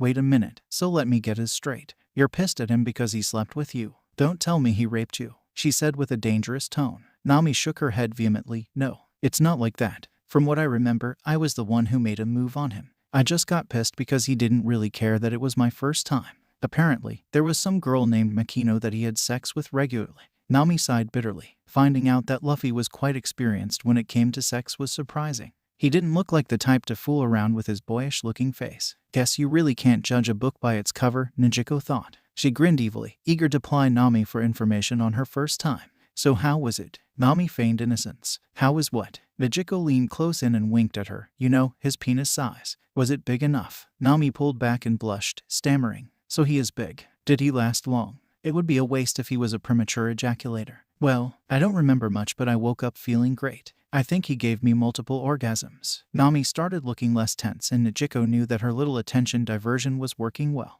Now for the final nail in the coffin. Does this mean you want to do it again with him? Nami immediately protested. No way. He even offered to find him if he wanted me to do the nasty with him again. There's no way I'm going to let him have his way, especially not with his nonchalant attitude. Her sister chuckled slyly. Aha. That means once he takes it seriously, you won't say no, right? Nami spluttered, exasperated with the verbal interrogations. It was time for some counter punches. Oh yeah, what's with you and this green-hair swordsman I know? Is there anything going on between you two? This time it was Najiko's turn to blush. Nothing yet, but I do kind of like him. There's just something about him that draws me to him. I like his seriousness, the danger that hangs around him, and his attitude in general. He's very straightforward and proper, but once I start using my tricks on him, let's see how long he can keep his cool. Nami grinned like a shark. Admit it, you just want to see his flustered face, don't you? There was nothing Najiko could deny. She and Nami knew each other too well. Growing up the way they did, there are no secrets between them because they had only each other to rely on. I see it. Log Town. Luffy's excited voice snapped them out of their moment as the rest of the crew gathered to observe. There was admiration in Luffy's eyes, and the rest of the crew could hear the awe in his voice when he spoke. This is the town of beginning and end. This is where the Pirate King was born and put to death. When I sail around the world and come here again, I will be the Pirate King. Nami clapped her hands to get their attention. Okay guys, since Zoro over here has a bounty on his head, we're going to have to keep a low profile. Everyone partner up and meet back here at the end of the day. Pick your partners now. Najiko edged over to Zoro's side and Nami stood next to Luffy. Sanji and Usopp looked at each other. I need 2 swords for replacement. How am I going to get them? They'll know it's me if I ask for 2 more swords. Zoro felt uncomfortable without all 3 swords. With 1 sword, he was down to 40% of his fighting capabilities. Luffy raised his hand. Oh, I'll get them for you. You need 2 really good ones, right? If I can't find 2, you can get better ones at the Grand Line. Zoro sighed. He didn't feel comfortable without all 3 swords, but there was no helping it. All right, Sanji and Usopp team up and get the supplies for the journey. Zoro and Najiko, we'll meet up at the podium where the Pirate King was executed and then leave. Najiko stopped them and rolled out a portable rack. Hang on. This time, you all have to wear the outfits I designed for you. It may be simple, but if you want anyone to take you seriously, you can't look like some country hicks. Take a look and see if you like it. For Luffy, as a captain, he needs to look more respectable. Because of the high possibility that the clothes are going to be destroyed in a fight, it has a simple design, so making a replacement would be easy. A white short-sleeved button-up shirt on the bottom followed by a dark vest over it. Embroidered onto the vest will be our trademark straw hat insignia. Try it on with the dark long pants and the leather shoes. Luffy started stripping, but a death glare from Nami made him pause and go inside to change. When he walked back out, the very atmosphere around him changed. Without the red vest and blue shorts, Luffy actually looked decent. Luffy was the epitome of youth and vigor compressed into the form of a young man. With proper clothing on, they were reminded of the reason they followed him in the first place. There was a charismatic charm Luffy possessed that compelled them to him. The vest and dark pants went a long way of bringing out his natural grace. Nami felt her heart flutter at the sight. Luffy was undeniably handsome. Luffy stretched a bit, bouncing on the balls of his feet to test the maneuverability of the clothing. It's good. I can move easily in this. Thanks a lot, Nijiko. She nodded, pleased that Luffy liked the design. For Sanji, he already wears a suit, so he's good to go. What I can do is add the SH insignia onto your suit. For Usopp, that hairnet bandana has got to go. It's ugly. As a replacement, I chose a black baseball cap with the SH insignia. There's also a pair of rolled-up pants with red suspenders, and a pair of black cowboy boots. Instead of your yellow satchel, I made a red replica out of leather, and for accessories, a blue and white striped wristband. Usopp grabbed his new outfit and examined it eagerly. Cool. Thanks a lot. It sure beats these brown overalls. Nijiko nodded. I trust Nami well enough for her to pick her own style, but for Zoro, as the first mate, I'd say an official-looking attire would be nice. I made a suit for you. It's easy to move in and respectable looking. Now when people look at you, they won't think you're a bloodthirsty killer. Zoro frowned and crossed his arms. No, there was a pause. This was the first time someone voiced a complaint. But why? Nijiko felt her resolve shaken. Was there something wrong with her design? She made sure to put the most care into his attire. It's fine, but it looks too much like that crap cook suit. Sanji lashed out with a heel kick at Zoro, who ducked. You damn Marimo. How dare you make such a comparison? Luffy's voice cut through the air. Zoro, make up your mind. Are you going to keep wearing what you normally wear, or the suit that Nijiko made with her hard work? When the question was phrased like that, there was but one answer Zoro could give. I didn't say it was a bad suit. I'm just saying that Sanji makes me look bad in this. This is a great suit, Nijiko. He gave her a rare smile. Nijiko nodded and turned around to wipe her eyes. The last thing she wanted to do was to disappoint him. Okay, gear up, guys. We're at Log Town. What sort of fish is this? It was a huge fish, almost the size of a man. There was a little short trunk for the nose, but appearances aside, there was no doubt that it was tasty. The burly fisherman rubbed his hands together proudly. It's a beauty, isn't it? I fished her up myself from the South Sea. It's an elephant trunk tuna from the South Blue. Do you want a cut? Sanji thought for a moment, counting in Luffy's share. There wouldn't be enough unless he bought the full fish. Besides, there were a lot of new dishes he wanted to try out. No, I'll take the entire thing. The fisherman clapped his hands. How generous of you, sir. Usopp wandered off to the side. Wow, these eggs are cheap. Hey boss lady, can I get 3 dozen for 1,000 berries instead of 2,000 berries? Sanji shook his head as he watched Usopp haggle with the grocer like a housewife. After purchasing the needed provisions for a long journey, Sanji followed Usopp around as he went through thrift shops to buy odd items. Sanji looked at the packet of rubber bands and balloons that Usopp purchased. Do you really need this? Usopp nodded. All I need now are 2 frying pans and my ultimate weapon will be born. Also, I'll need some sniper goggles. Usopp eventually found a pair of sniper goggles that someone thought were swim goggles and purchased a headphone ear muffler contraption that he found muted noises. With that, they were all set and headed back to the Going Merry. Meanwhile, Luffy and Nami visited the weapons shop. A balding man with a crest-style haircut rubbed his hands eagerly. Welcome, dear customers. Please feel free to choose whatever you need. Old sword, new swords, we got them all because we've been in business for 200 years. Luffy looked around in awe. Indeed, the shop was stockpiled with every weapon imaginable. Wow, 200 years. Anyway, I need 2 swords. Money is not a problem. I want the best one you have. Ipin Matsu smirked. I'm afraid that you can't afford the best sword I have. You should choose 2 other swords. Luffy picked up a plain katana. These are no good. I need 2 really good swords. Just tell me how much it is for your best sword. Nami stepped on Luffy's toes and whispered, you don't need to buy good swords for Zoro. Just get him 2 normal ones. Luffy frowned at her. Zoro needs to have good swords. Normal blades won't let Zoro use his full capacity to fight otherwise. The bells to the front door chimed and another customer entered. It was a young lady wearing dark-framed glasses. She had short hair reaching to her chin and she approached the owner. Excuse me, I'm here to pick up my sword. Ipin Matsu reached under the counter and handed over a katana with an elaborate sheath. Luffy had stars in his eyes. Wow, lady, you have a really nice sword. Owner, I want something like this. The lady in question smiled. This is a Wazamano grade sword called Shiger. It might not be one of the 50 skillful grade swords, but it is still a very nice sword. Luffy picked up a random sword and tested the edge. These aren't good enough. Can you pick a sword for me? I don't really know much about them. He laughed awkwardly and rubbed the back of his head. Nami added in her 2 cents. Check the 50,000 berry swords first. We don't have a lot of money. Luffy was about to speak up, but Nami stepped on his foot hard. Luffy winced. He needed to ask Nijiko to put some steel protection on the toe section later. The lady gasped and held up a sword. Cross-referencing it with the book she had, she turned to the owner. This is the Sandai Kaitsu. This is a historic sword. How can it only cost 50,000 berries? In the past, the Shodai Kaitsu was the best, followed by the Nidai Kaitsu.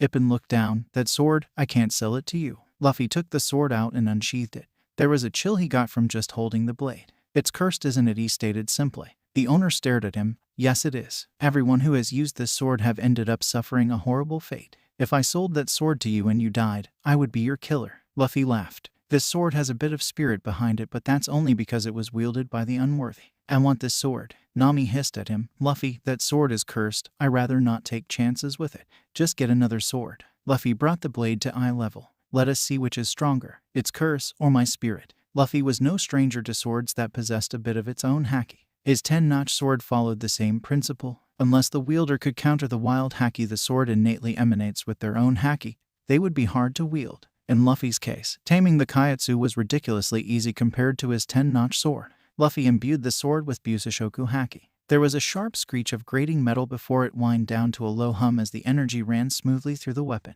Luffy grinned broadly, so he could channel haki into normal weapons. He had never really tried it before outside of his own items. I'll take this. Can you pick another sword for me? Ippin slammed his hands down on the table. Wait. He rushed back into the back area and came out with a beautiful sword. The sword was sheathed in a black lacquered holder and was simple decorated, but one could tell it was a good sword.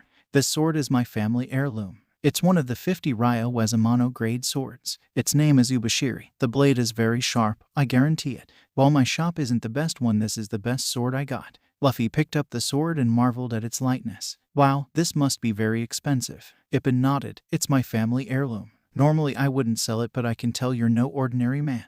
I'll part with it for 2 million berries. Nami gasped. That's a rip-off. Luffy laughed. Since it's a family heirloom, why not? He reached into his back pocket and pulled out 2 big stacks of cash, each bundles of 10,000 berry bills. Nami whacked Luffy over the head. Where did you get that money? Luffy smiled nicely at her. I earned it. This is my portion, isn't it? Nami sighed. Luffy was really adamant about the 50% treasure tab rule. Thanks for the swords. Luffy turned to the lady who helped pick out the Kaitsu. You too, lady. You helped me a lot by finding the Kaitsu. My friend will be happy that he has these awesome swords now. Tashigi blinked. You mean those swords aren't for yourself? Luffy grinned. No, my friend broke his swords and I'm helping him get some new ones. What's your name, by the way? I never thanked you formally. Tashigi adjusted her glasses and gave him a half bow. Tashigi, it was nice to meet you. And you are. Luffy propped the katanas over his shoulder and gave her a parting wave. I'm Luffy. Monkey D. Luffy. Zoro grumbled as he leaned against the execution platform where the Pirate King was executed. He was sure Luffy would come directly here after buying his swords. Nijiko had purchased him goggles with a green tint for shades in order to hide his identity, but as it, people were already starting to look at them. Nijiko had bought a lot of raw materials so she could work on their clothing and changed into a dark dress with slits running along the sides to her thighs. It had a low-cut V neckline that showed off Nijiko's tattoo and emphasized her natural assets. Needless to say, many young men stopped to gawk at her beauty. Nijiko ignored them and crossed her legs elegantly while they sat and waited for Luffy. A lot of young ladies also stopped nearby and giggled at each other while they glanced at Zoro. The suit had really done a lot to bring out Zoro's natural charisma. He had a serious, nonchalant attitude that had girls crooning over his scowling face. There was a sudden explosion that had Zoro on guard. He unsheathed his sword and stood in front of Nijiko to guard her. As the smoke cleared, he recognized the pirates that had invaded the plaza. There was no mistaking that big red nose. It was Buggy the Clown. Zoro growled. There couldn't have been a worse matchup. With Buggy's devil fruit powers, his sword was useless. Buggy laughed nefariously while throwing his hands into the air. R-O-R-O-N-O-A-Z-O-R-O. Where is your captain, the straw-hatted brat? Behind Buggy was his crew from last time, except the lion was missing. But there was one additional person he did not recognize. It was a fairly beautiful lady with dark hair, but she was wielding a heavy iron mace the size of her body. She chuckled and walked up to him. I hear you know where Luffy is. I've been wanting to see him. Zoro pointed his sword at the girl's neck. Who are you and what do you want with Luffy? She sighed dreamily and held her cheek. How can I forget the first man to strike my cheek? I can still feel the power he had when he struck me. The swordsman narrowed his eyes. If she had Luffy were enemies and she teamed up with Buggy, he would have to get rid of her first. He lashed out, intent on slashing her throat with one blow. The blade reached the lady's neck and slipped across the surface without leaving any cuts. Zoro leaped back and narrowed his eyes in annoyance. There was no doubt about it. The lady was a devil fruit user that prevented her from receiving cuts. My name is Alvida and I ate the smooth fruit. No matter how you hurt me, I will not be able to be scarred on my beautiful skin. Things were getting bad. He was up against 2 devil fruit users that negated his sword abilities, and on top of that he had to guard Nichiko also. If he had 3 swords, it would be easier to handle them all, but he only had 1. Pretty soon, the Marines will hear the commotion and send someone to capture him for his 40 million berry bounty. Where was Luffy? A lone Marine rushed through the base and slammed open the door to his superior's room. It's an emergency, Major Smoker. Pirates have invaded the execution plaza. The Marine gulped nervously as the stack of stones collapsed. The lone man sitting in the dark room glanced sharply at the new arrival. "EMR emergency, sir." Major Smoker sighed and puffed on his cigars. "I was careful this time, but no luck. I have my own style of doing things, don't you think? Give me a report on the pirates." He pulled on his white jacket with the kanji for justice on the back and strapped on his sea-stone tipped jut. "Send the first unit to the plaza edge to cut the pirates off and order the rest to shoot from the surrounding buildings." He strode down the street until a little girl ran into his leg, spilling 3 scoops of ice cream. He looked down at her and she looked up with teary eyes. "And my ice cream." The father immediately apologized. "Major Smoker, I'm sorry for my daughter's carelessness." Smoker knelt down ominously and put his hand on the girl's head. Everyone was wondering what he was going to do. Was he going to hit the girl for getting in his way? Much to the surprise, Smoker did the opposite. He dropped several coins into the girl's and smiled gruffly. "I'm sorry, little girl. My pants ate up all your ice cream. Go and buy 5 scoops this time." A young female voice called out. I'm sorry I'm late, Smoker-san. I went to pick up my sword. It was Sergeant Tashigi." Smoker yelled at her. "Don't take so long next time. You're a disgrace to the Marines." Tashigi winced. "I was helping someone pick a sword and got carried away. It won't happen again next time, sir." Smoker nodded and motioned for her to follow. Keeping up with his long strides, they made their way to the temporary Marine setup that overlooked the town center. Status report. The Marine handed Smoker and Tashigi binoculars. At the moment, the civilians are being forced to stay hostage. There are 3 confirmed bounties: Alvida the Silver Bludgeon, Buggy the Clown,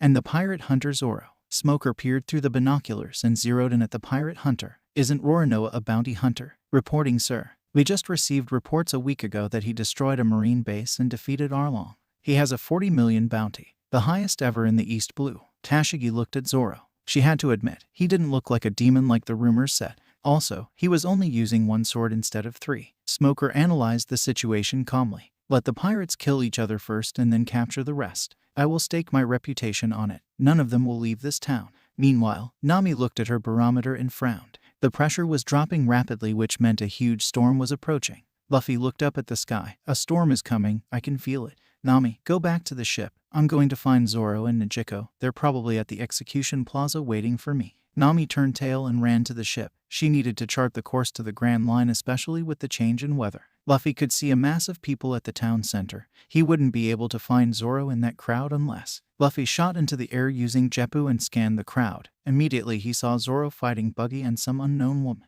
Using the path of lightning, Luffy zigzagged through the air before dropping to a stop on top of the execution platform. Wow, so this is what the Pirate King saw before he died. "Hey Zoro, do you need any help?" The fighting came to a pause and they all looked up at the platform. The Marines looked at Luffy and started shouting. "Major Smoker." A young man appeared out of nowhere on the execution platform. Smoker moved the binoculars to look at the young man. He was dressed in a dark vest and long dark pants. There was nothing odd or particular about him except his straw hat. Smoker couldn't place the face with any bounties. "Who is he?" The other Marines flipped through the bounty list. "We don't know, sir. He doesn't have a bounty." Tashigi took a look and gasped. "That's the person I helped pick out swords for earlier. He said his name was Monkey D. Luffy." Smoker racked his brain. "Never heard of him." Luffy waved at Buggy. "Hey Big Nose, it's good to see you again." Buggy shot his hand like a cannon, 3 daggers clasped firmly between the fingers. "Don't call me that." Luffy merely chuckled before backhanding the daggers away with his Yata no Kagami. He tossed the 2 swords to Zoro. "Hey, I got your swords. See if you like it. One's Sandai Kaiatsu and the other is Yubashiri." Zoro pulled out the swords and grinned deeply. They were excellent blades. "Oh Luffy, it's so good to see you again," Alvida said. Luffy cocked his head to the side. "Who are you? I've never seen you before." The woman smiled. "It's me, Alvida. I ate the smooth fruit and lost all my acne, but my beauty remains the same." Luffy waved his hand as if slapping away the lies. "No, that's not exactly the problem. addressing Zoro. Luffy took in the marvelous sight of the town and smiled at the spectators. Zoro, break a path through and take Nijiko and her things to the ship. I'll handle it here. Zoro nodded and slashed through the pirates barricading their way out. He grabbed Nijiko and her purchases and dashed away. Buggy and Alvida let him leave. Their goal was Luffy. The dark-haired captain grinned and spread his arms. There are things that humans cannot stop. A human's will, a dream, and the change of an era. As long as human long for freedom, he surely can't stop these things. And I am the man that is going to become the greatest pirate of all time. Even greater than Gold Roger. The spectators looked up in awe. That kid came here with a big dream. Luffy stood there proudly, radiating youthfulness and vigor. Among those in the crowd, although no one voiced it, they truly believed that the kid just might be able to do it. Buggy growled, "Nonsense, you'll die here right now for disrespecting the great Buggy-sama." Luffy shrugged and kicked off against the platform. He zoomed through the air like a cannon towards the ground. The people screamed, "He's going to hit the ground." 2 feet away from impact, Luffy altered his trajectory by kicking off empty air, sending him dashing straight in both Alvida and Buggy, stunned by the sudden change in direction. They were unprepared when Luffy closed the distance in a blink of an eye. He punched Alvida in the stomach with his left hand, the core covering the knuckle portion of the fist. Alvida could feel her resistance to the punch fading and the feeling of weightlessness. Not again. The force of the punch sent her flying backward, knocking over 10 men before she came to a stop. At the same time, Luffy used his Shigen with his right hand and stabbed Buggy near his shoulder, right under the collarbone. It was a non-lethal attack but still painful. There was no time for Buggy to split and dodge the attack. Luffy wiped his finger off on Buggy's cape. "All right, it was fun playing with you too. I got to go to the Grand Line now. Maybe I'll see you there." He gave them a parting wave and performed several cartwheel flips in midair to jump over the crowd and took off. Smoker growled, "Get Buggy and Alvida. I'll follow that Straw Hat Brat and Zoro myself. Get the billow bike ready." The Marines used sea-stone-laced steel nets to capture Alvida and Buggy, who were both down on the ground. Surrounded by countless Marines, the Buggy crew quickly surrendered and allowed themselves to be tied up. Tashigi raced through the back alleys. She had to get to Roronoa Zoro. In his hands, he had 2 named swords. There was no way she could allow him to use the sword for evil purposes. She cut across the alley into the main street where the pirate hunter was running. She unsheathed her sword. "Roronoa Zoro, I will not allow you to use those swords for evil." Zoro skid to a sudden stop with Nijiko. The lady's resemblance to Kuina was uncanny. Was it such a small world that he would meet a girl who looked like Kuina and is a swordsman at that? This meeting must have been arranged by the gods. Nijiko, head back to the ship first. She was about to protest, but she knew that it would be no good. Once Zoro set his mind on something, he wouldn't stray from his goal, and right now he wanted to cross blades with the other woman. Nijiko gathered her cloths and threads and ran to the harbor. The 2 swordsmen stood opposed to each other, letting the rain soak into their skin. Luffy caught up to Zoro, who was having a glaring contest with the lady from the weapon shop. "Tashigi, what are you doing here?" Zoro turned to his captain in surprise. He knew the woman. Tashigi glared at Luffy. "You're in the cahoots with the pirate hunter, aren't you? You tricked me into picking those swords for you." Her accusations were misguided. He didn't really lie to her per se, but he hadn't told her the full truth either. "I didn't trick you. I was getting 2 swords for my friend." She glowered. "It doesn't matter. I'm taking those swords back." Zoro unsheathed Kuina's sword from the pearl-white sheath. Tashigi felt her jaw drop. He had the Wado Ikemanji. With that sword, he has 3 named swords in his possession. "The Wado Ikemanji, I'll take it from you." Zoro equipped all 3 swords. Not a chance. Tashigi had heard rumors that the pirate hunter used 3 swords, but seeing it in action was different than hearing stories. How was it possible to use 3 swords effectively? Zoro paused and dashed forward suddenly to attack. Her eyes widened as he suddenly reappeared before her and slashed. She parried his strike, but the force of his attack left her hands numb. The sheer power behind his blow was immense. If not for skills, she was pretty sure he could overpower her with strength alone. She grit her teeth and countered by slashing rapidly with her sword. It was not all about strength. Speed was important also, but Zoro had the advantage in the number of swords. He blocked all of her attacks with the 2 swords and suddenly turned his head. Katana clenched tightly between his teeth. She yelped and narrowly avoided being skewered. His 3-sword style was effective and dangerous. Zoro had her sword in a pincer grip, and with a jerk, her sword went flying out of her hand. She rushed forward to pick it up but stopped when a katana embedded itself into the concrete wall, an inch away from her throat. "Why won't you kill me? Is it because I am a woman?" Zoro sheathed his swords and ripped the sheath from her belt. "I did not fight you to kill you. You resemble my deceased friend. She was a swordsman like you, but she didn't let things like gender stop her. I fought you thinking you could offer me a challenge, but it was a mistake. You can't compare to her." He bent over and picked up her sword. She rushed forward. "What are you doing?" He pushed her back, making her stumble onto the floor. If you want this sword back, find me again and show me some improvement. Show me that Jenner doesn't prevent you from becoming great." Her tears mixed with the falling rain. "I'll definitely find you Renoa Zoro, and when I do, I'll take everything back." Zoro didn't even turn back. He walked on with 4 swords strapped to his waist. Luffy skid to a stop when a marine stood in his path.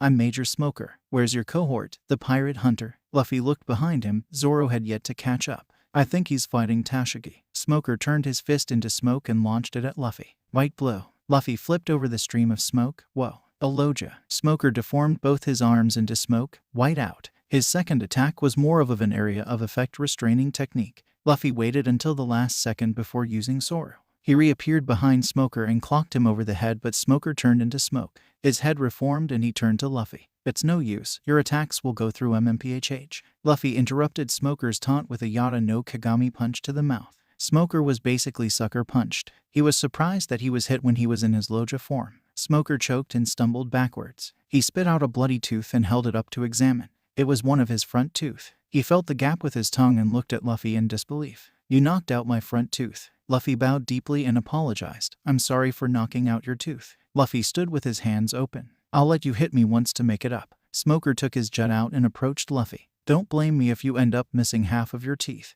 Luffy gave him a cheeky smile and showed him a mouthful of pearly whites. Smoker felt the vein at his temple throbbing, and he grabbed his jet with both hands and swung it like a baseball bat right at Luffy's mouth. It impacted and sounded with a resounding clang. Luffy grabbed his mouth and winced. Even with his Tekai activated, it still hurt a lot. Smoker was stronger than he looked. "Okay, you got a free shot. So we are even now." Smoker just looked at the dark-haired youth blankly. He was pretty sure he swung with full force, so why wasn't any of the brat's teeth falling out? He swung again just to make sure he wasn't dreaming. Luffy ducked and snatched his hat out of harm's way when Smoker attempted a second swing. "If you want to play dirty, I'll do the same." Luffy stood up with his fist at ready, making Smoker glance nervously at Luffy's left fist. Luffy cocked his hand back and Smoker turned his automatic defense onto full blast, ready to dodge. What he didn't expect was for Luffy to kick him in the balls. He clutched his kantamas and sank to his knees. "Why, you be bastard." Luffy sighed and looked down at Smoker. "You Logia users over-rely on your auto-defense too much. A little bit of hacky and bam. If you have time, ask around about the color of armament." Zoro appeared just when Luffy finished his lecture. "What's up with him?" Luffy smiled. "Nothing much." "Hey, is that a new sword you got?" The swordsman nodded. "Yeah, I took it off the marine girl." Luffy frowned. "That's not nice. She did help find the other 2 swords." Zoro shrugged. "If she wants it back, she will have to find me." Smoker forced himself to his feet, but both his hands were still clutching his family jewels. "Who are you exactly? Why are you so strong?" Luffy crossed his arms. "My name is Monkey D. Luffy, captain of the Straw Hat Pirates, the mysterious boss of the pirate hunter, Roronoa Zoro. Mark my words, Monkey D. Luffy. Even if you got to the end of the world, I'll find you and your crew." Luffy just laughed and left with Zoro, leaving Smoker there smoking mad. There was a raucous laughter from the rooftop. Smoker spun around to find C, who dared to laugh at him. His eyes widened and the cigars dropped from his mouth. "You, the world's looking for you. What are you doing here?" Monkey D. Dragon looked down from the roof at the marine. "I came here on vacation. Can I not visit the place where Gold Roger was put to death? At the same time, it was great seeing you get your balls kicked in." Smoker sent a fist at Dragon, who disappeared with a swish of his cloak. "That's what you get for getting in the way of a man's journey. Farewell, foolish marine." Smoker slammed his fist into the ground. Damn it, he vowed an oath. He would not stop until he had the brat in cuffs. The storm was picking up, the wind stretching their sail taut. It was almost a hurricane-level storm. The winds were blowing over 100 mph, the rain coming down in sheets. Needless to say, visibility was limited to 20 feet ahead of them. Luffy was looking back at Log Town where the winds were blowing them away from. "I can feel it. This isn't a natural storm." Sanji spat out his wet cigarette. "You mean someone made this storm appear? How is that even possible? Can devil fruits even do that?" Natural or not, it was depriving him of his nicotine. It always made Sanji edgy when there were storms. It reminded him too much of the past.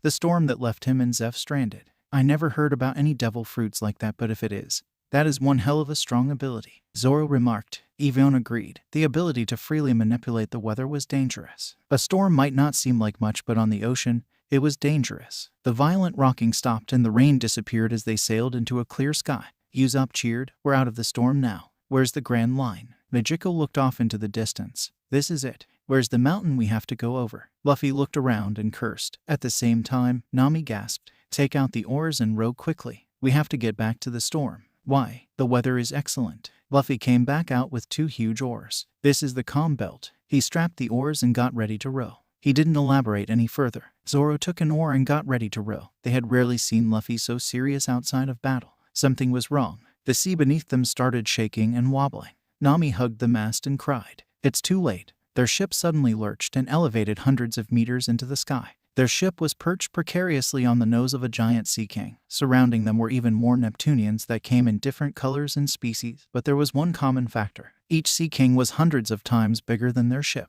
Usopp fainted into blissful darkness, foaming from his mouth. Zoro and Sanji both grabbed an oar got ready to row once the Sea Kings dived. But things never go accordingly to plan. The Sea King sneezed and sent the ship flying. Everyone grabbed a hold of something as they plummeted down.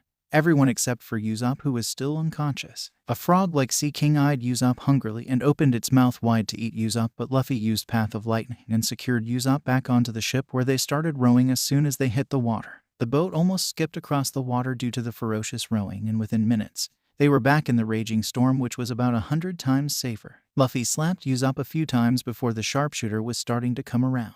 Giant Sea Kings, are we dead? Nami hugged her knees, still shaken by the close encounter. Do you understand now why we have to use the entrance? That was one of the calm belt that sandwiches the Grand Line in the middle. It's a sea that has no wind, meaning sails are useless, nothing but giant Sea Kings. Luffy squinted his eyes. Nami, is that light the guiding light to the entrance? Nami looked up. The lighthouse had shone the light at the red line. The entrance was close. That's the entrance. We're close by. Once I adjust the route, we'll be there in no time. Sanji pulled out a barrel of rum. Before use the entrance, let's start the ceremony for entering the sea. He planted the heel of his foot on the top of the barrel. I want to find the all blue. It was a cool ceremony.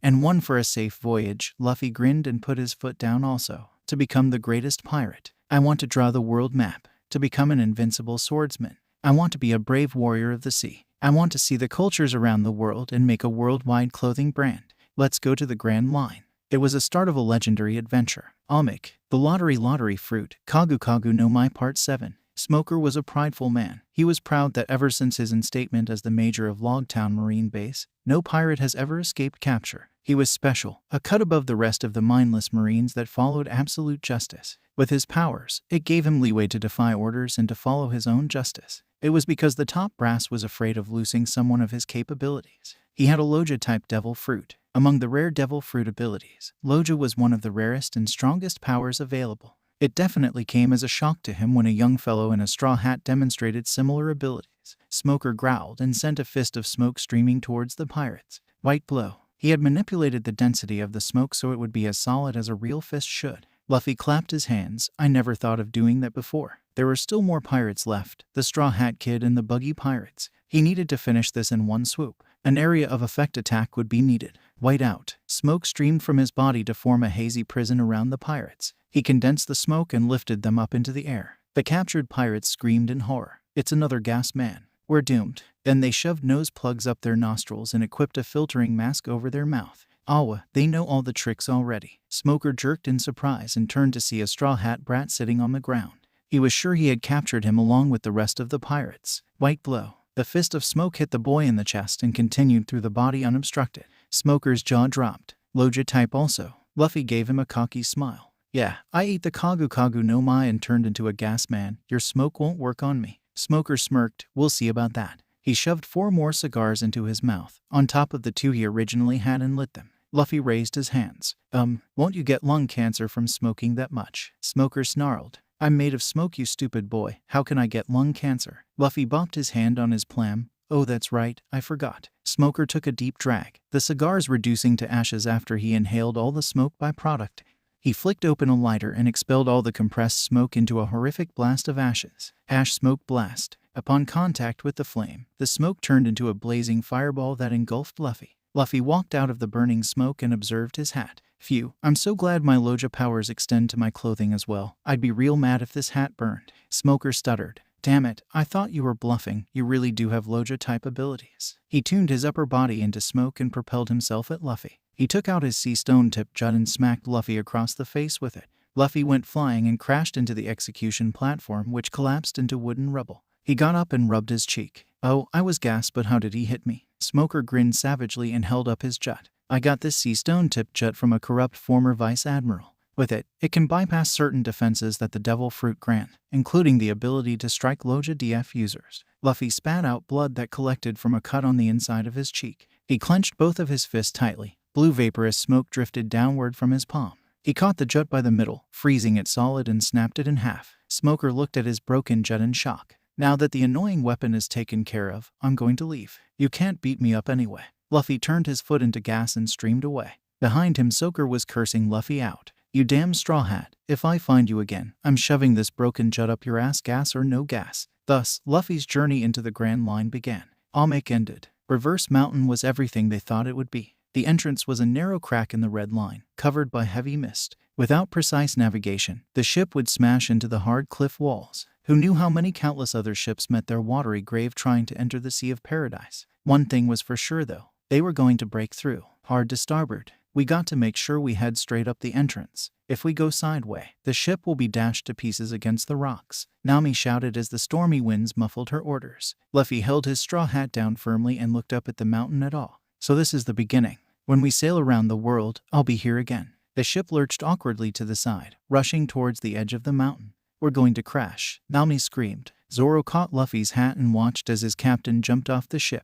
Bracing himself between the ship and the rock cliff, he pushed off hard against the side of the walls using rapid kicks. At the same time, he took the impact of the ship against his core to bring it to a complete stop. The force of his kicks pushed his body against the ship, veering it back onto the correct path. Awesome Luffy! Usopp shouted in relief. For a moment, Usopp thought that their journey would end before it even began. The sea was not a kind place. Turbulent waves and currents could capsize a ship easily. If this was only the entrance, what would the actual ocean be like? It was by far the most dangerous sea, but one thing was for sure, it was an ocean filled with adventure. They all clung to the railing as the ship shot straight up the mountain with rapid speed. There was a moment of breathless silence as they reached the top. The stray droplets of water seemed to freeze in midair as they paused for a split second, before dropping down full speed to the other side. The four currents from the different seas met at one point and combined into one stream, the start of the Grand Line. Sanji squinted into the foggy distance. Nami, is there another mountain that we have to cross? Nami looked at her map. Impossible. It's geographically impossible for there to be another mountain ahead.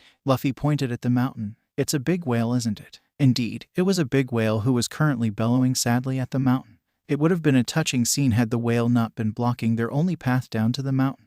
We're going to crash. Try to make it to the side. Zoro, Sanji, and Usopp tugged at the rudder, tilting the ship to a small exit, but under the strain, the rudder snapped. To the rest of the Straw Hat crew, it appeared that death was certain, but Luffy was not the one to back down. He glared at the oversized whale that most likely didn't even know they were there. He harnessed his will and imposed it at the whale. Move. It was a wild burst of Heishoku Haki. It rippled from Luffy into the air, generating a rippling shockwave-like effect. The Straw Hat crew, due to their close proximity to Luffy, lost hold of their consciousness. Zoro was the last to drop. Through his own willpower, he knelt on his knees and looked at Luffy's back for a few seconds before his vision blurred and he fainted. Laboon felt the wave of Haki and flinched backwards. His natural instincts were telling him to move out of the way before a superior power. The ship came to a stop near the bottom, free from the danger of crashing into the whale. Luffy looked at his nakama and groaned. He was still shit at controlling his Heishoku Haki. There was almost no point in using it if it knocked out his friends too. He sighed. If they had such an adverse reaction to this Haki. He was afraid of what would happen if he used his other Haki. Much to Luffy's wonder, the side of the whale opened and an old man sailed out. He had exotic hair. It looked a lot like flower petals. He looked hardly at Luffy. Who are you, young man? I felt that burst of Haki from even within Laboon. You are no ordinary man. Luffy broke out into a wide smile. I'm Monkey D. Luffy. So the whale's name is Laboon. That's awesome. He's a very big whale. Also, you're no ordinary old man either. You took my Haki like it was nothing. The old man crossed his arms and smirked. I'm Crocus, the keeper of the lighthouse here. I've been on a pirate ship a few years as a doctor, and I guess you can say I've seen a bit. But I do have to thank you. That burst of Haki knocked out these two idiots that wanted to attack Laboon from inside. He nudged the two bounded figures at the bottom of his ship. One of them was a young lady with blue hair and a rather hypnotizing dress that drew his sight to her chest. The other was a young garish-looking man with a fake-looking crown on his head. What did they try to do? Crocus sighed and looked at Laboon. They wanted to kill Laboon from the inside and use his whale meat to feed their village. I can't grudge them for trying to help their town, but Laboon has been with me for 50 years and I can't just sit around and watch him die. Laboon keeps bashing his head against the red line because 50 years ago, a group of pirates left him here and promised to return. I searched the seas for them, but I received news that they made a desperate escape through the clam belt. I guess the sea was just too much for them." Luffy clenched his fist. How can they do that to him? They made a promise. Laboon lurched forward suddenly, sending rippling waves. He bashed his head across cliff edge of the red line, eliciting a gasp of surprise from Luffy. Crocus cried out desperately for Laboon to stop. Luffy growled and jumped off the Going Merry and zigzagged through the air to where Laboon was bashing his head. He punched out, his Yata no Kagami landing straight onto Laboon's nose. Unfortunately, it had the fine effect of flicking a finger against the forehead.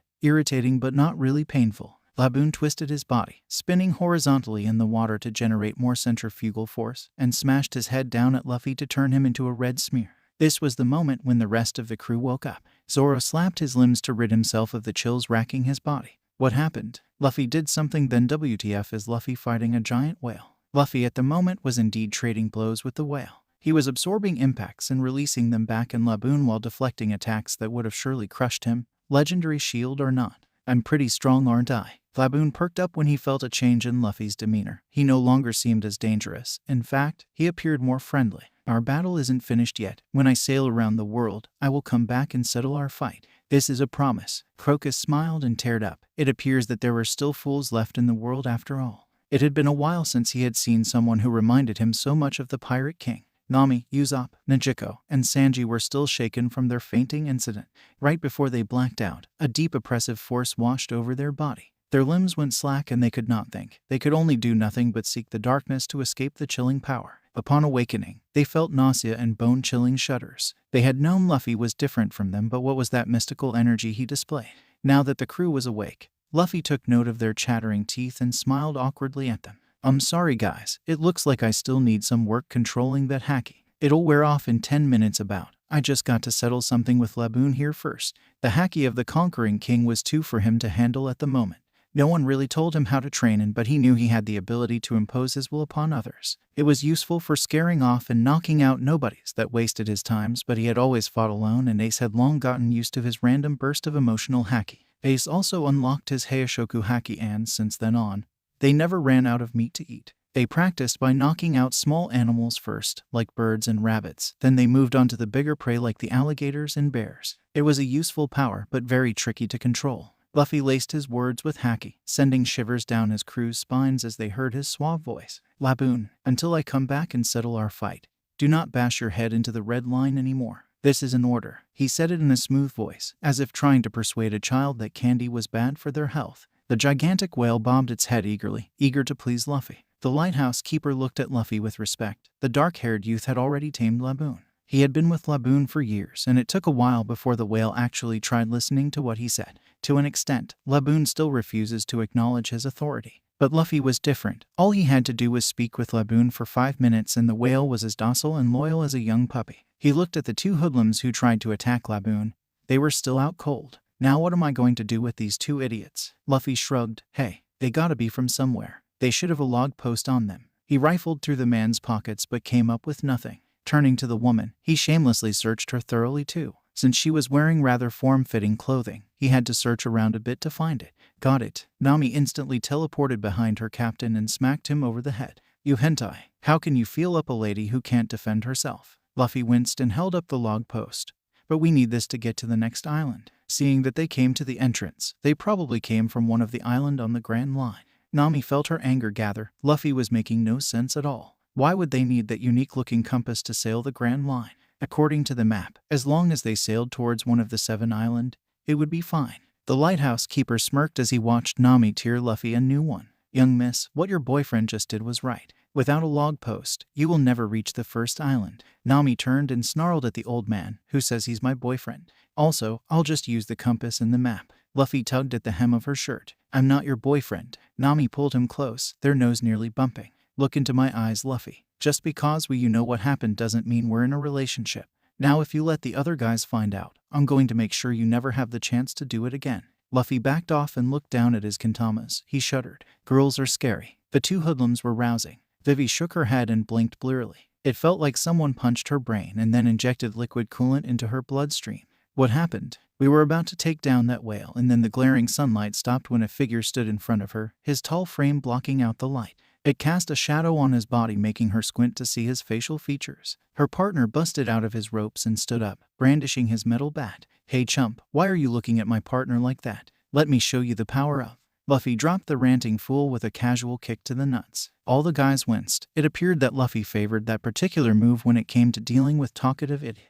Zoro made a mental note to speak with Luffy about that move. It was an insult against all men and an unrefined move. Luffy grinned at them. "So I have your log post. You guys going to follow me or what?" Vivi snarled. "We'll just take it back from you then." She rushed forward to tackle the young man into the ground and wrest the log post out of his hands, but he merely sidestepped her attempt. She let out a sudden scream when she scrapped her hands after missing her target. Out of nowhere, Sanji gave Luffy a plowing kick to the head which sent the captain flying into the cliff wall. "You don't hurt ladies, you crude man." He turned to Vivi with hearts in his eyes and offered her his arm. "Oh my fair lady, are you all right? Ignore my unrefined captain over there." The said captain pulled himself free from the mini indentation, brushing dirt and small pebbles off his clothes. "Sanji, what the hell man? You got dirt all over Nichiko's new suit." Luffy stood up and pointed his finger accusingly at his cook. "You would hit your own captain over a girl." "That's it Sanji, we got pork." Usopp snickered and hollered back at Luffy. "It's we got beef Luffy." "Oh," Luffy turned to Sanji. "I got beef with you."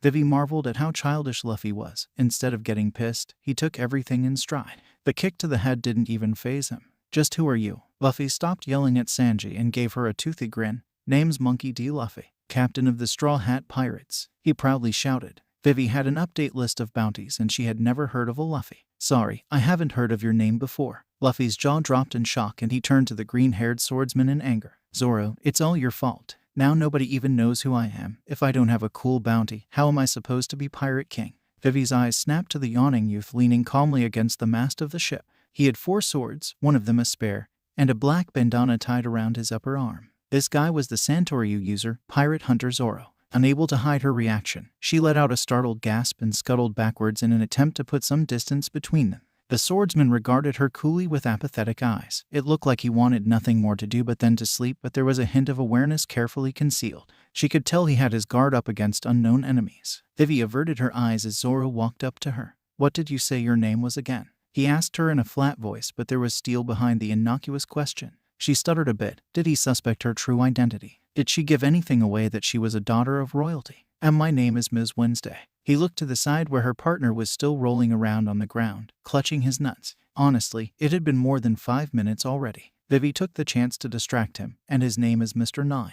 Zoro narrowed his eyes just a fraction of an inch. He had heard of those code names before. An organization comprised of only bounty hunters had once tried to recruit him. He counter-offered them with the requirement to be boss. The previous Mr. 9 tried to run him through with a sword and he took it as a challenge. A challenge that he won with blood. It seems that they assigned a new Mr. 9 and Baroque Works was on the move again. He would have to keep an eye on them. Nichiko pushed Zoro to the side with a bump of her hips. Ignoring Zoro's indignant look, she giggled and offered her hand to the other blue-haired girl. "Ignore the big teddy bear over here. He's always so high-strung. My name is Nichiko. It's great to meet someone with the same hair color as me, although a different shade." Vivi took her hand and smiled. It was true, she had rarely seen people with blue hair. While hers was more of an aquamarine blue, Nichiko had a violet blue shade. Before they could continue, they were interrupted by the scene of Luffy and the blonde cook trading kicks. "Damn it, you glutton. I made that elephant trunk tuna for Nami." Luffy did a cartwheel flip backwards to escape a roundhouse kick. "Sanji, you're taking this too seriously. It tastes so good so I just ate a bit." The cook growled, "A bit? You even ate the fish bones." Vivi deadpanned. Is it safe traveling with these people?" she asked. Nichiko merely laughed. "They might be a bit out of the loop, but they are the type you can trust with your life." The secret princess smiled sadly. It would be nice if she had people like that to rely on. "What the hell is wrong with this sea?" Nami moaned in despair as the smooth current somehow managed to reverse the ship 180 degrees backward. "I only took my eyes off the log post for a few minutes and we nearly sailed back to the lighthouse." Vivi smirked. "That's how it is with this sea. You never know what to expect." The orange-haired navigator tousled her hair in frustration. She had never felt so lost before on the sea. Everything she knew about navigation was unfounded by the Grand Line. The weather looked clear, the wind gentle on the sails. Luffy snapped his head up toward the approaching clouds. A whispering gut sensation told him a storm was coming, a cold one. On his way down to the storage captain, he smacked Zoro over the head and told him to wake up. He gathered everyone and dropped a load of shovels and 2 huge paddles onto the deck. What's with all the equipment? Are we going to dig? Usopp said as he picked up a shovel and took an experimental swing to test the weight.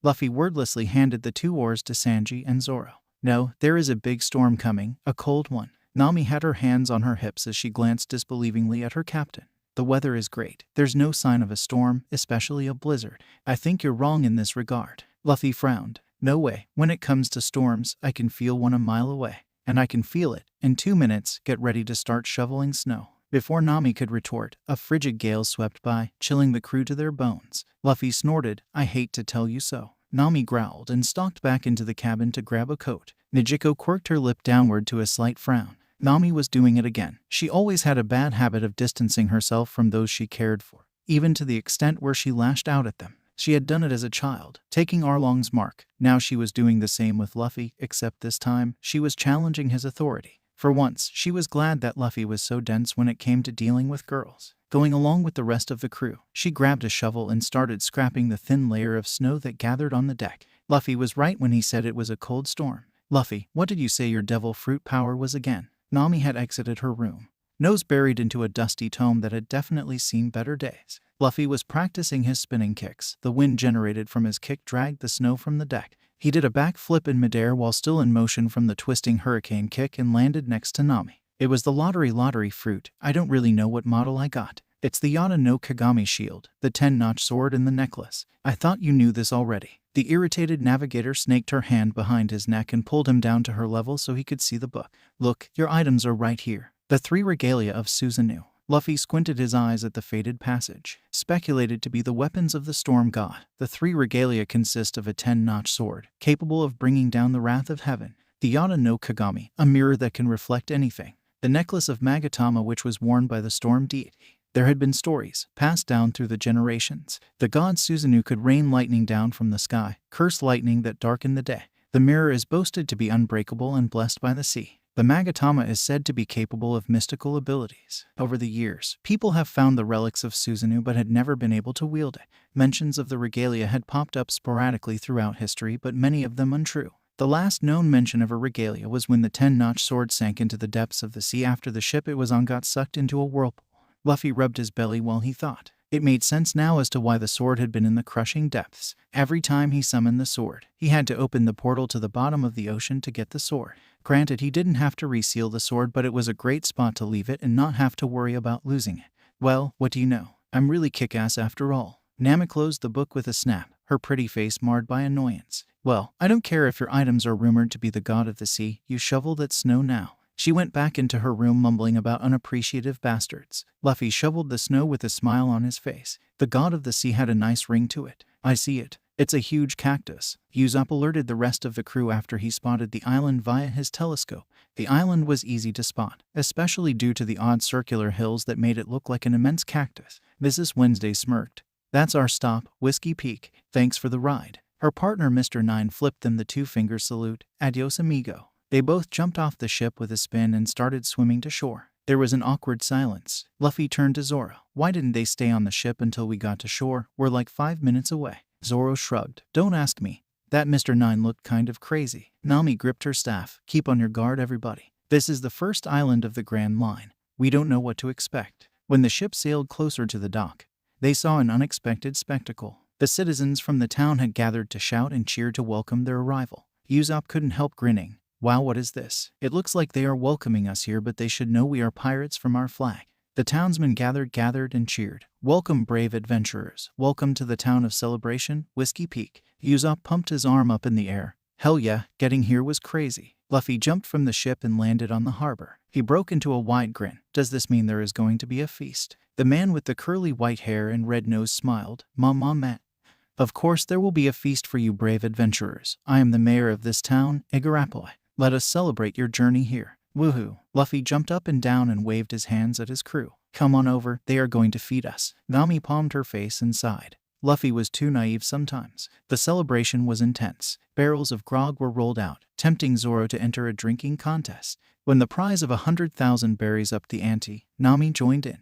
It was a wild night, full of festivity and music. Sanji felt right at home when he flirted with 20 girls at once. Even Usopp enjoyed himself, telling ridiculous stories and watching as his audience leaned in as to not miss a single word. Nezuko tagged along Luffy, watching her captain scarf down plates of food. The chef collapsed from the exhausting work while Luffy roared for more. She giggled as Luffy ate more and more. She had never seen her captain in action before. Granted, she knew he was strong, but never had she expected him to be so goofy. The second chef fainted and Luffy sat back with a content sigh. "Thank you so much, guys, but I'm full now." That was filling, but he didn't want to overdo it. He still needed some room for the alcohol. Luffy-san. Luffy turned to Nezuko. "Oh hey Nezuko-chan. You want some food too?" He picked up a half-eaten drumstick and poked it. "I think this is still good." She laughed and shook her head. "Thank you, but I'm fine. I actually want to ask you for a favor." Luffy shrugged and popped the drumstick into his mouth, pulling out the bone which was picked clean of meat. "Sure, just ask me and I will help. I want to be strong. Please train me, Luffy-san.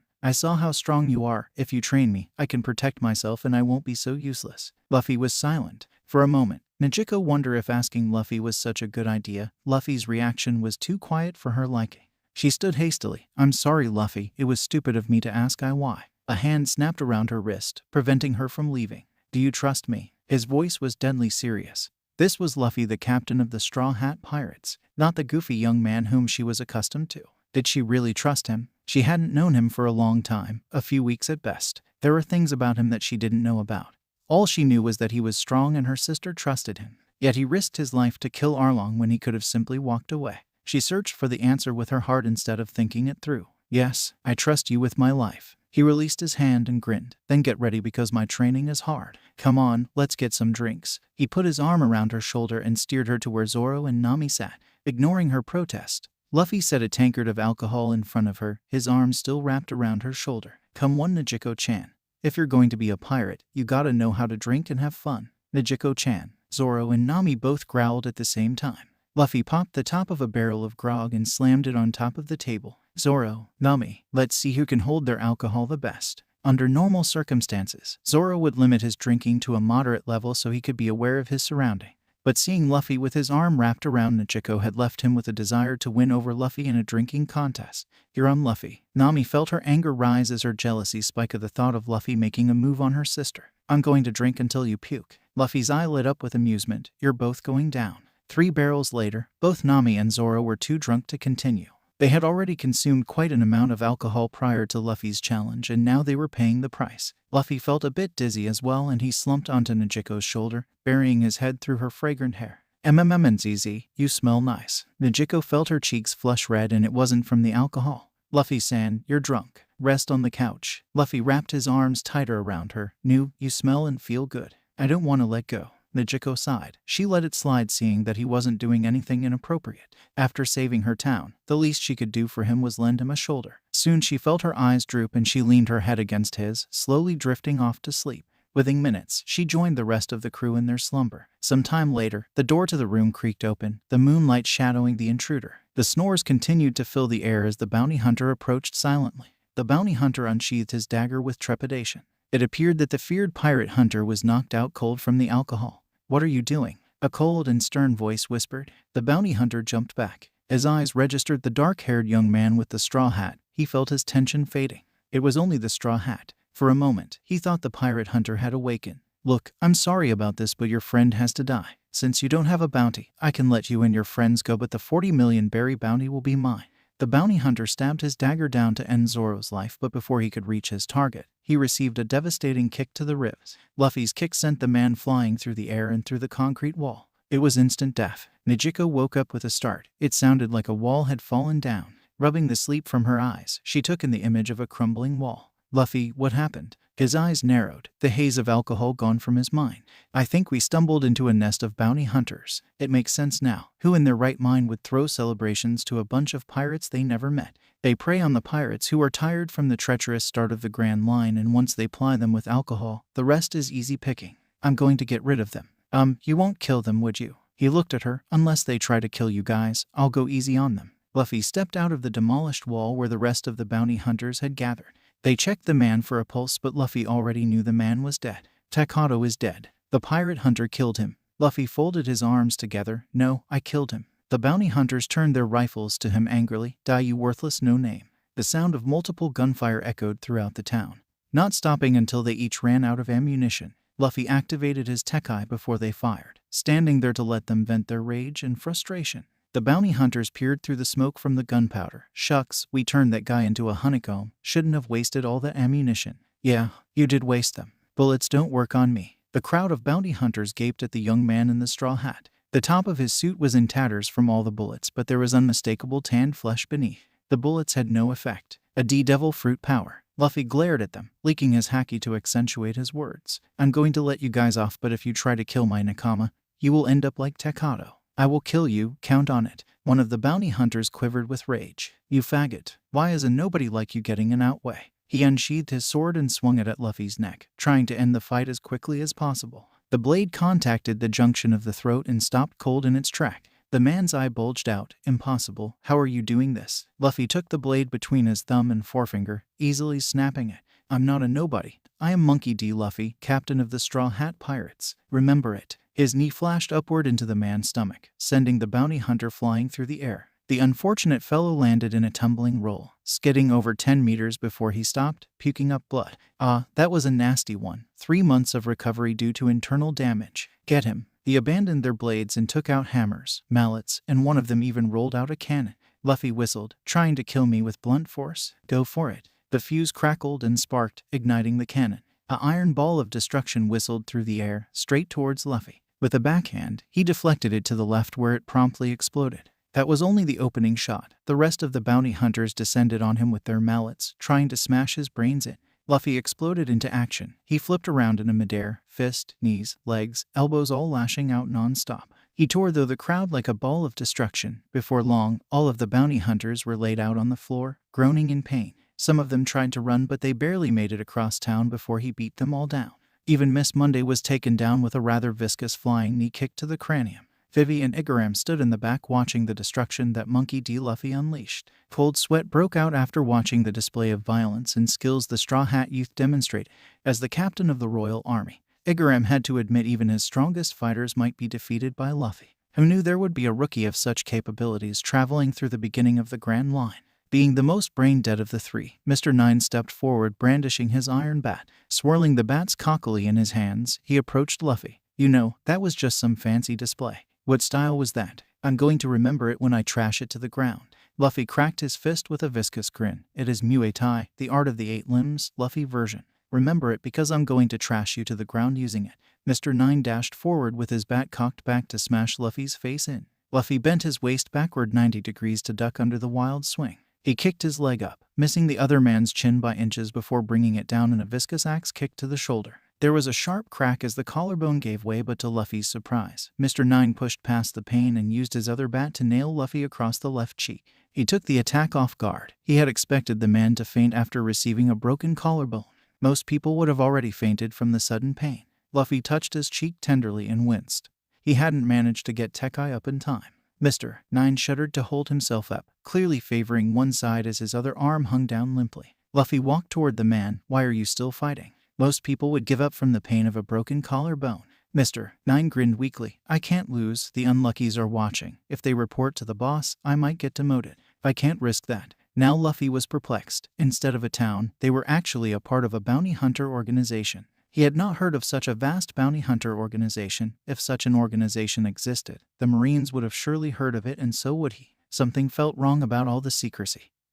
And the one heading the organization had to be someone powerful, but who? Mr. Nine stiffened. The unluckies are here watching. I can't lose. There was nothing out of the ordinary except for an vulture and an otter wearing sunglasses. Sunglasses at night. They must be the unluckies. A sudden battle cry derailed him from his thoughts. He grabbed a hold of the wrist holding the bat and pulled. He spun around quickly, using Mr. Nine's momentum and his own to slam his elbow into the back of the unprotected neck. Mr. Nine sank to the ground like a rock. Glaring in the direction of the two animals, he let loose a sharp burst of haki. They jerked back as if they had been stricken a physical blow and fainted backwards onto the floor. Igaram and Vivi knelt on the ground with shaky limbs and lost their lunch from the residue backlash. What the hell was that? Luffy pouted. Damn it, better but still not good enough. Least you guys didn't faint too. Vivi and Igaram were ready to run the hell out of Whiskey Peak and sail back to Arabasta. Mission be damned. They knew that if Luffy was inclined to fight them, they would not stand a lick of chance for victory. They both silently prayed to whatever higher power there was for a distraction. They must have collected enough good karma because at that very same moment, two voices snidely introduced themselves. Well, look what we have here. Boss isn't going to be happy to find out one of his outposts has been wiped out by one brat. A tall, dark-skinned and black-haired man stepped out of the shadow. The moonlight illuminated the clearing enough for Luffy to see his brown trench coat with a pink cravat and a pair of sunglasses. Luffy sighed. What was it with this organization and sunglasses? The new arrival wasn't alone. A woman with short blonde hair and bright green eyes stepped out of the shadows with a giggle. She was wearing a yellow and orange hat, as well as a yellow dress with a lemon-like pattern, lemon earrings, and white high-heeled shoes. Luffy thought it was an interesting fashion style, but still too much yellow for his taste. A bright green umbrella with blue stripes rested on her shoulder, prompting Luffy to sigh. Were all the people in the Grand Line a bit crazy? There was a dude wearing sunglasses at night. The lady was using a parasol when it wasn't raining or when the sun was glaring hot. Luffy was saved from asking for their names when the man with the curly hair stuttered in fear. Mr. 5, Miss Valentine, did the boss send you here to help us? Kyle. Who are you kidding? Do you think the boss sent us to this backwater island just to back you guys up? A twinge of fear struck Igaram's heart. It couldn't be possible. Had their cover been compromised? What are you talking about, Miss Valentine? Igaram cursed inwardly. What had alerted them? He made sure to craft their cover carefully. You know exactly what this is about. Our company motto is everything must be a secret. No one should know about each other's past or even identity. But we discovered that there are people infiltrate Baroque work to investigate the boss. The man said coldly. Igaram fiddled with his necktie. What do you mean? We worked our way up to the number agents with hard work. This is a coup, isn't it? Mr. 5 unfolded his arms and reached into the inner pocket of his coat. Really now, Igaram, captain of the Royal Arabasta Guard. Tell me, is Miss Wednesday not Vivi Nefertari, princess of the Arabasta Kingdom? He showed them a photograph of the princess who looked remarkably like Miss Wednesday. The cat was out of the bag. I will not let you harm the princess in the name of the leader of the Royal Army of Arabasta. He pulled down the strings of his necktie. Circular min cannons popped out of his curly hair. Die. Multiple shots blasted the clearing where Mr. 5 stood, turning the ground into a blazing inferno. Luffy was impressed.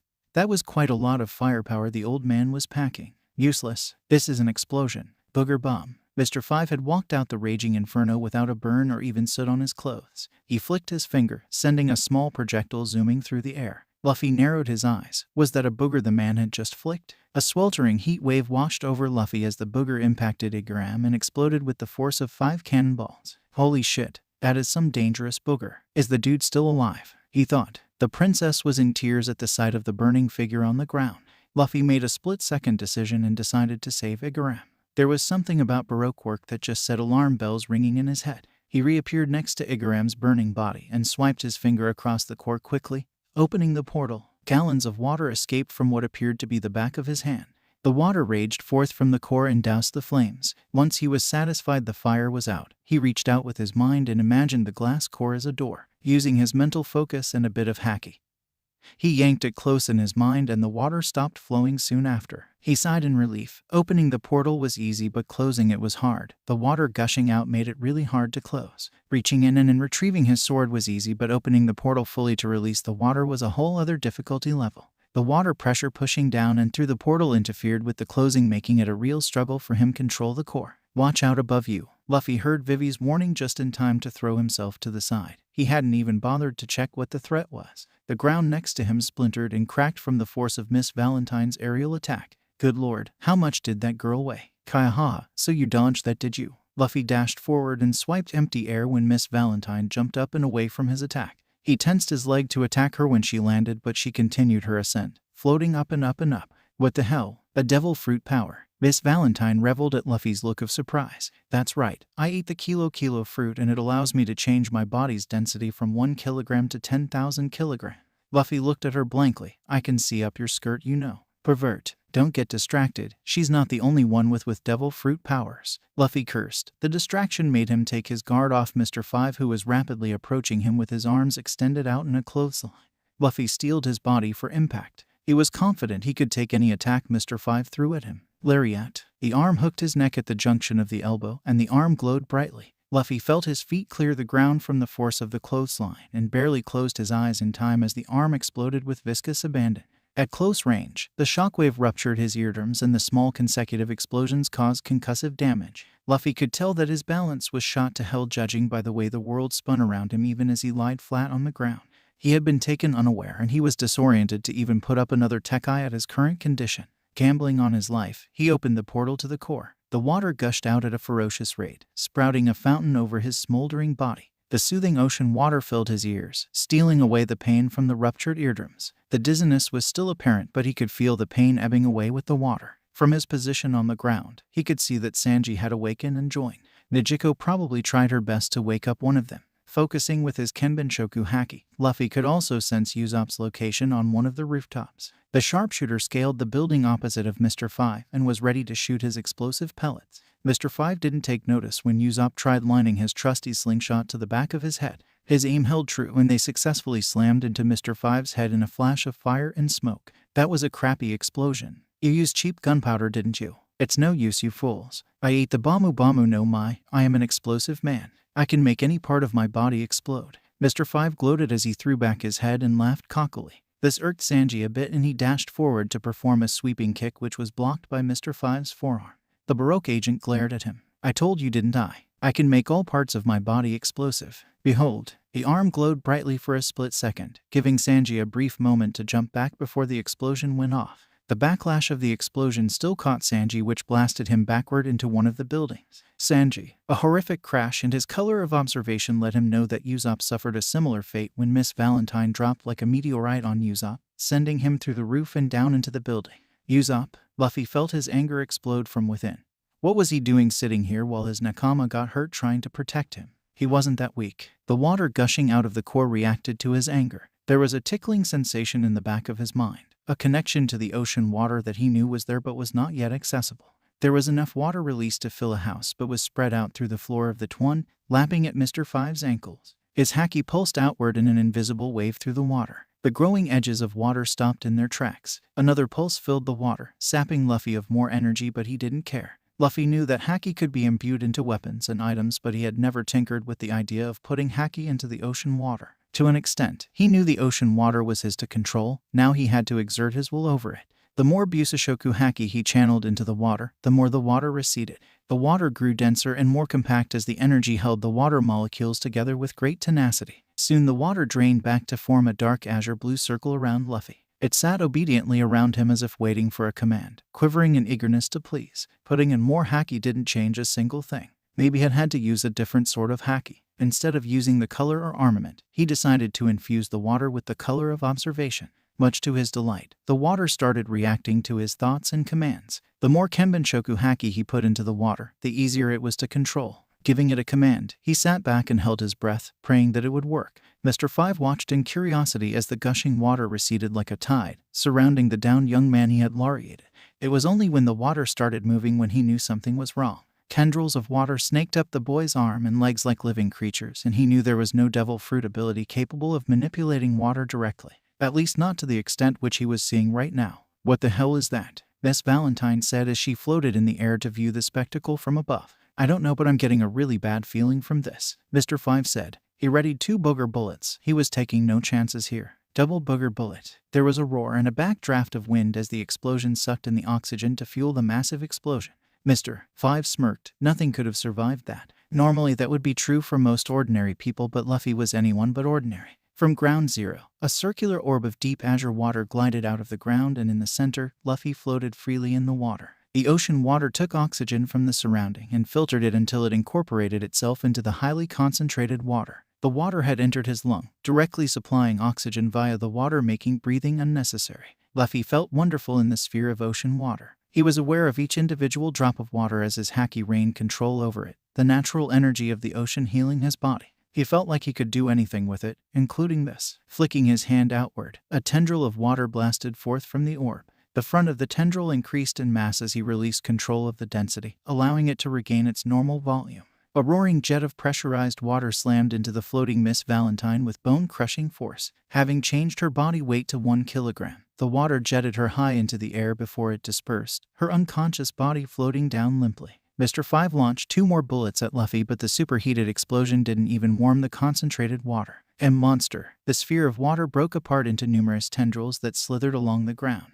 A few tendrils stayed behind to support Luffy's body like a brace, holding him upright while the rest chased after Mr. Five, who turned tail and started running. Luffy jerked his hand up with a flare of haki, and 4 or 5 tendrils jumped up into the air with a curved arc.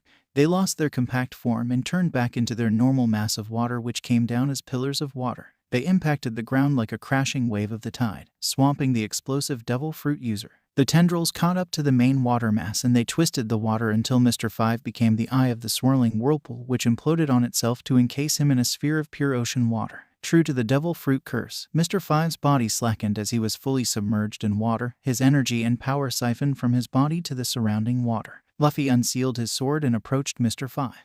There was a shrill whining in his mind as his sword begged him to plant it through the delicious source of energy, and Luffy was only too glad to comply. Sanji felt the debris being removed off his body. With the pressure gone, he took in a greedy breath of air and coughed harshly. A mop of dark hair greeted him, his captain's dark eyes filled with concern. Did we get that bastard? Luffy pulled him to his feet and steadied him. Yeah, I pulled some crazy shit, but it's done. He won't be able to hurt us again. Luffy had said the last part with such dryness. Sanji was sure the Mr. Five guy was deader than a doornail. Sanji tested his legs and found them in working order. His back was sore from the collision, but his overall condition was pretty much fine. What about Usopp? Luffy sighed, and Sanji could hear the burden that Luffy carried as the captain of the crew. Nothing serious, is it? He broke a leg when Miss Wednesday dropped on him like a 10,000-kilogram paperweight. I set his leg with a splint, but I think we need to get him to a doctor just to be safe. Luffy pinched the bridge of his nose to stave off a headache. That's it, whether you guys like it or not. I'm going to have to teach you Tekai or Kami. Sanji shrugged. He was more interested in the leg techniques such as Soru or Rankyaku, but there was no harm in learning Tekai, Kami. It's better to know it and not need it, than to need it but not know it. Come on, let's get back to the others. Luffy and Sanji made their way back to the rest of the crew, where Vivi and Igaram had been gathered. It was a quiet walk back. 100 million berries. Igaram's jaw dropped after hearing the immense sum. He used his pinky finger to clear out his ears. Did he hear wrong? Why, you mean 1 million berries. Nami slammed her fist down on the table, rattling the glass mugs. I said 100 million berries. You're asking us to escort your princess back to her country safely. Is your princess life only worth so little? It's not too much to ask for from the king. Look at what happened already. You've had a walking and talking bomb after you that almost killed our captain. Then a girl who could change her body weight to a number higher than you can bench press drops herself on our sharpshooter, breaking his leg.